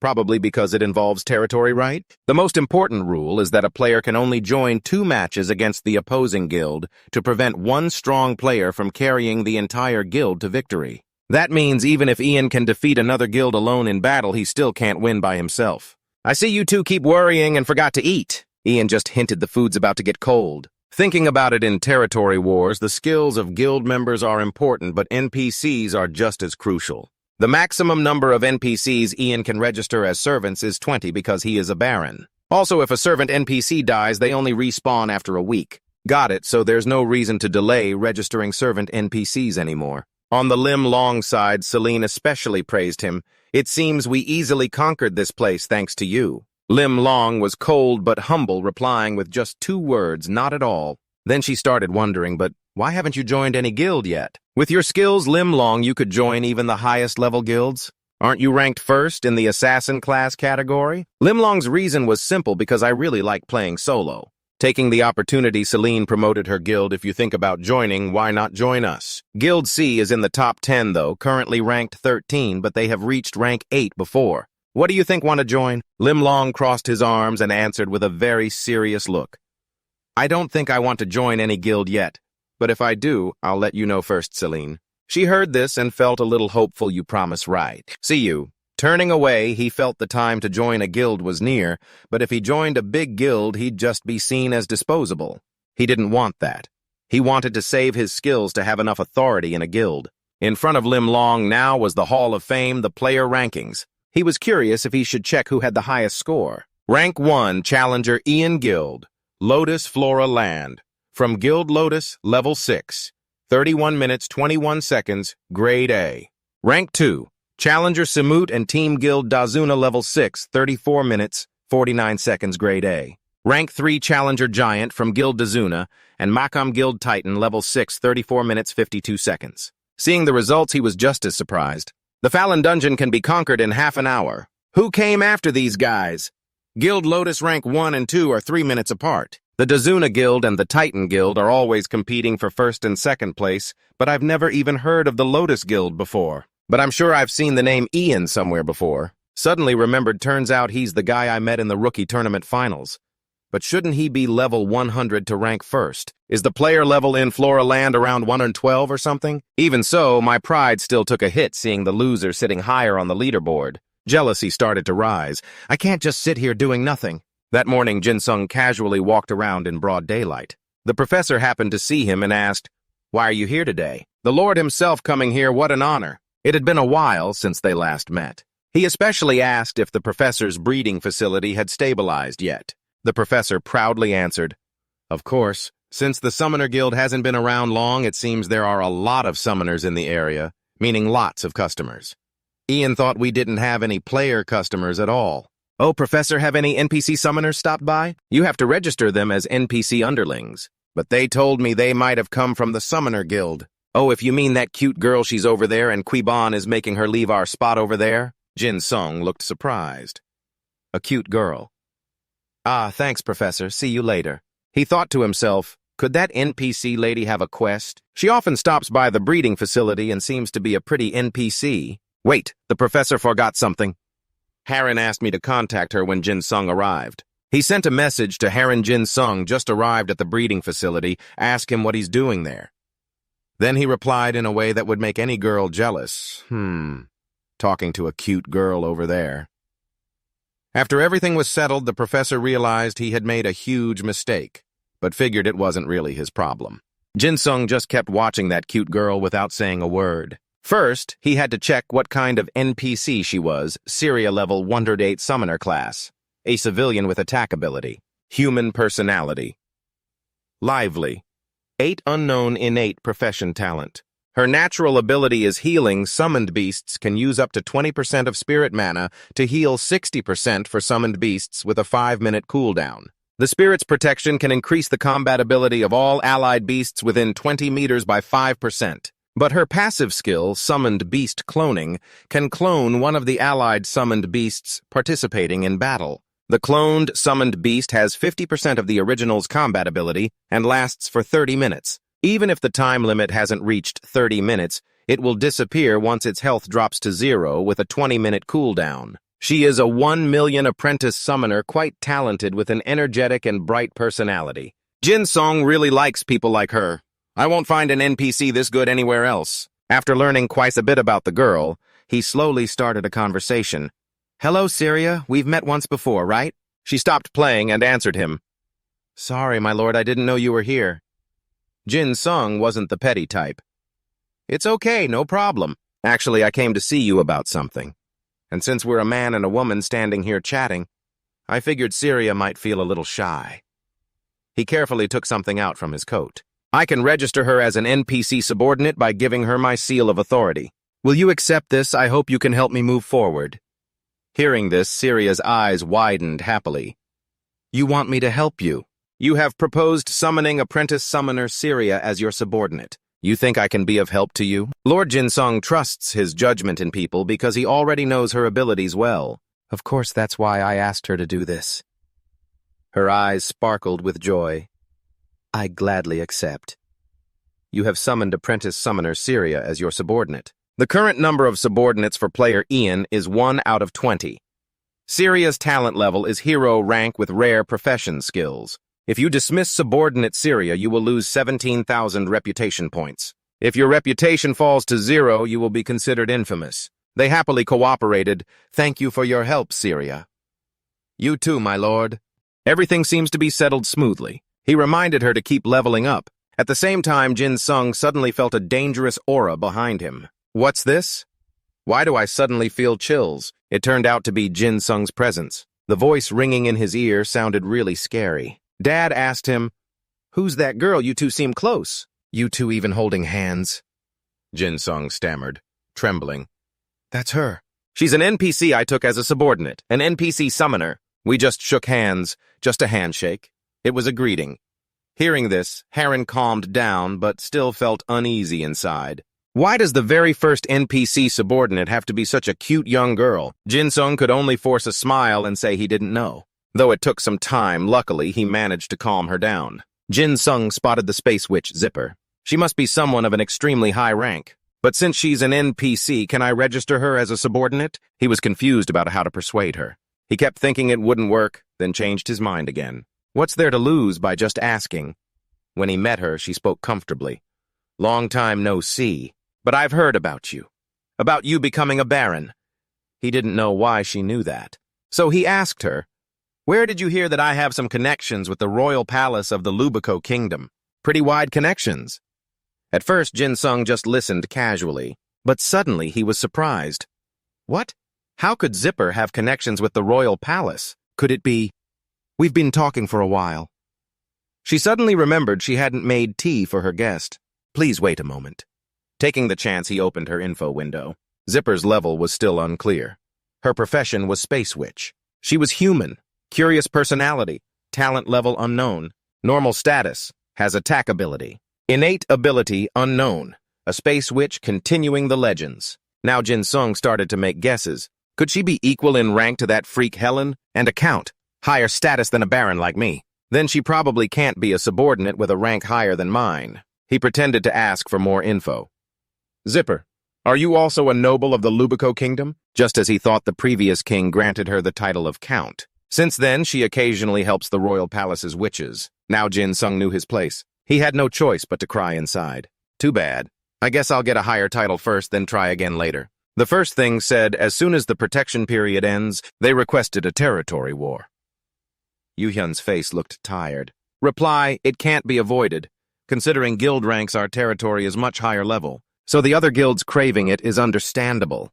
Our guild has gotten stronger. This will be a castle battle, so no need to worry too much. The opposing Police guild's rank isn't much different from ours, because 70% of territory wars are guilds successfully defending their territory. By the way, Yu Hyun asked, does anyone have any useful info about the Polyzit Guild? Actually, Kabulabita has quite a bit. He eagerly volunteered, a friend of mine used to be in the Polyzit Guild. Unlike us, they seem to constantly change members. Besides the guild leader and vice leader, they also often swap out the executive members. They have about 200 members in the guild, but only 10 of them are founding members. Providing that much info made him proud. See, I know a lot, right? Flora. Land knocked on his head. How does bragging help us beat them? But from that info, it means they're constantly recruiting new members, which means they don't have much experience fighting together. Based on the team and skills, a few executive members are very strong, but the other members aren't. Kabuli agrees with that, just doesn't know how to put it. Seems like they give a lot of gold to people who join the guild. Yu Hyun joked, Then maybe this battle will be easier to win than we thought. But Jin Sung disagreed. That doesn't mean they'll be easy to defeat, because they're at diamond rank, I'm sure of it.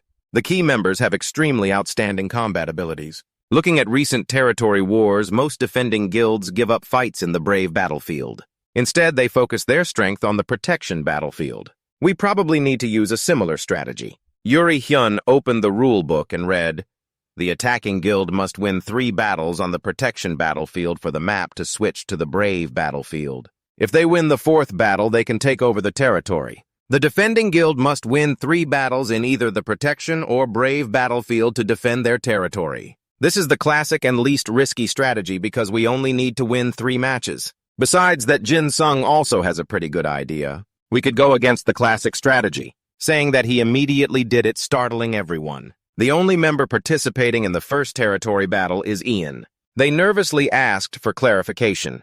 You plan to fight alone in the first round. Isn't that too much? All the NPCs will fight with me. It's fine. Mentioning NPCs made Harren both sad and worried. The Police Guild will think we're giving up on the brave battlefield, so we'll use the minimum number of fighters. That's what we'll use to fight against them. Don't worry. I'm sure I'll win 2 battles to get to the brave battlefield. Ian and his NPC allies had been here a while ago. I just joined the brave battlefield. Syria, level 110,000 healer. Hero Sirius, level 109. Unique level wizard, Tempest, level 114. Regular level priest, Lawton, level 110. Rare level warrior, Malim, level 107. Rare warrior. Ian must control both summoned beasts and supporting NPCs, so his control level needs to be extremely high. The guild battle will start in 30 seconds. His opponents didn't expect him to show up without hiding his rank. The levels I've seen before, no one's over 100. The max level is about 95. There are definitely some strong members among those hiding stats, but I'm the only player on this side, so they'll definitely underestimate me. They already spoke with a condescending tone. Luckily, I was right, didn't expect the Lotus Guild heir to clearly give up on the brave battlefield like that. I really want to rush over there now. The last move is mine. Don't even think about stealing it. Flora Land guessed the average level in Police Guild is about 90. Looking at their gear, most are low level, even those hiding stats, but there are more than expected. So I don't know if Ian can handle them alone. After all, Yu Hyun still trusts him a lot. Time is slowly counting down. From the 5th second to the last, he closes his eyes calmly. Just treat this like a monster farming run. The match officially starts. Ian summons his beasts first, but forgets the Earth Shield, which is the best defense. Ian had calculated carefully long ago, so he just follows the plan. Got it. Just follow my orders. The opposing side panicked when they learned Ian is a 1,000 level healer. Right when the battle was at its messiest, Ian summoned the Earth. This was the first time they saw this monster. Then it used the Abyss skill, making them lose control and fall freely. Their bodies felt unbelievably heavy. The 2 leaders stood frozen. What the hell? What's this slow effect? Ian's pack of beasts charged together. Now everyone attack. Rake used a breath skill to make them stagger, eyes wide open. What the hell? Just 1 hit and I lost half my HP. Damn it, this is a trap. Meanwhile, Finn is about to crush their innate abilities. Finn's summoned beast-crushing skill has been activated. They can only scream for help now because they can't win even if they fight. Unbelievable.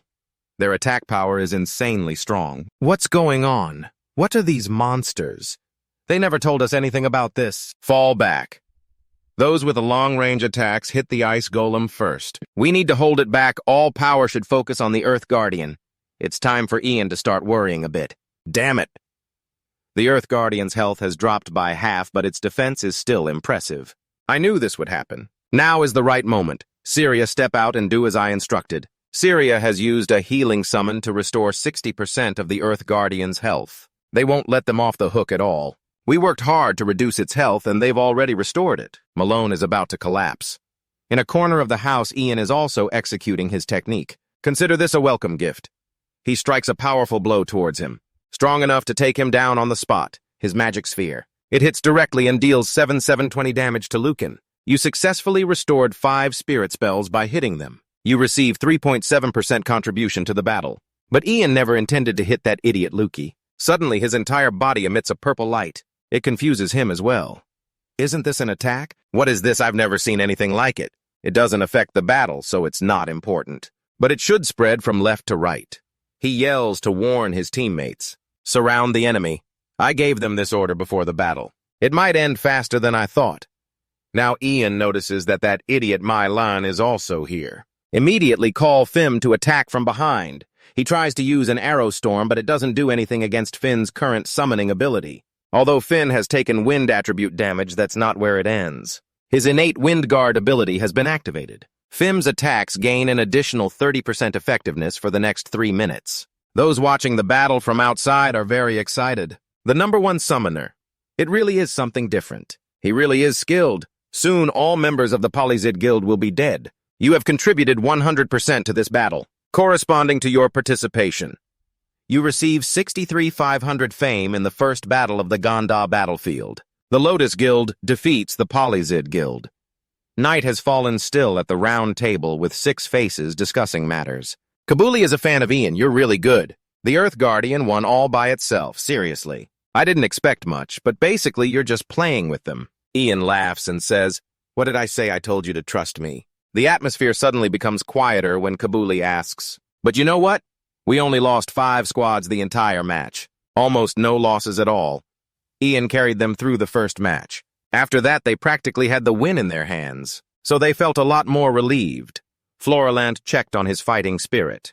"Like Ian said, you also think we can win the second match, right?" He still insists it's true because they had to deploy all their elite forces before the second match, so they won't be able to quickly make up their strength anymore. The second match will also be an easy win, but according to Ian, it's not like I just said. The second match won't be as easy to win as the first one. Ian looked up with passionate eyes. "Back then, they saw me fighting alone and underestimated me a lot. That's why we won so easily. But I'm sure from this round on, they'll have more cautious strategies." Haran asked, thinking more negatively. "So you might lose this round, but no matter what, you won't lose this time. I'll crush them. This win just won't be easy, but that doesn't mean I can't win." The next morning, they went to school. Jin Sung stretched and yawned with Yu Hyun. "I thought I was going to fall asleep in class." Even more surprising, Ian actually paid attention in class once. Actually, everything has a reason. Professor Jin Guk said if I kept sleeping in class, he'd make me retake the classes I was allowed to skip. He also knows full well we're crazy busy with the territory battles, so of course there's a valid reason. "But Jin Sung, are you sure we can quit the territory battles after the third match tomorrow?" "I guarantee that. Just let them win. In the end, it only benefits us. If an opposing guild uses all their elite forces in the early matches, they'll have nothing left by match 3. And we'll win? Sounds like a brilliant strategy." Jin Sung wants to participate more in these territory battles, but they only allow each player to fight in 2 matches. I'm already getting torn apart by him. I'm about to die. Guess it'll take 24 hours to respawn, but I still have to evolve Lai. Luckily, Lai appeared just in time to save me from death. That was a close call.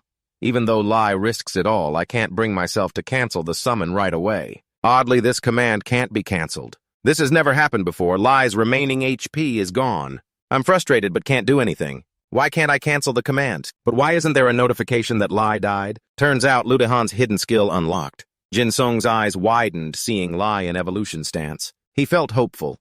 If this keeps up, there's still a chance. Jin Sung suddenly realized that Over was in OT mode during evolution. Jin Sung saw Over mumbling something. Turns out it can talk. Lai finished evolving. It replied, "I'm not Charlotte."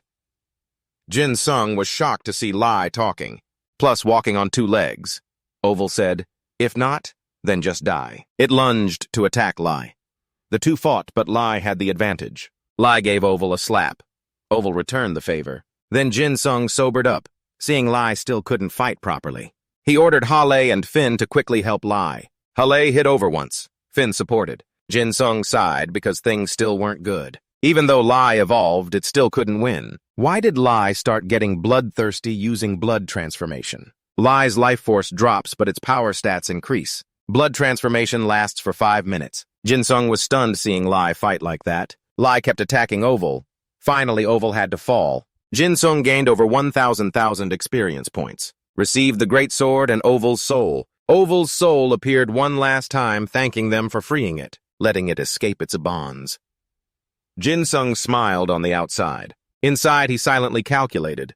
Lai had evolved. I wonder what reward it got. Over suddenly spoke. Jin Sung must have gotten an item from Charlotte's blood. He'll give you an item from the Dark Clan. Jin Sung thought confusedly. Over just pointed to the sky. Jin Sung was startled, seeing Lunatic on Oval and the others sighed. It's been 100 years since they last saw it. So nostalgic. It has been trapped in darkness too long. Under Jin Sung's curiosity, Oval explained it's the power of the moon buried underground. 3 stars descended to the ground. Lai quickly absorbed items Lordian Dayton and Lunaticon. The light made Jin Sung close his eyes. When he opened them, Larry Banner had evolved into Sovereign Banner. This was the first time Jin Sung received a primal beast summon. Jin Sung had a hunch. If this was the original form, does that mean Lai has evolved to the highest level? It had reached level 120. Now Jin Sung couldn't even swallow, stunned by Lai's peak power. Over slowly disappeared.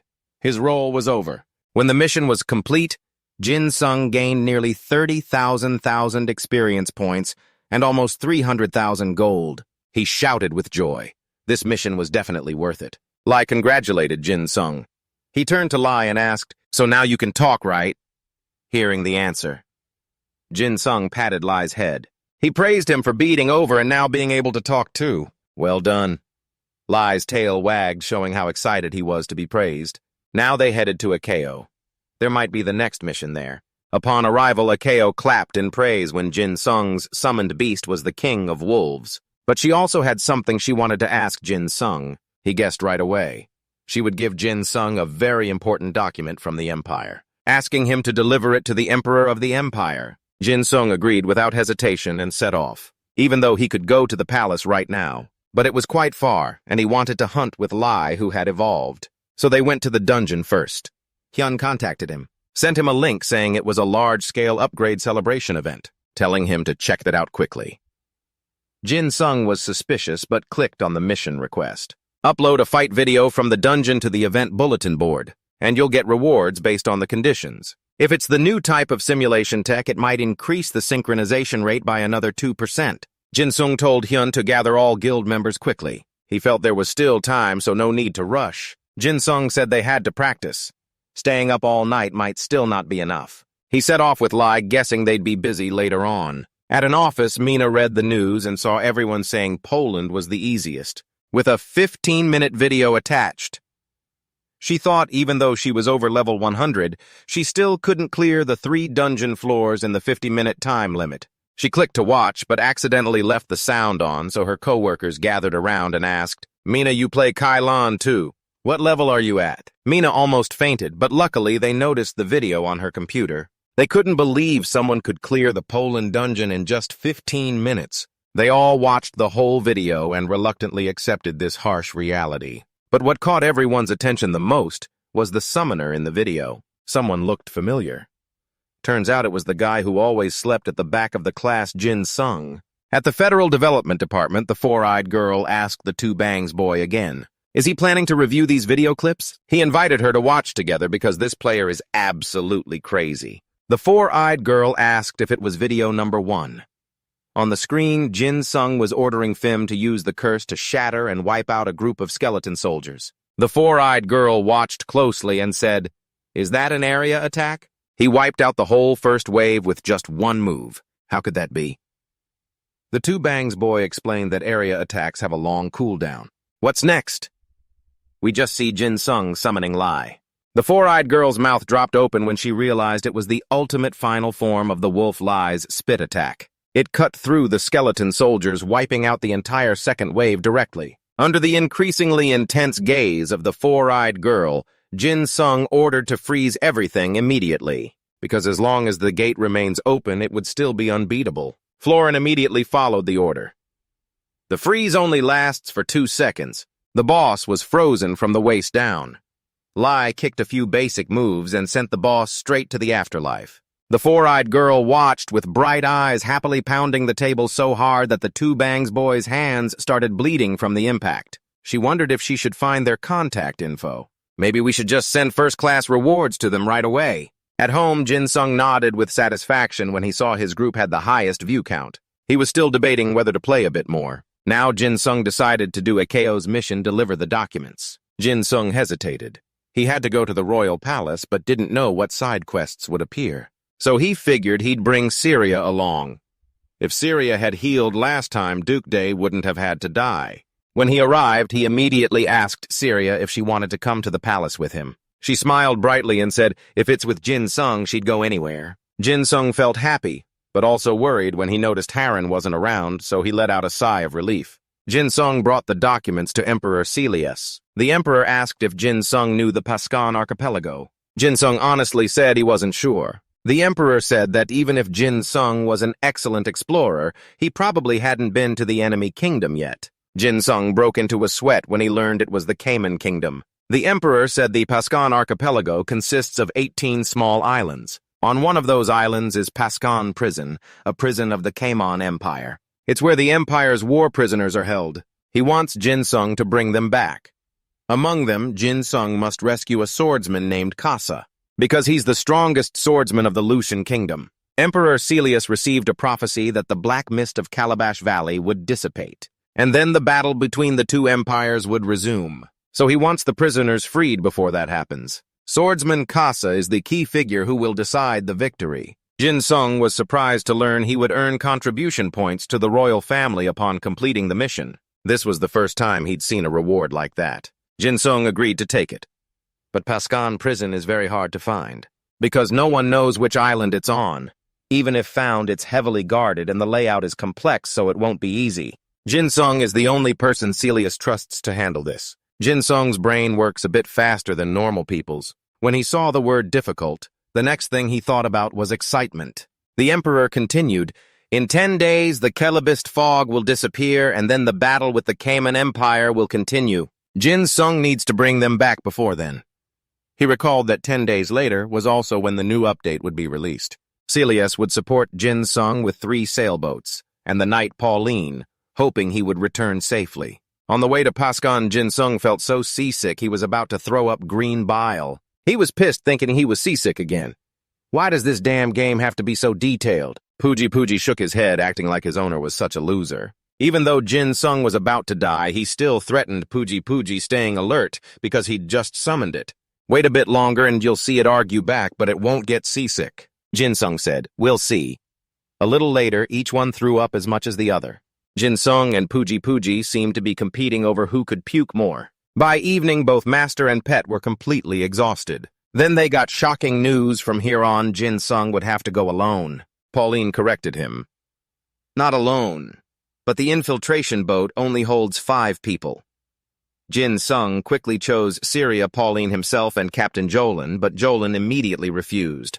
Jin Sung directly asked, "Who's the strongest here?" Setting foot on the island, Jin Sung thanked Finn and Jack for helping them find the place easily. He didn't expect it to be hidden in a place like this. Jin Sung peeked inside and nearly pissed his pants, seeing so many guards everywhere. He negotiated with Pauline about whether to go straight in. If things went chaotic, it would be easier to escape. Also, should they spare one enemy to act as a guide, Pauline said, "Leave that to me." He charged straight in with his strength and quickly got surrounded.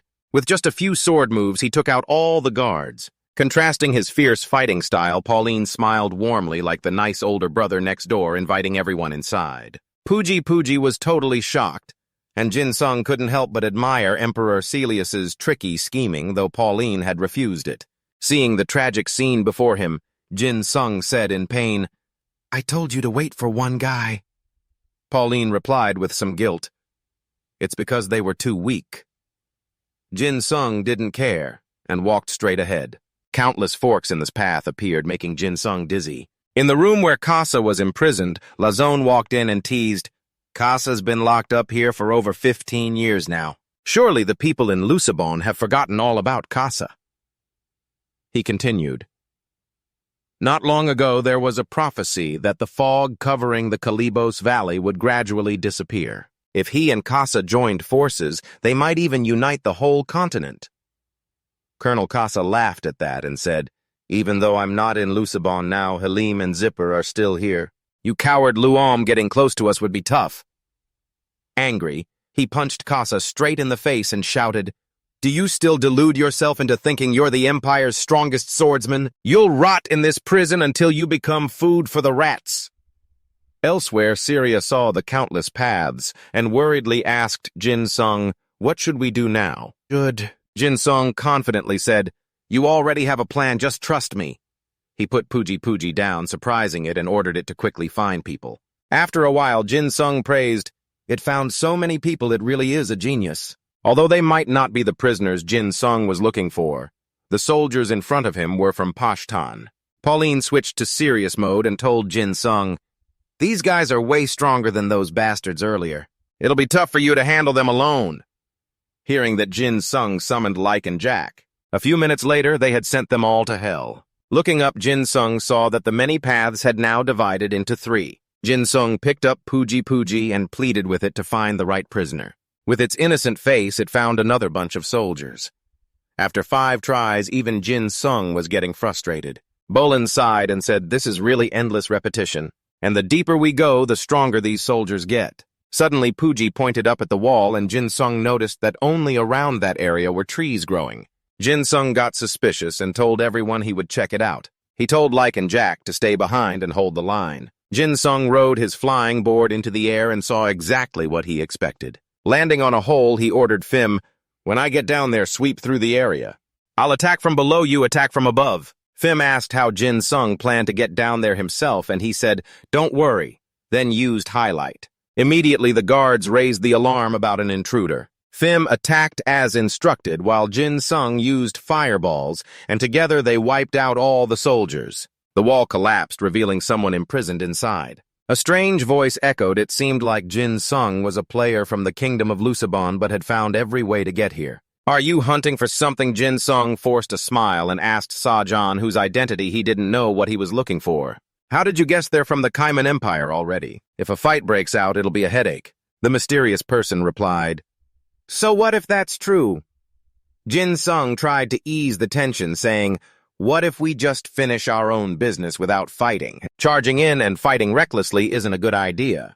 The stranger nodded, seeing the logic, but now he really wanted to heat things up a bit. He launched the attack first. Jin Sung's head hurt from how things turned out, so he had to defeat them quickly. Hale was ordered to use the Wind Guard. Jin Sung guessed the opponent was probably at the warrior level, so he'd have to win with agility. He realized Jin Sung was a 1,000 healer capable of using Hul Khan as a companion. Then he kept attacking. His slashes shattered the wall like tofu, terrifying Jin Sung. Just one hit from them could ruin your whole life. You need to end this fight before the Wind Guard's effect runs out in 2 minutes. Yu and Hale combined attacks, successfully injuring him and weakening his power. Jin Sung frowned when the system showed the player's name as unknown, but just called him an empty ghost. This bastard isn't a real body. Sazan has cloned himself 5 times. He praised your East Attack West Strike strategy as impressive, but let him show you a few things. The whole group attacked at once. Jin Sung broke into a sweat. If he got hit by this move, it would be all over. Jin Sung quickly rode his flying board into the air to dodge the attack. Seeing that power made him swallow hard. The destruction range was terrifying. If it weren't for the board, he definitely would have taken the hit. But a skill that strong needs a long cooldown. Taking advantage while Hale dealt with him, Jin Sung attacked with a mana orb. After that move, Sajan was seriously injured and his power dropped to critical. He blocked the attack, but had to admit a 1,000 healer could be this strong it was scary. Still, he was inexperienced. Sajan had finished his hunt, so he said, "See you next time." Sajin completely disappeared, leaving Jin Sung puzzled. Why did he even provoke you at the start? Who knows? The guy's clearly handsome, but definitely crazy. You also have to go find Tuyet. Just glanced over at Casa and Jin Sung's team froze, not knowing when he started watching. Casa called Jin Sung kid, saying there's not much time left, so hurry and get him the key to unlock the other side. Jin Sung saw with his own eyes as he unlocked the handcuffs with bare hands. Casa rubbed his hands and said, "From now on, just leave everything to him. Please lend him a sword." Before Jin Sung could ask why, Lazong and his soldiers rushed in. Casa quickly grabbed the sword, the countdown timer ticking down until time ran out. Then the iron lock popped open with a splash of red liquid. You then guided everyone to escape from prison quickly. Go straight south and you'll see the galleon ship waiting there. The group silently thanked heaven that the king hadn't forgotten them. Seeing the mission nearing completion, the leader breathed a sigh of relief. Luckily, you had already sent the ship notification beforehand. Suddenly, a notification popped up, leaving you confused. The message clearly showed an unexpected event, the mission to stop the Kaizen Empire's reinforcements fleet. Time remaining, 12 minutes. Looking at the main screen, the approaching army was as numerous as the Mongol horde, making you even more puzzled. Clearly, the group arrived quietly, so how did they find out? But now is not the time to hesitate. You have to act quickly. Why are you moving like a snail? You started doubting who's the subordinate and who's the boss.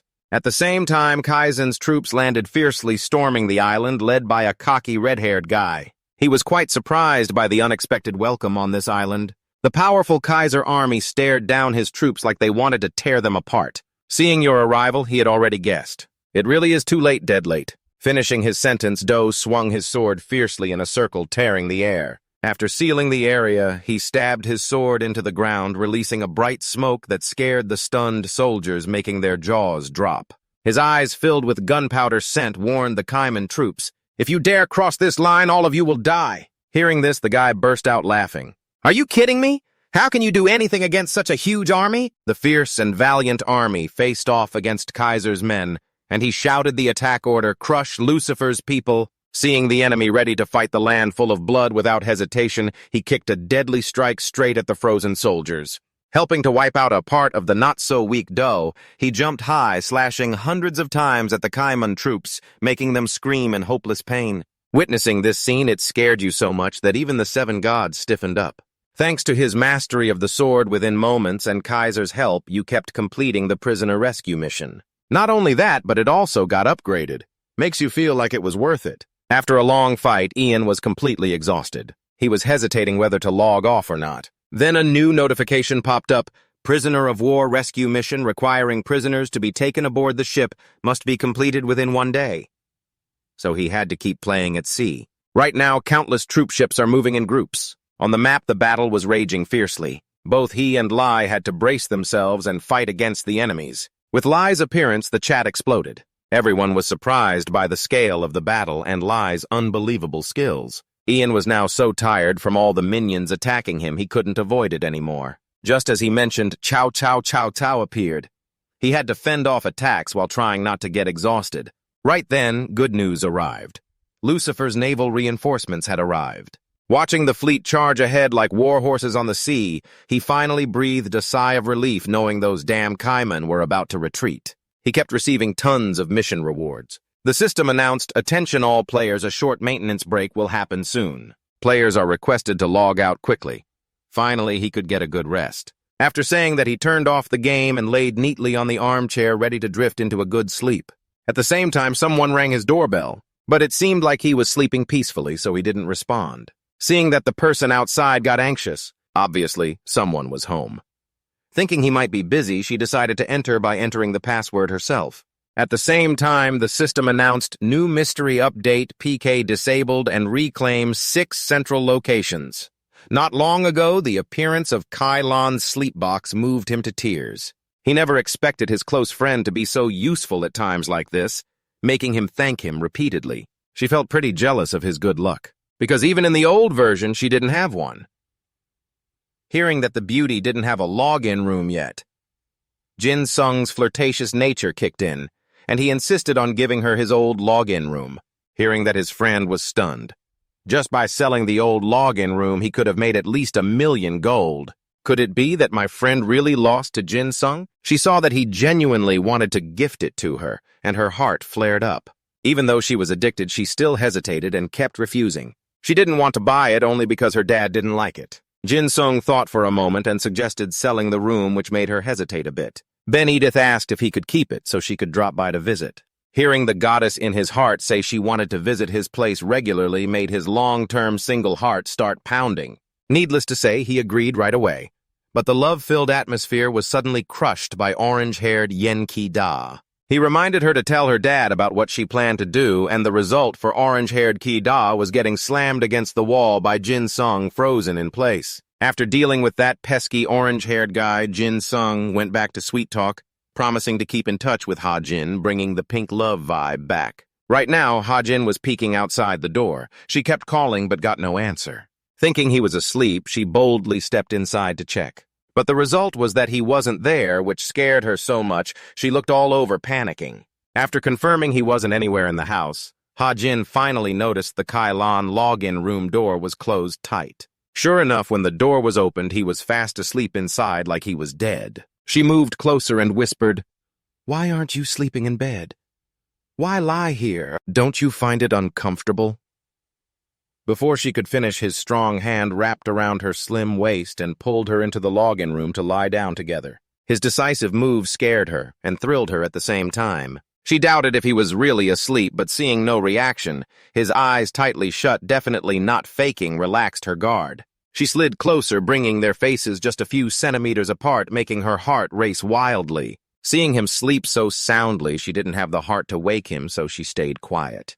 Ha-Jin sacrificed herself to lie there a little longer. Then, when he finally woke up, he found himself holding a small stuffed bunny, making him jump in surprise, wondering where the bunny came from. Just as he was utterly confused, he noticed a small box neatly placed on the table. Sure enough, the goddess was thoughtful to the very end. Before leaving, she left a note reminding him it's okay to play games, but don't forget to study. Plus, there was a beautifully arranged bento box. While eating, he figured he should probably go to school today. After finishing his meal, he reluctantly headed to school. He looked around, but still couldn't find Ha-Jin anywhere. Just as he was about to call, her clumsy, orange-haired Kai-Da rushed over and dragged him away without a word, leaving him baffled. Only when they reached the event center hosting the esports tournament he was supposed to be in, though he never signed up, did he realize what was going on. Of course, no one else but Cam had registered him. No sooner had he said that than Jin Sung shot him a fiery glare. Only then did Jin Sung hurriedly apologize for not informing him. Just in time, the esports program was about to start, so he'd have to compete in the battle between the Virtual Reality Technology Department and the Creative Writing Department. A guy from the Creative Writing Department was looking around, lost, clearly out of place. He took advantage of the opportunity to take him down, instantly defeating the opponent, including the clueless team captain who also got kicked out of the server. The crowd watching the match kept gasping in awe at his skill. Among them, some recognized Jin Sung as the guy from the event video. That's when everyone remembered he was the champion, which attracted a huge fan base. After a intense battle, the Virtual Reality Technology Department won the final victory. And the title of Best Player went to Jin Sung. As he casually walked down the stands, the crowd, recognizing him as Ian, swarmed him, begging for friend requests and autographs, scaring him so much he ran off without looking back. He struggled for a while before finally escaping the fans' chase. Still confused about what was happening, his phone suddenly rang loudly, making him even more suspicious. The caller was Gil Card, a player. Someone had posted a video of him single-handedly taking on 30 of Gil Card's team members online. So Gil Card edited it a bit and uploaded it. Gil Card made quite a bit of money from it, so now he wanted to share some of the profits with him. He got curious about how much money he'd get. Gil Card didn't hold back and said about 3,000 gold, 10%. An impressive amount, not bad at all for him. Plus, if he sent some more clips, Gil Card would edit and post them, and they'd split the profits again. That deal sounded pretty sweet. Making money just by playing games. He was definitely looking forward to it. Just as he was about to hang up and leave, he got spotted hiding there. Once again, he had to run for his life from the fans. At Sector 6 Central, the Black Hooded group was preparing to charge into a fight with their rivals. The guild-ranked 1 Desert Lands seemed a bit overconfident. At rank 2, Titan and his crew marched on steadily, unfazed by the harsh desert sun. At rank 3, Planner was also gearing up to head towards Sector 6 Central. But things definitely weren't as easy as they thought. So the whole group decided to spend some time observing first. At rank 4, Wat Lan, the confident leader, figured since other guilds had already cleared the way, all he had to do was follow, no extra effort needed. Finally, Lotus Guild's Ian and Kaiser were riding swiftly on Giffin's Ridge. Luckily, Kaiser knew the way, or it would have been tough. The mission notification appeared requiring them to search for the Holy Grail. How the gem in Sika, with the rule that they must arrive before the Kaiman Empire. If that's the case, then he had to be the first to find it. Then the two of them stopped at the gate of the Sika relic site and earned the title of the first people to arrive. It made him really excited, laughing so hard his face lit up, because a good start means a good finish. In the blink of an eye, it was almost afternoon and the sky changed colors slightly, and the second team had also arrived. But when they stepped in, their courage hardened like steel. He was so angry he gritted his teeth and gums, cursing anyone who dared to get there before him. He swore he would kill that guy to feel satisfied.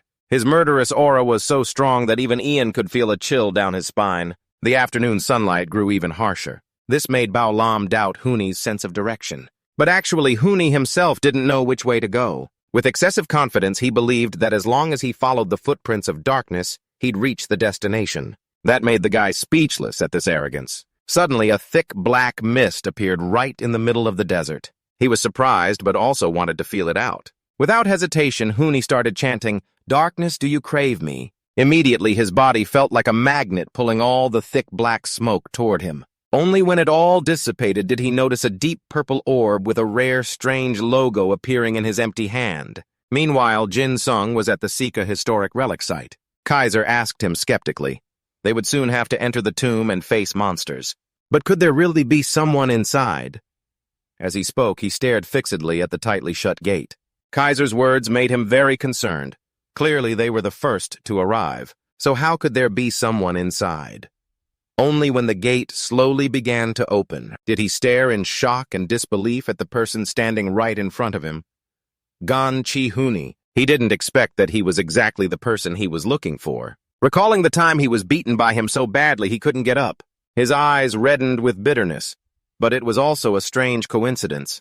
This was the moment he could settle old scores and new debts with Ian. Just thinking about it made him feel satisfied and laugh uncontrollably, seeing that he felt a chill down his spine. Could this guy be crazy? Finally, he managed to stop laughing, because today he would show him what respect means. After saying that, he dashed forward like lightning. He kneeled down in front of him, admitting defeat. This made him so angry he could cry, but had no tears. His attack didn't even get close before being suppressed by his strength. He was forced to kneel and raise his hands.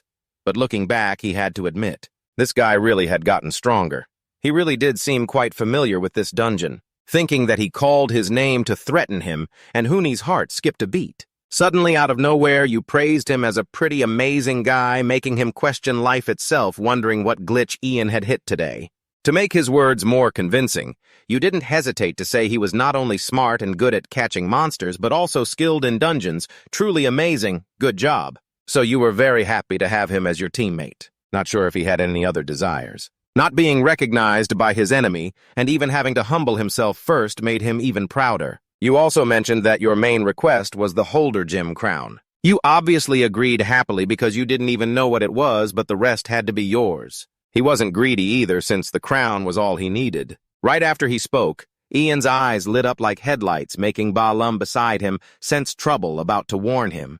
But you cut in, urging to hurry and take down the dungeon boss. The whole group then stormed toward the large hole inside the ruins. Huni announced they had arrived, making you somewhat skeptical and asking if this was the gate. Judging by his confident look, it probably really was. Without further ado, he placed a deep purple orb into the black part of his eye, causing purple smoke to spread continuously. The gate then slowly shifted open wide. Nuhi seemed delighted as the dark power resonated together, unleashing a surge of energy from behind. Ian and Jihoon couldn't believe their eyes when they saw the Holy Grail and the crown right before them. At the same time, you asked if that guy's level was really 270, and Jihoon told you not to worry.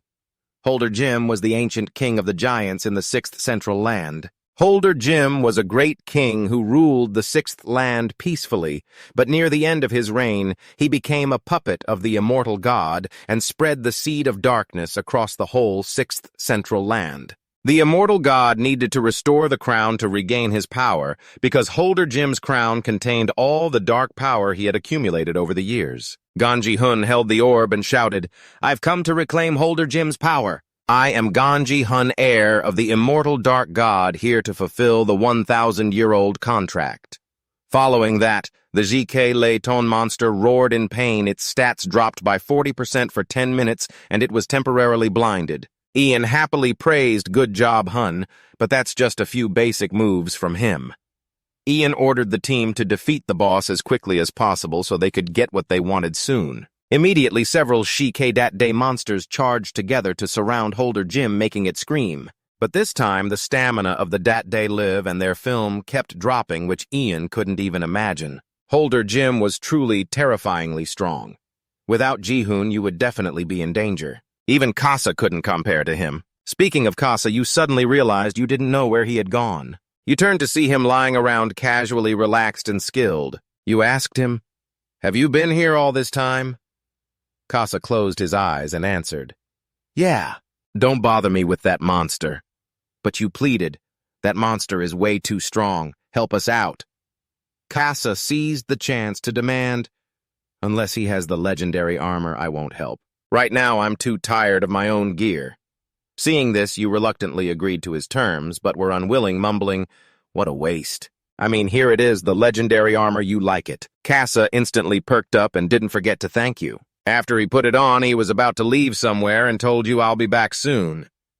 Casa swung his sword in one slash, splitting the face of Holder Jim in two, and the magical crown and grail clattered out. Holding it brought peace to your heart. This meant you had completed the mission. Jihoon was excitedly holding the crown. Then the system announced it was choosing the strongest person in the room as the new owner. Suddenly it jumped straight toward Casa and landed on his head. Jihoon's face turned darker than a pot bottom, cursing. "Damn it!" Casa put on the crown and admired himself. "Oh ho, this crown really suits a handsome guy. See, I'm awesome!" Huni was shocked, his eyes rolling back wildly. "If it weren't for Hao Jim's crown, I wouldn't have completed the hunt." That kid snapped strictly. "Hey, we never agreed on this from the start." Actually, Ian didn't expect things to turn out this way either. Huni's eyes were full of worry. "Damn it, what do we do now? It's obvious we're not strong enough to challenge that white-haired guy." There was still another way to complete the mission. This crown was simply a transfer tool for the immortal god to fully control Hao Jim. So if you stayed close to the crown's owner for the next 100 days, you could absorb the leaking dark aura through wooden copper coins. Things were looking up a bit, so Huni brightened considerably. "Really? Thank goodness," Casa said coldly, tilting his head and asking, "Really? Who said you could do that? Don't even think about coming near me?" He frowned and said, "Huni, you're annoying." The kid wasn't willing. "How dare you say that to the Lord of Darkness? You'll inherit the power of the immortal god in the future. So disrespectful."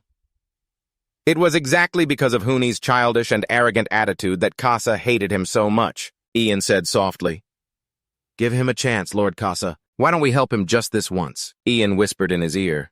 Otherwise, if Huni heard it, he'd jump up. "See that? He's such a pitiful kid. You can tell he's not normal just by the way he talks." After hearing your advice, Casa is also considering, if you agree to my offer, you have to become my subordinate. However, if you can become stronger than me, I will agree to give you your freedom back. If you really are the descendant of the immortal god, at least you should have that kind of courage, right? Huni got angry when he heard the order to become a subordinate. This guy wants to insult me, but to gain power, there's no other way. I will become strong enough to smash that white-haired guy to pieces. Though it feels a bit unfair for someone as proud as Huni, in the end, he chose to agree, putting benefit first. At the Central Guild of the Great Six, Titans, a fight was breaking out. Sun Long said, "It's unbelievable that Sak Jian was the first one to arrive there. He wiped them all out. I'm sure the Dak Luna Guild over there used binoculars and saw something. Is that a historical relic? You found it already. Is that a dungeon?" Sak Jian looked wide-eyed. "No, that is the war tower at the Central Land Guild base." Dak Luna, the guild leader, asked, "Has Solon found any clues about the Holy Grail yet?" His face always cold. "Yes, guild leader, I found it. According to the gathered intel, it's located in the central part of the historical relic in Hao Jim's tomb." Li Rihan said, "Lead 30 people and move out immediately. I will follow closely behind. But it's not over yet. Guild leader, there's a bit of a problem. Someone entered that relic before us. But judging by their flag, it looks like they're from the Lucibo Kingdom." Lee Graham didn't expect anyone from Lucibo to get into the central area that quickly. At this point, what's the best way to handle this? Go in fast, grab the Holy Grail as soon as possible, or do we have another plan? But according to the guild leader, we don't have to rush like that. We can take our time. That means we just need to make sure we don't lose track of them. We'll strike the Lucibo people as soon as they come out with the Holy Grail in hand. Going in there, Ian thinks that besides the Holy Grail, everything else is useless.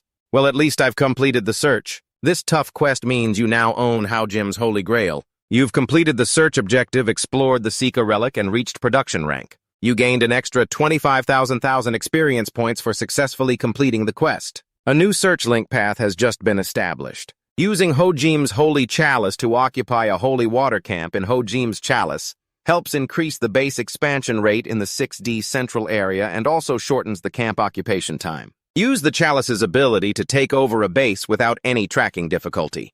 The tracking conditions are unclear with a time limit of 7 days. If you lose or the chalice is stolen, the system will automatically count it as a failed tracking. If you want to get the chalice back, please restart the tracking mission. He paused after reading.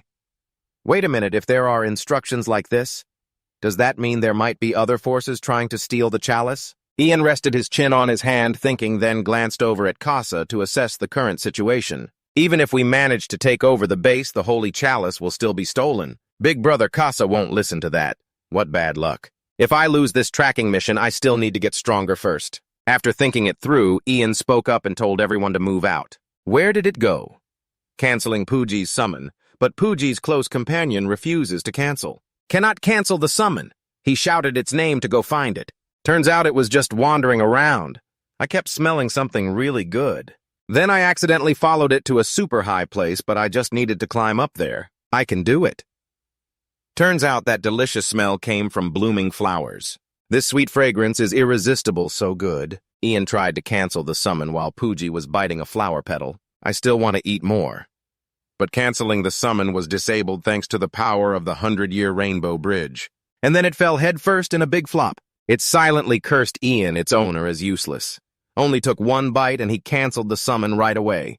But thanks to the power of this herb, I'm still safe and sound. Suddenly, a clone of Pooji appeared. Who the hell are you? Pooji freaked out and shouted, no way! Pooji suddenly recalled what Ian had said. In the 6 northern lands, there's a turtle named Pooji. Clearly, he's the most handsome turtle in the world, but I just can't stand hearing that. I know no turtle is as handsome and amazing as my Pooji, so what did I think? Maybe it's because my Pooji ate too much and gained weight. Maybe that's why you're not the most handsome turtle in the world. No, I've fed you way too many meatballs, so I can't let you eat too many meatballs, Pooji. You understand how I feel, right? So just wait and see, I'll make you the most handsome turtle in the universe. Every word Ian said, it didn't forget a single one. I never thought I'd meet it one day in a place like this. Pooji was furious, hated Pooji bitterly even before meeting him. Pooji had sparkling eyes with long eyelashes. Suddenly, Ian appeared right then. It was really hard to track you down, so we almost couldn't keep up. I didn't notice until Pooji turned around. I was startled. What is up with this turtle? Is this really Pooji?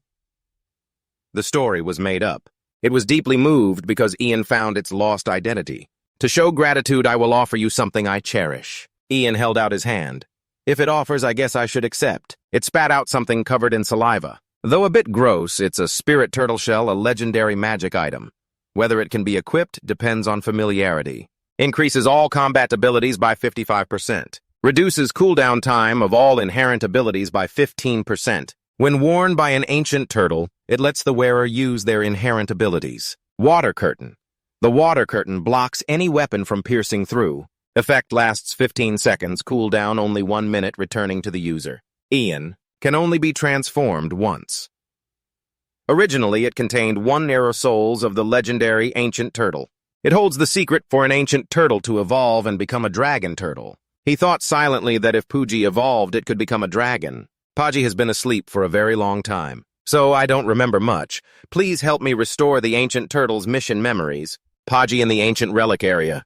Tomb of the Giants. The dragon turtle has awakened from its long sleep. However, because of that sleep, Pooji doesn't remember its past. To recover its memories, you must find the ancient dragon turtle's magic pearl hidden somewhere in the tomb. Find the ancient dragon turtle's magic pearl and return to Pooji. Hidden mission with SS difficulty. Player must gain the trust of the dragon turtle. Player must successfully defeat Hojim. No time limit. Reward is the dragon turtle certificate. Only 1 team member can receive it. Dragon turtle scale armor. All team members will gain reputation based on the raid level. But Ian needs to gather information to upgrade Pooji, yet it even assigned him the mission. What a win-win. At this moment, Casa was lying alone, staring at the ceiling. Everyone had gone to look for the ugly turtle. That's so boring, I should go outside and get some fresh air. He stretched and yawned. Behind him, Solan's men were watching, ready to assassinate him. They rushed to ambush Casa, but he sensed it just in time and dodged with incredible speed. He grabbed the attacker's arm and struck hard right in the middle of it. It hurt so much the guy nearly cried. There wasn't just one attacker. Several masked figures surrounded them on the cliff above. Bravely, Casa pointed and asked, "Who are you guys?" Solan hesitated a bit. He knew they were strong enough to conquer the dungeon. But being this strong, Casa asked again. "I'm asking, who are you?" Solan got straight to the point, hand over the Holy Grail. "Kill him alone." Casa could hold them off for now. Solan jumped right into the fight, aiming to kill that bastard. To their surprise, as soon as Casa struck, the guild members were wiped out instantly. While their leader was on the way, they had to buy time with all their strength. Solon launched a downward strike. While the guild leader was leaving, they had to hold him back. Casa gave a sinister smile and took her life with a single slash. "Oh, did I tell you I don't have the Holy Grail?" Solon felt really guilty. What terrible luck. "Sorry, boss." Casa held his weapon regretfully. "My weapon's broken again. There must be some good ones around here, right? Maybe I'll stop by that bastard Lord's place or somewhere else." Later, that event became known as the Nightmare of the Six Central Territories. Among the members of the Dark Luna Guild, Sion and Selong had also entered. It was great that we got that mission. Sion had heard about the War Tower from Lazo Milk during a previous mission. At that time, someone said he looked really pathetic. "Sorry for failing you, sir. I probably won't reach my goal anymore. Instead, I'll give you information about the War Tower. It's a place to hunt monsters or buy relics and rare items. However, you need at least 5,000 contribution points to enter. What I'm looking for is the FA flag, a relic that can double experience when hunting monsters. If I get this relic, I'll be much stronger. The Kaizen territory will win the war." Suddenly, Saiyan felt uneasy. That item was the skill book Loyalty of the Desert Warrior. A legendary passive skill. It can't be consumed. No cooldown. You can create a sword veil by focusing your mind. There's a 15% chance to form the sword veil before a surprise attack. The veil blocks 300% damage for the user and reflects 150% of that damage back. Condition for using the skill swordsmanship skill must be higher than the swordsman level. Every time a sword form is created, the player's damage increases by 10% for the next 15 moves and can stack continuously for 10 attack rounds. This is probably a legendary item. Saizan thinks if he gets this skill book, he can boost his stats insanely fast. But he'll have to use all his contribution points to buy it. If that's the case, he can't buy Facia's flag anymore. Is it okay to spend all my contribution points right before a big battle breaks out? But he might not get another chance to get this skill book, so he bought the Loyalty skill book of the Desert Warrior. Your contribution points have decreased by 12,000, leaving only 375. That's right. Once I get stronger, the whole team will be stronger too. I didn't expect Sazan to also hate Lily Han. This time, I'm definitely going to beat that bastard. Inside a square container, holding a legendary ranked item, Ian is standing outside, waiting for Florin and Yu-hyun to arrive. "Finally here, you slowpokes?" Yu-hyun asks if there's been any progress. Ian brags about his achievement. "Of course, I also got the Holy Grail, but I still have some questions." What Ian means here is he's looking for the magic gem of a turtle named Paji. But how can there be a turtle named Paji? Flora has heard about this for a long time, but there's a hidden NPC related to your quest. That actually makes sense since hidden NPCs are named based on the context. Huni feels the darkness inside him boiling up. "I want to face the enemy as soon as possible." Ian casually asks Honey, "By the way, since everyone's here, do you want to go hunting?" Yu-hyun is confused not knowing who this kid is. Huni immediately protests, "I'm not a kid and I don't consider myself anyone's subordinate. I will become the Lord of Darkness, you arrogant bastard." Ian is worried about Casa, but figures he'll find his own way. Ian summons Rake to attack first.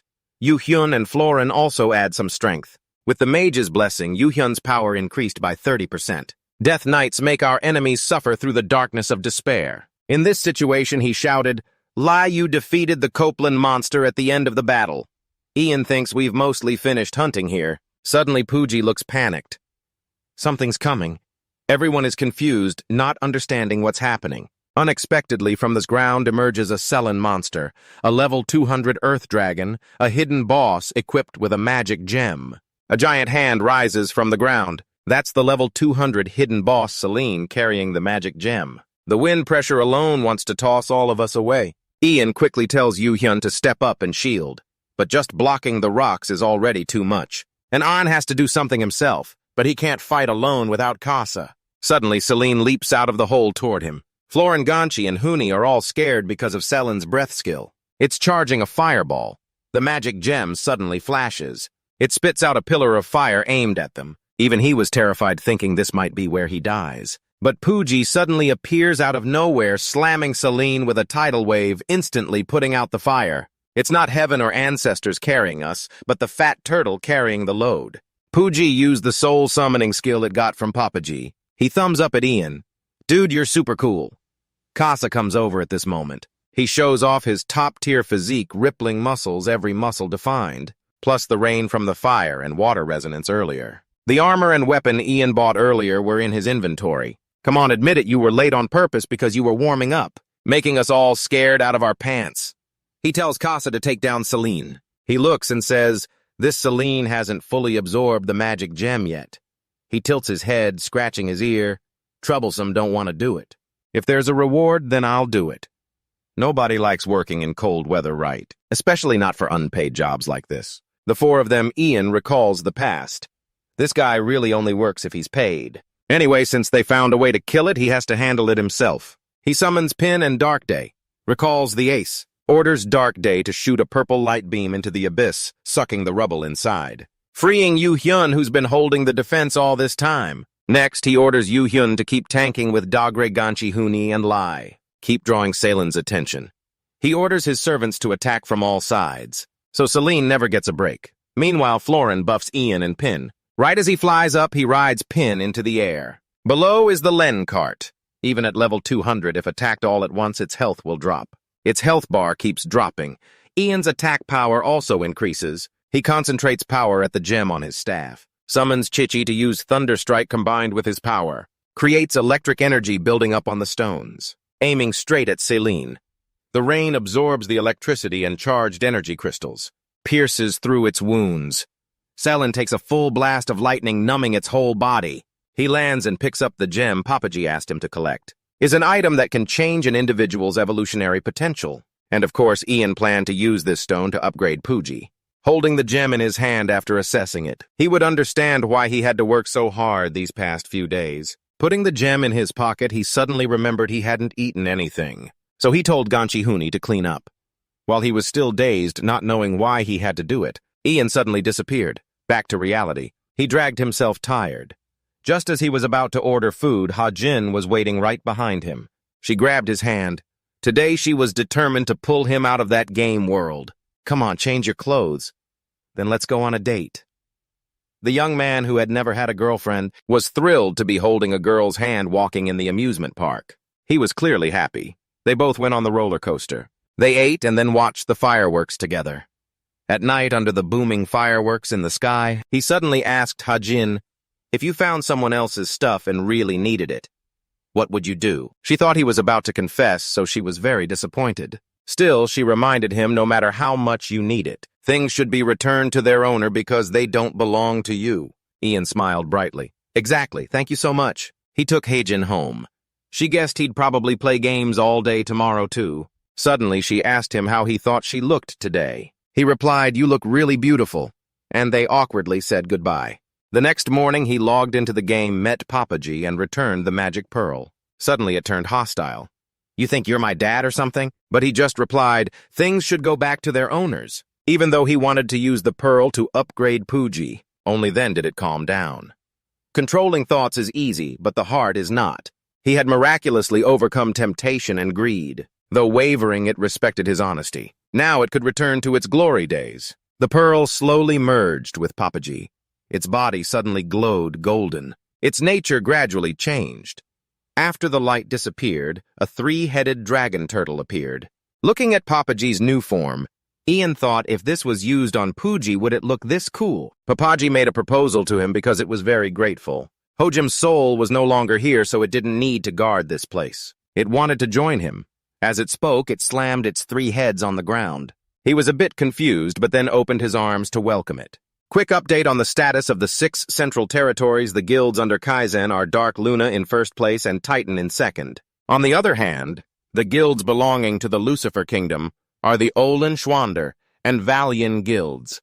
The place where Ian is standing is one of the 6 new territories, a barren desert with no resources. So the guilds spending money to develop the territory are also facing difficulties. The Kaiman Empire is home to many overwhelmingly powerful guilds. Ian's alliance has just been formed. No matter how rushed, they can't avoid the fact that all 6 central territories have monsters level 130 and above. Even if they establish a foundation, there's no guarantee it can be protected. Speaking of the term foundation, Papaji might not know it. So you asked if there's any village around. He understood immediately, but wasn't sure if it still existed. About the second foundation they discovered, it's a war trading post. You were hoping for artifacts, but the trade goods were mostly food and resources. If there's no foundation, suddenly Bosa mentioned the war tower. You wondered how he knew so much, and he revealed that he operated in the 6 Central Territories before being captured by Kaiman. Why didn't you tell me? Because you never asked. And besides, I forgot. If you go to the War Tower, you can trade contribution points for artifacts, but the tower is located in the west where Kaiman controls. The scene shifts to the War Tower where Sejan and Li Han are discussing. Annoyed, Sara brings up the battle between the two empires, asking, "Haven't they already agreed to share information?" Li Han snaps back, saying the Luna Guild seems too focused on expanding territory that they forgot to mention it. Thinking silently about the battle between the two empires, what a pain. Sajin suggests using the tower. Though annoyed, Li Han agrees because if Dark Luna turns against them, it would only lead to losses. Sajin worries that the other side might discover artifacts or something they missed. Lian steps out of the tower, says goodbye, and reports finding nothing. But in reality, he found one of Magellan's relics. Back with Ian's group, they're discussing establishing the foundation, and you suggest taking over the frontline territory. Everyone yells at you. You explain that although it's risky, the competition is low. Wouldn't it take a huge amount of effort to occupy the foundation? Lucifer is on our side, so we only have to worry about Kaiman. EU Hyun worries that if Kyung keeps attacking, they'll run out of resources and food, and they still have to endure attacks from the top 2 guilds. Ian smiles. You already have a plan for that? There's a huge fortress in the middle of the desert. The remaining time to occupy the base is about 4.5 hours. Yoo Hyun happily jokes that thanks to the legendary chopper, Udogim construction is going pretty fast. Florin doesn't hesitate to praise. That's right, Ian's efforts are paying off. We're not sure if building a military base at the front line is the right decision. Ian confidently pats his chest.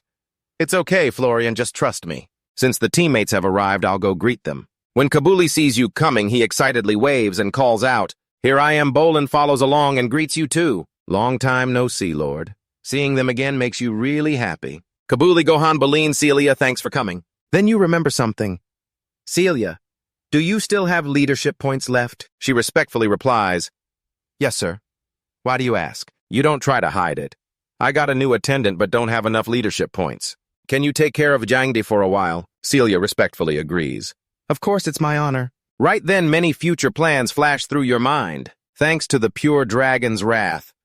I really don't need to get more leadership points, but I don't have enough to summon all the spirit beasts. Since Papaji is a heavyweight fighter, even if I summon Jangde, he wouldn't have much to do.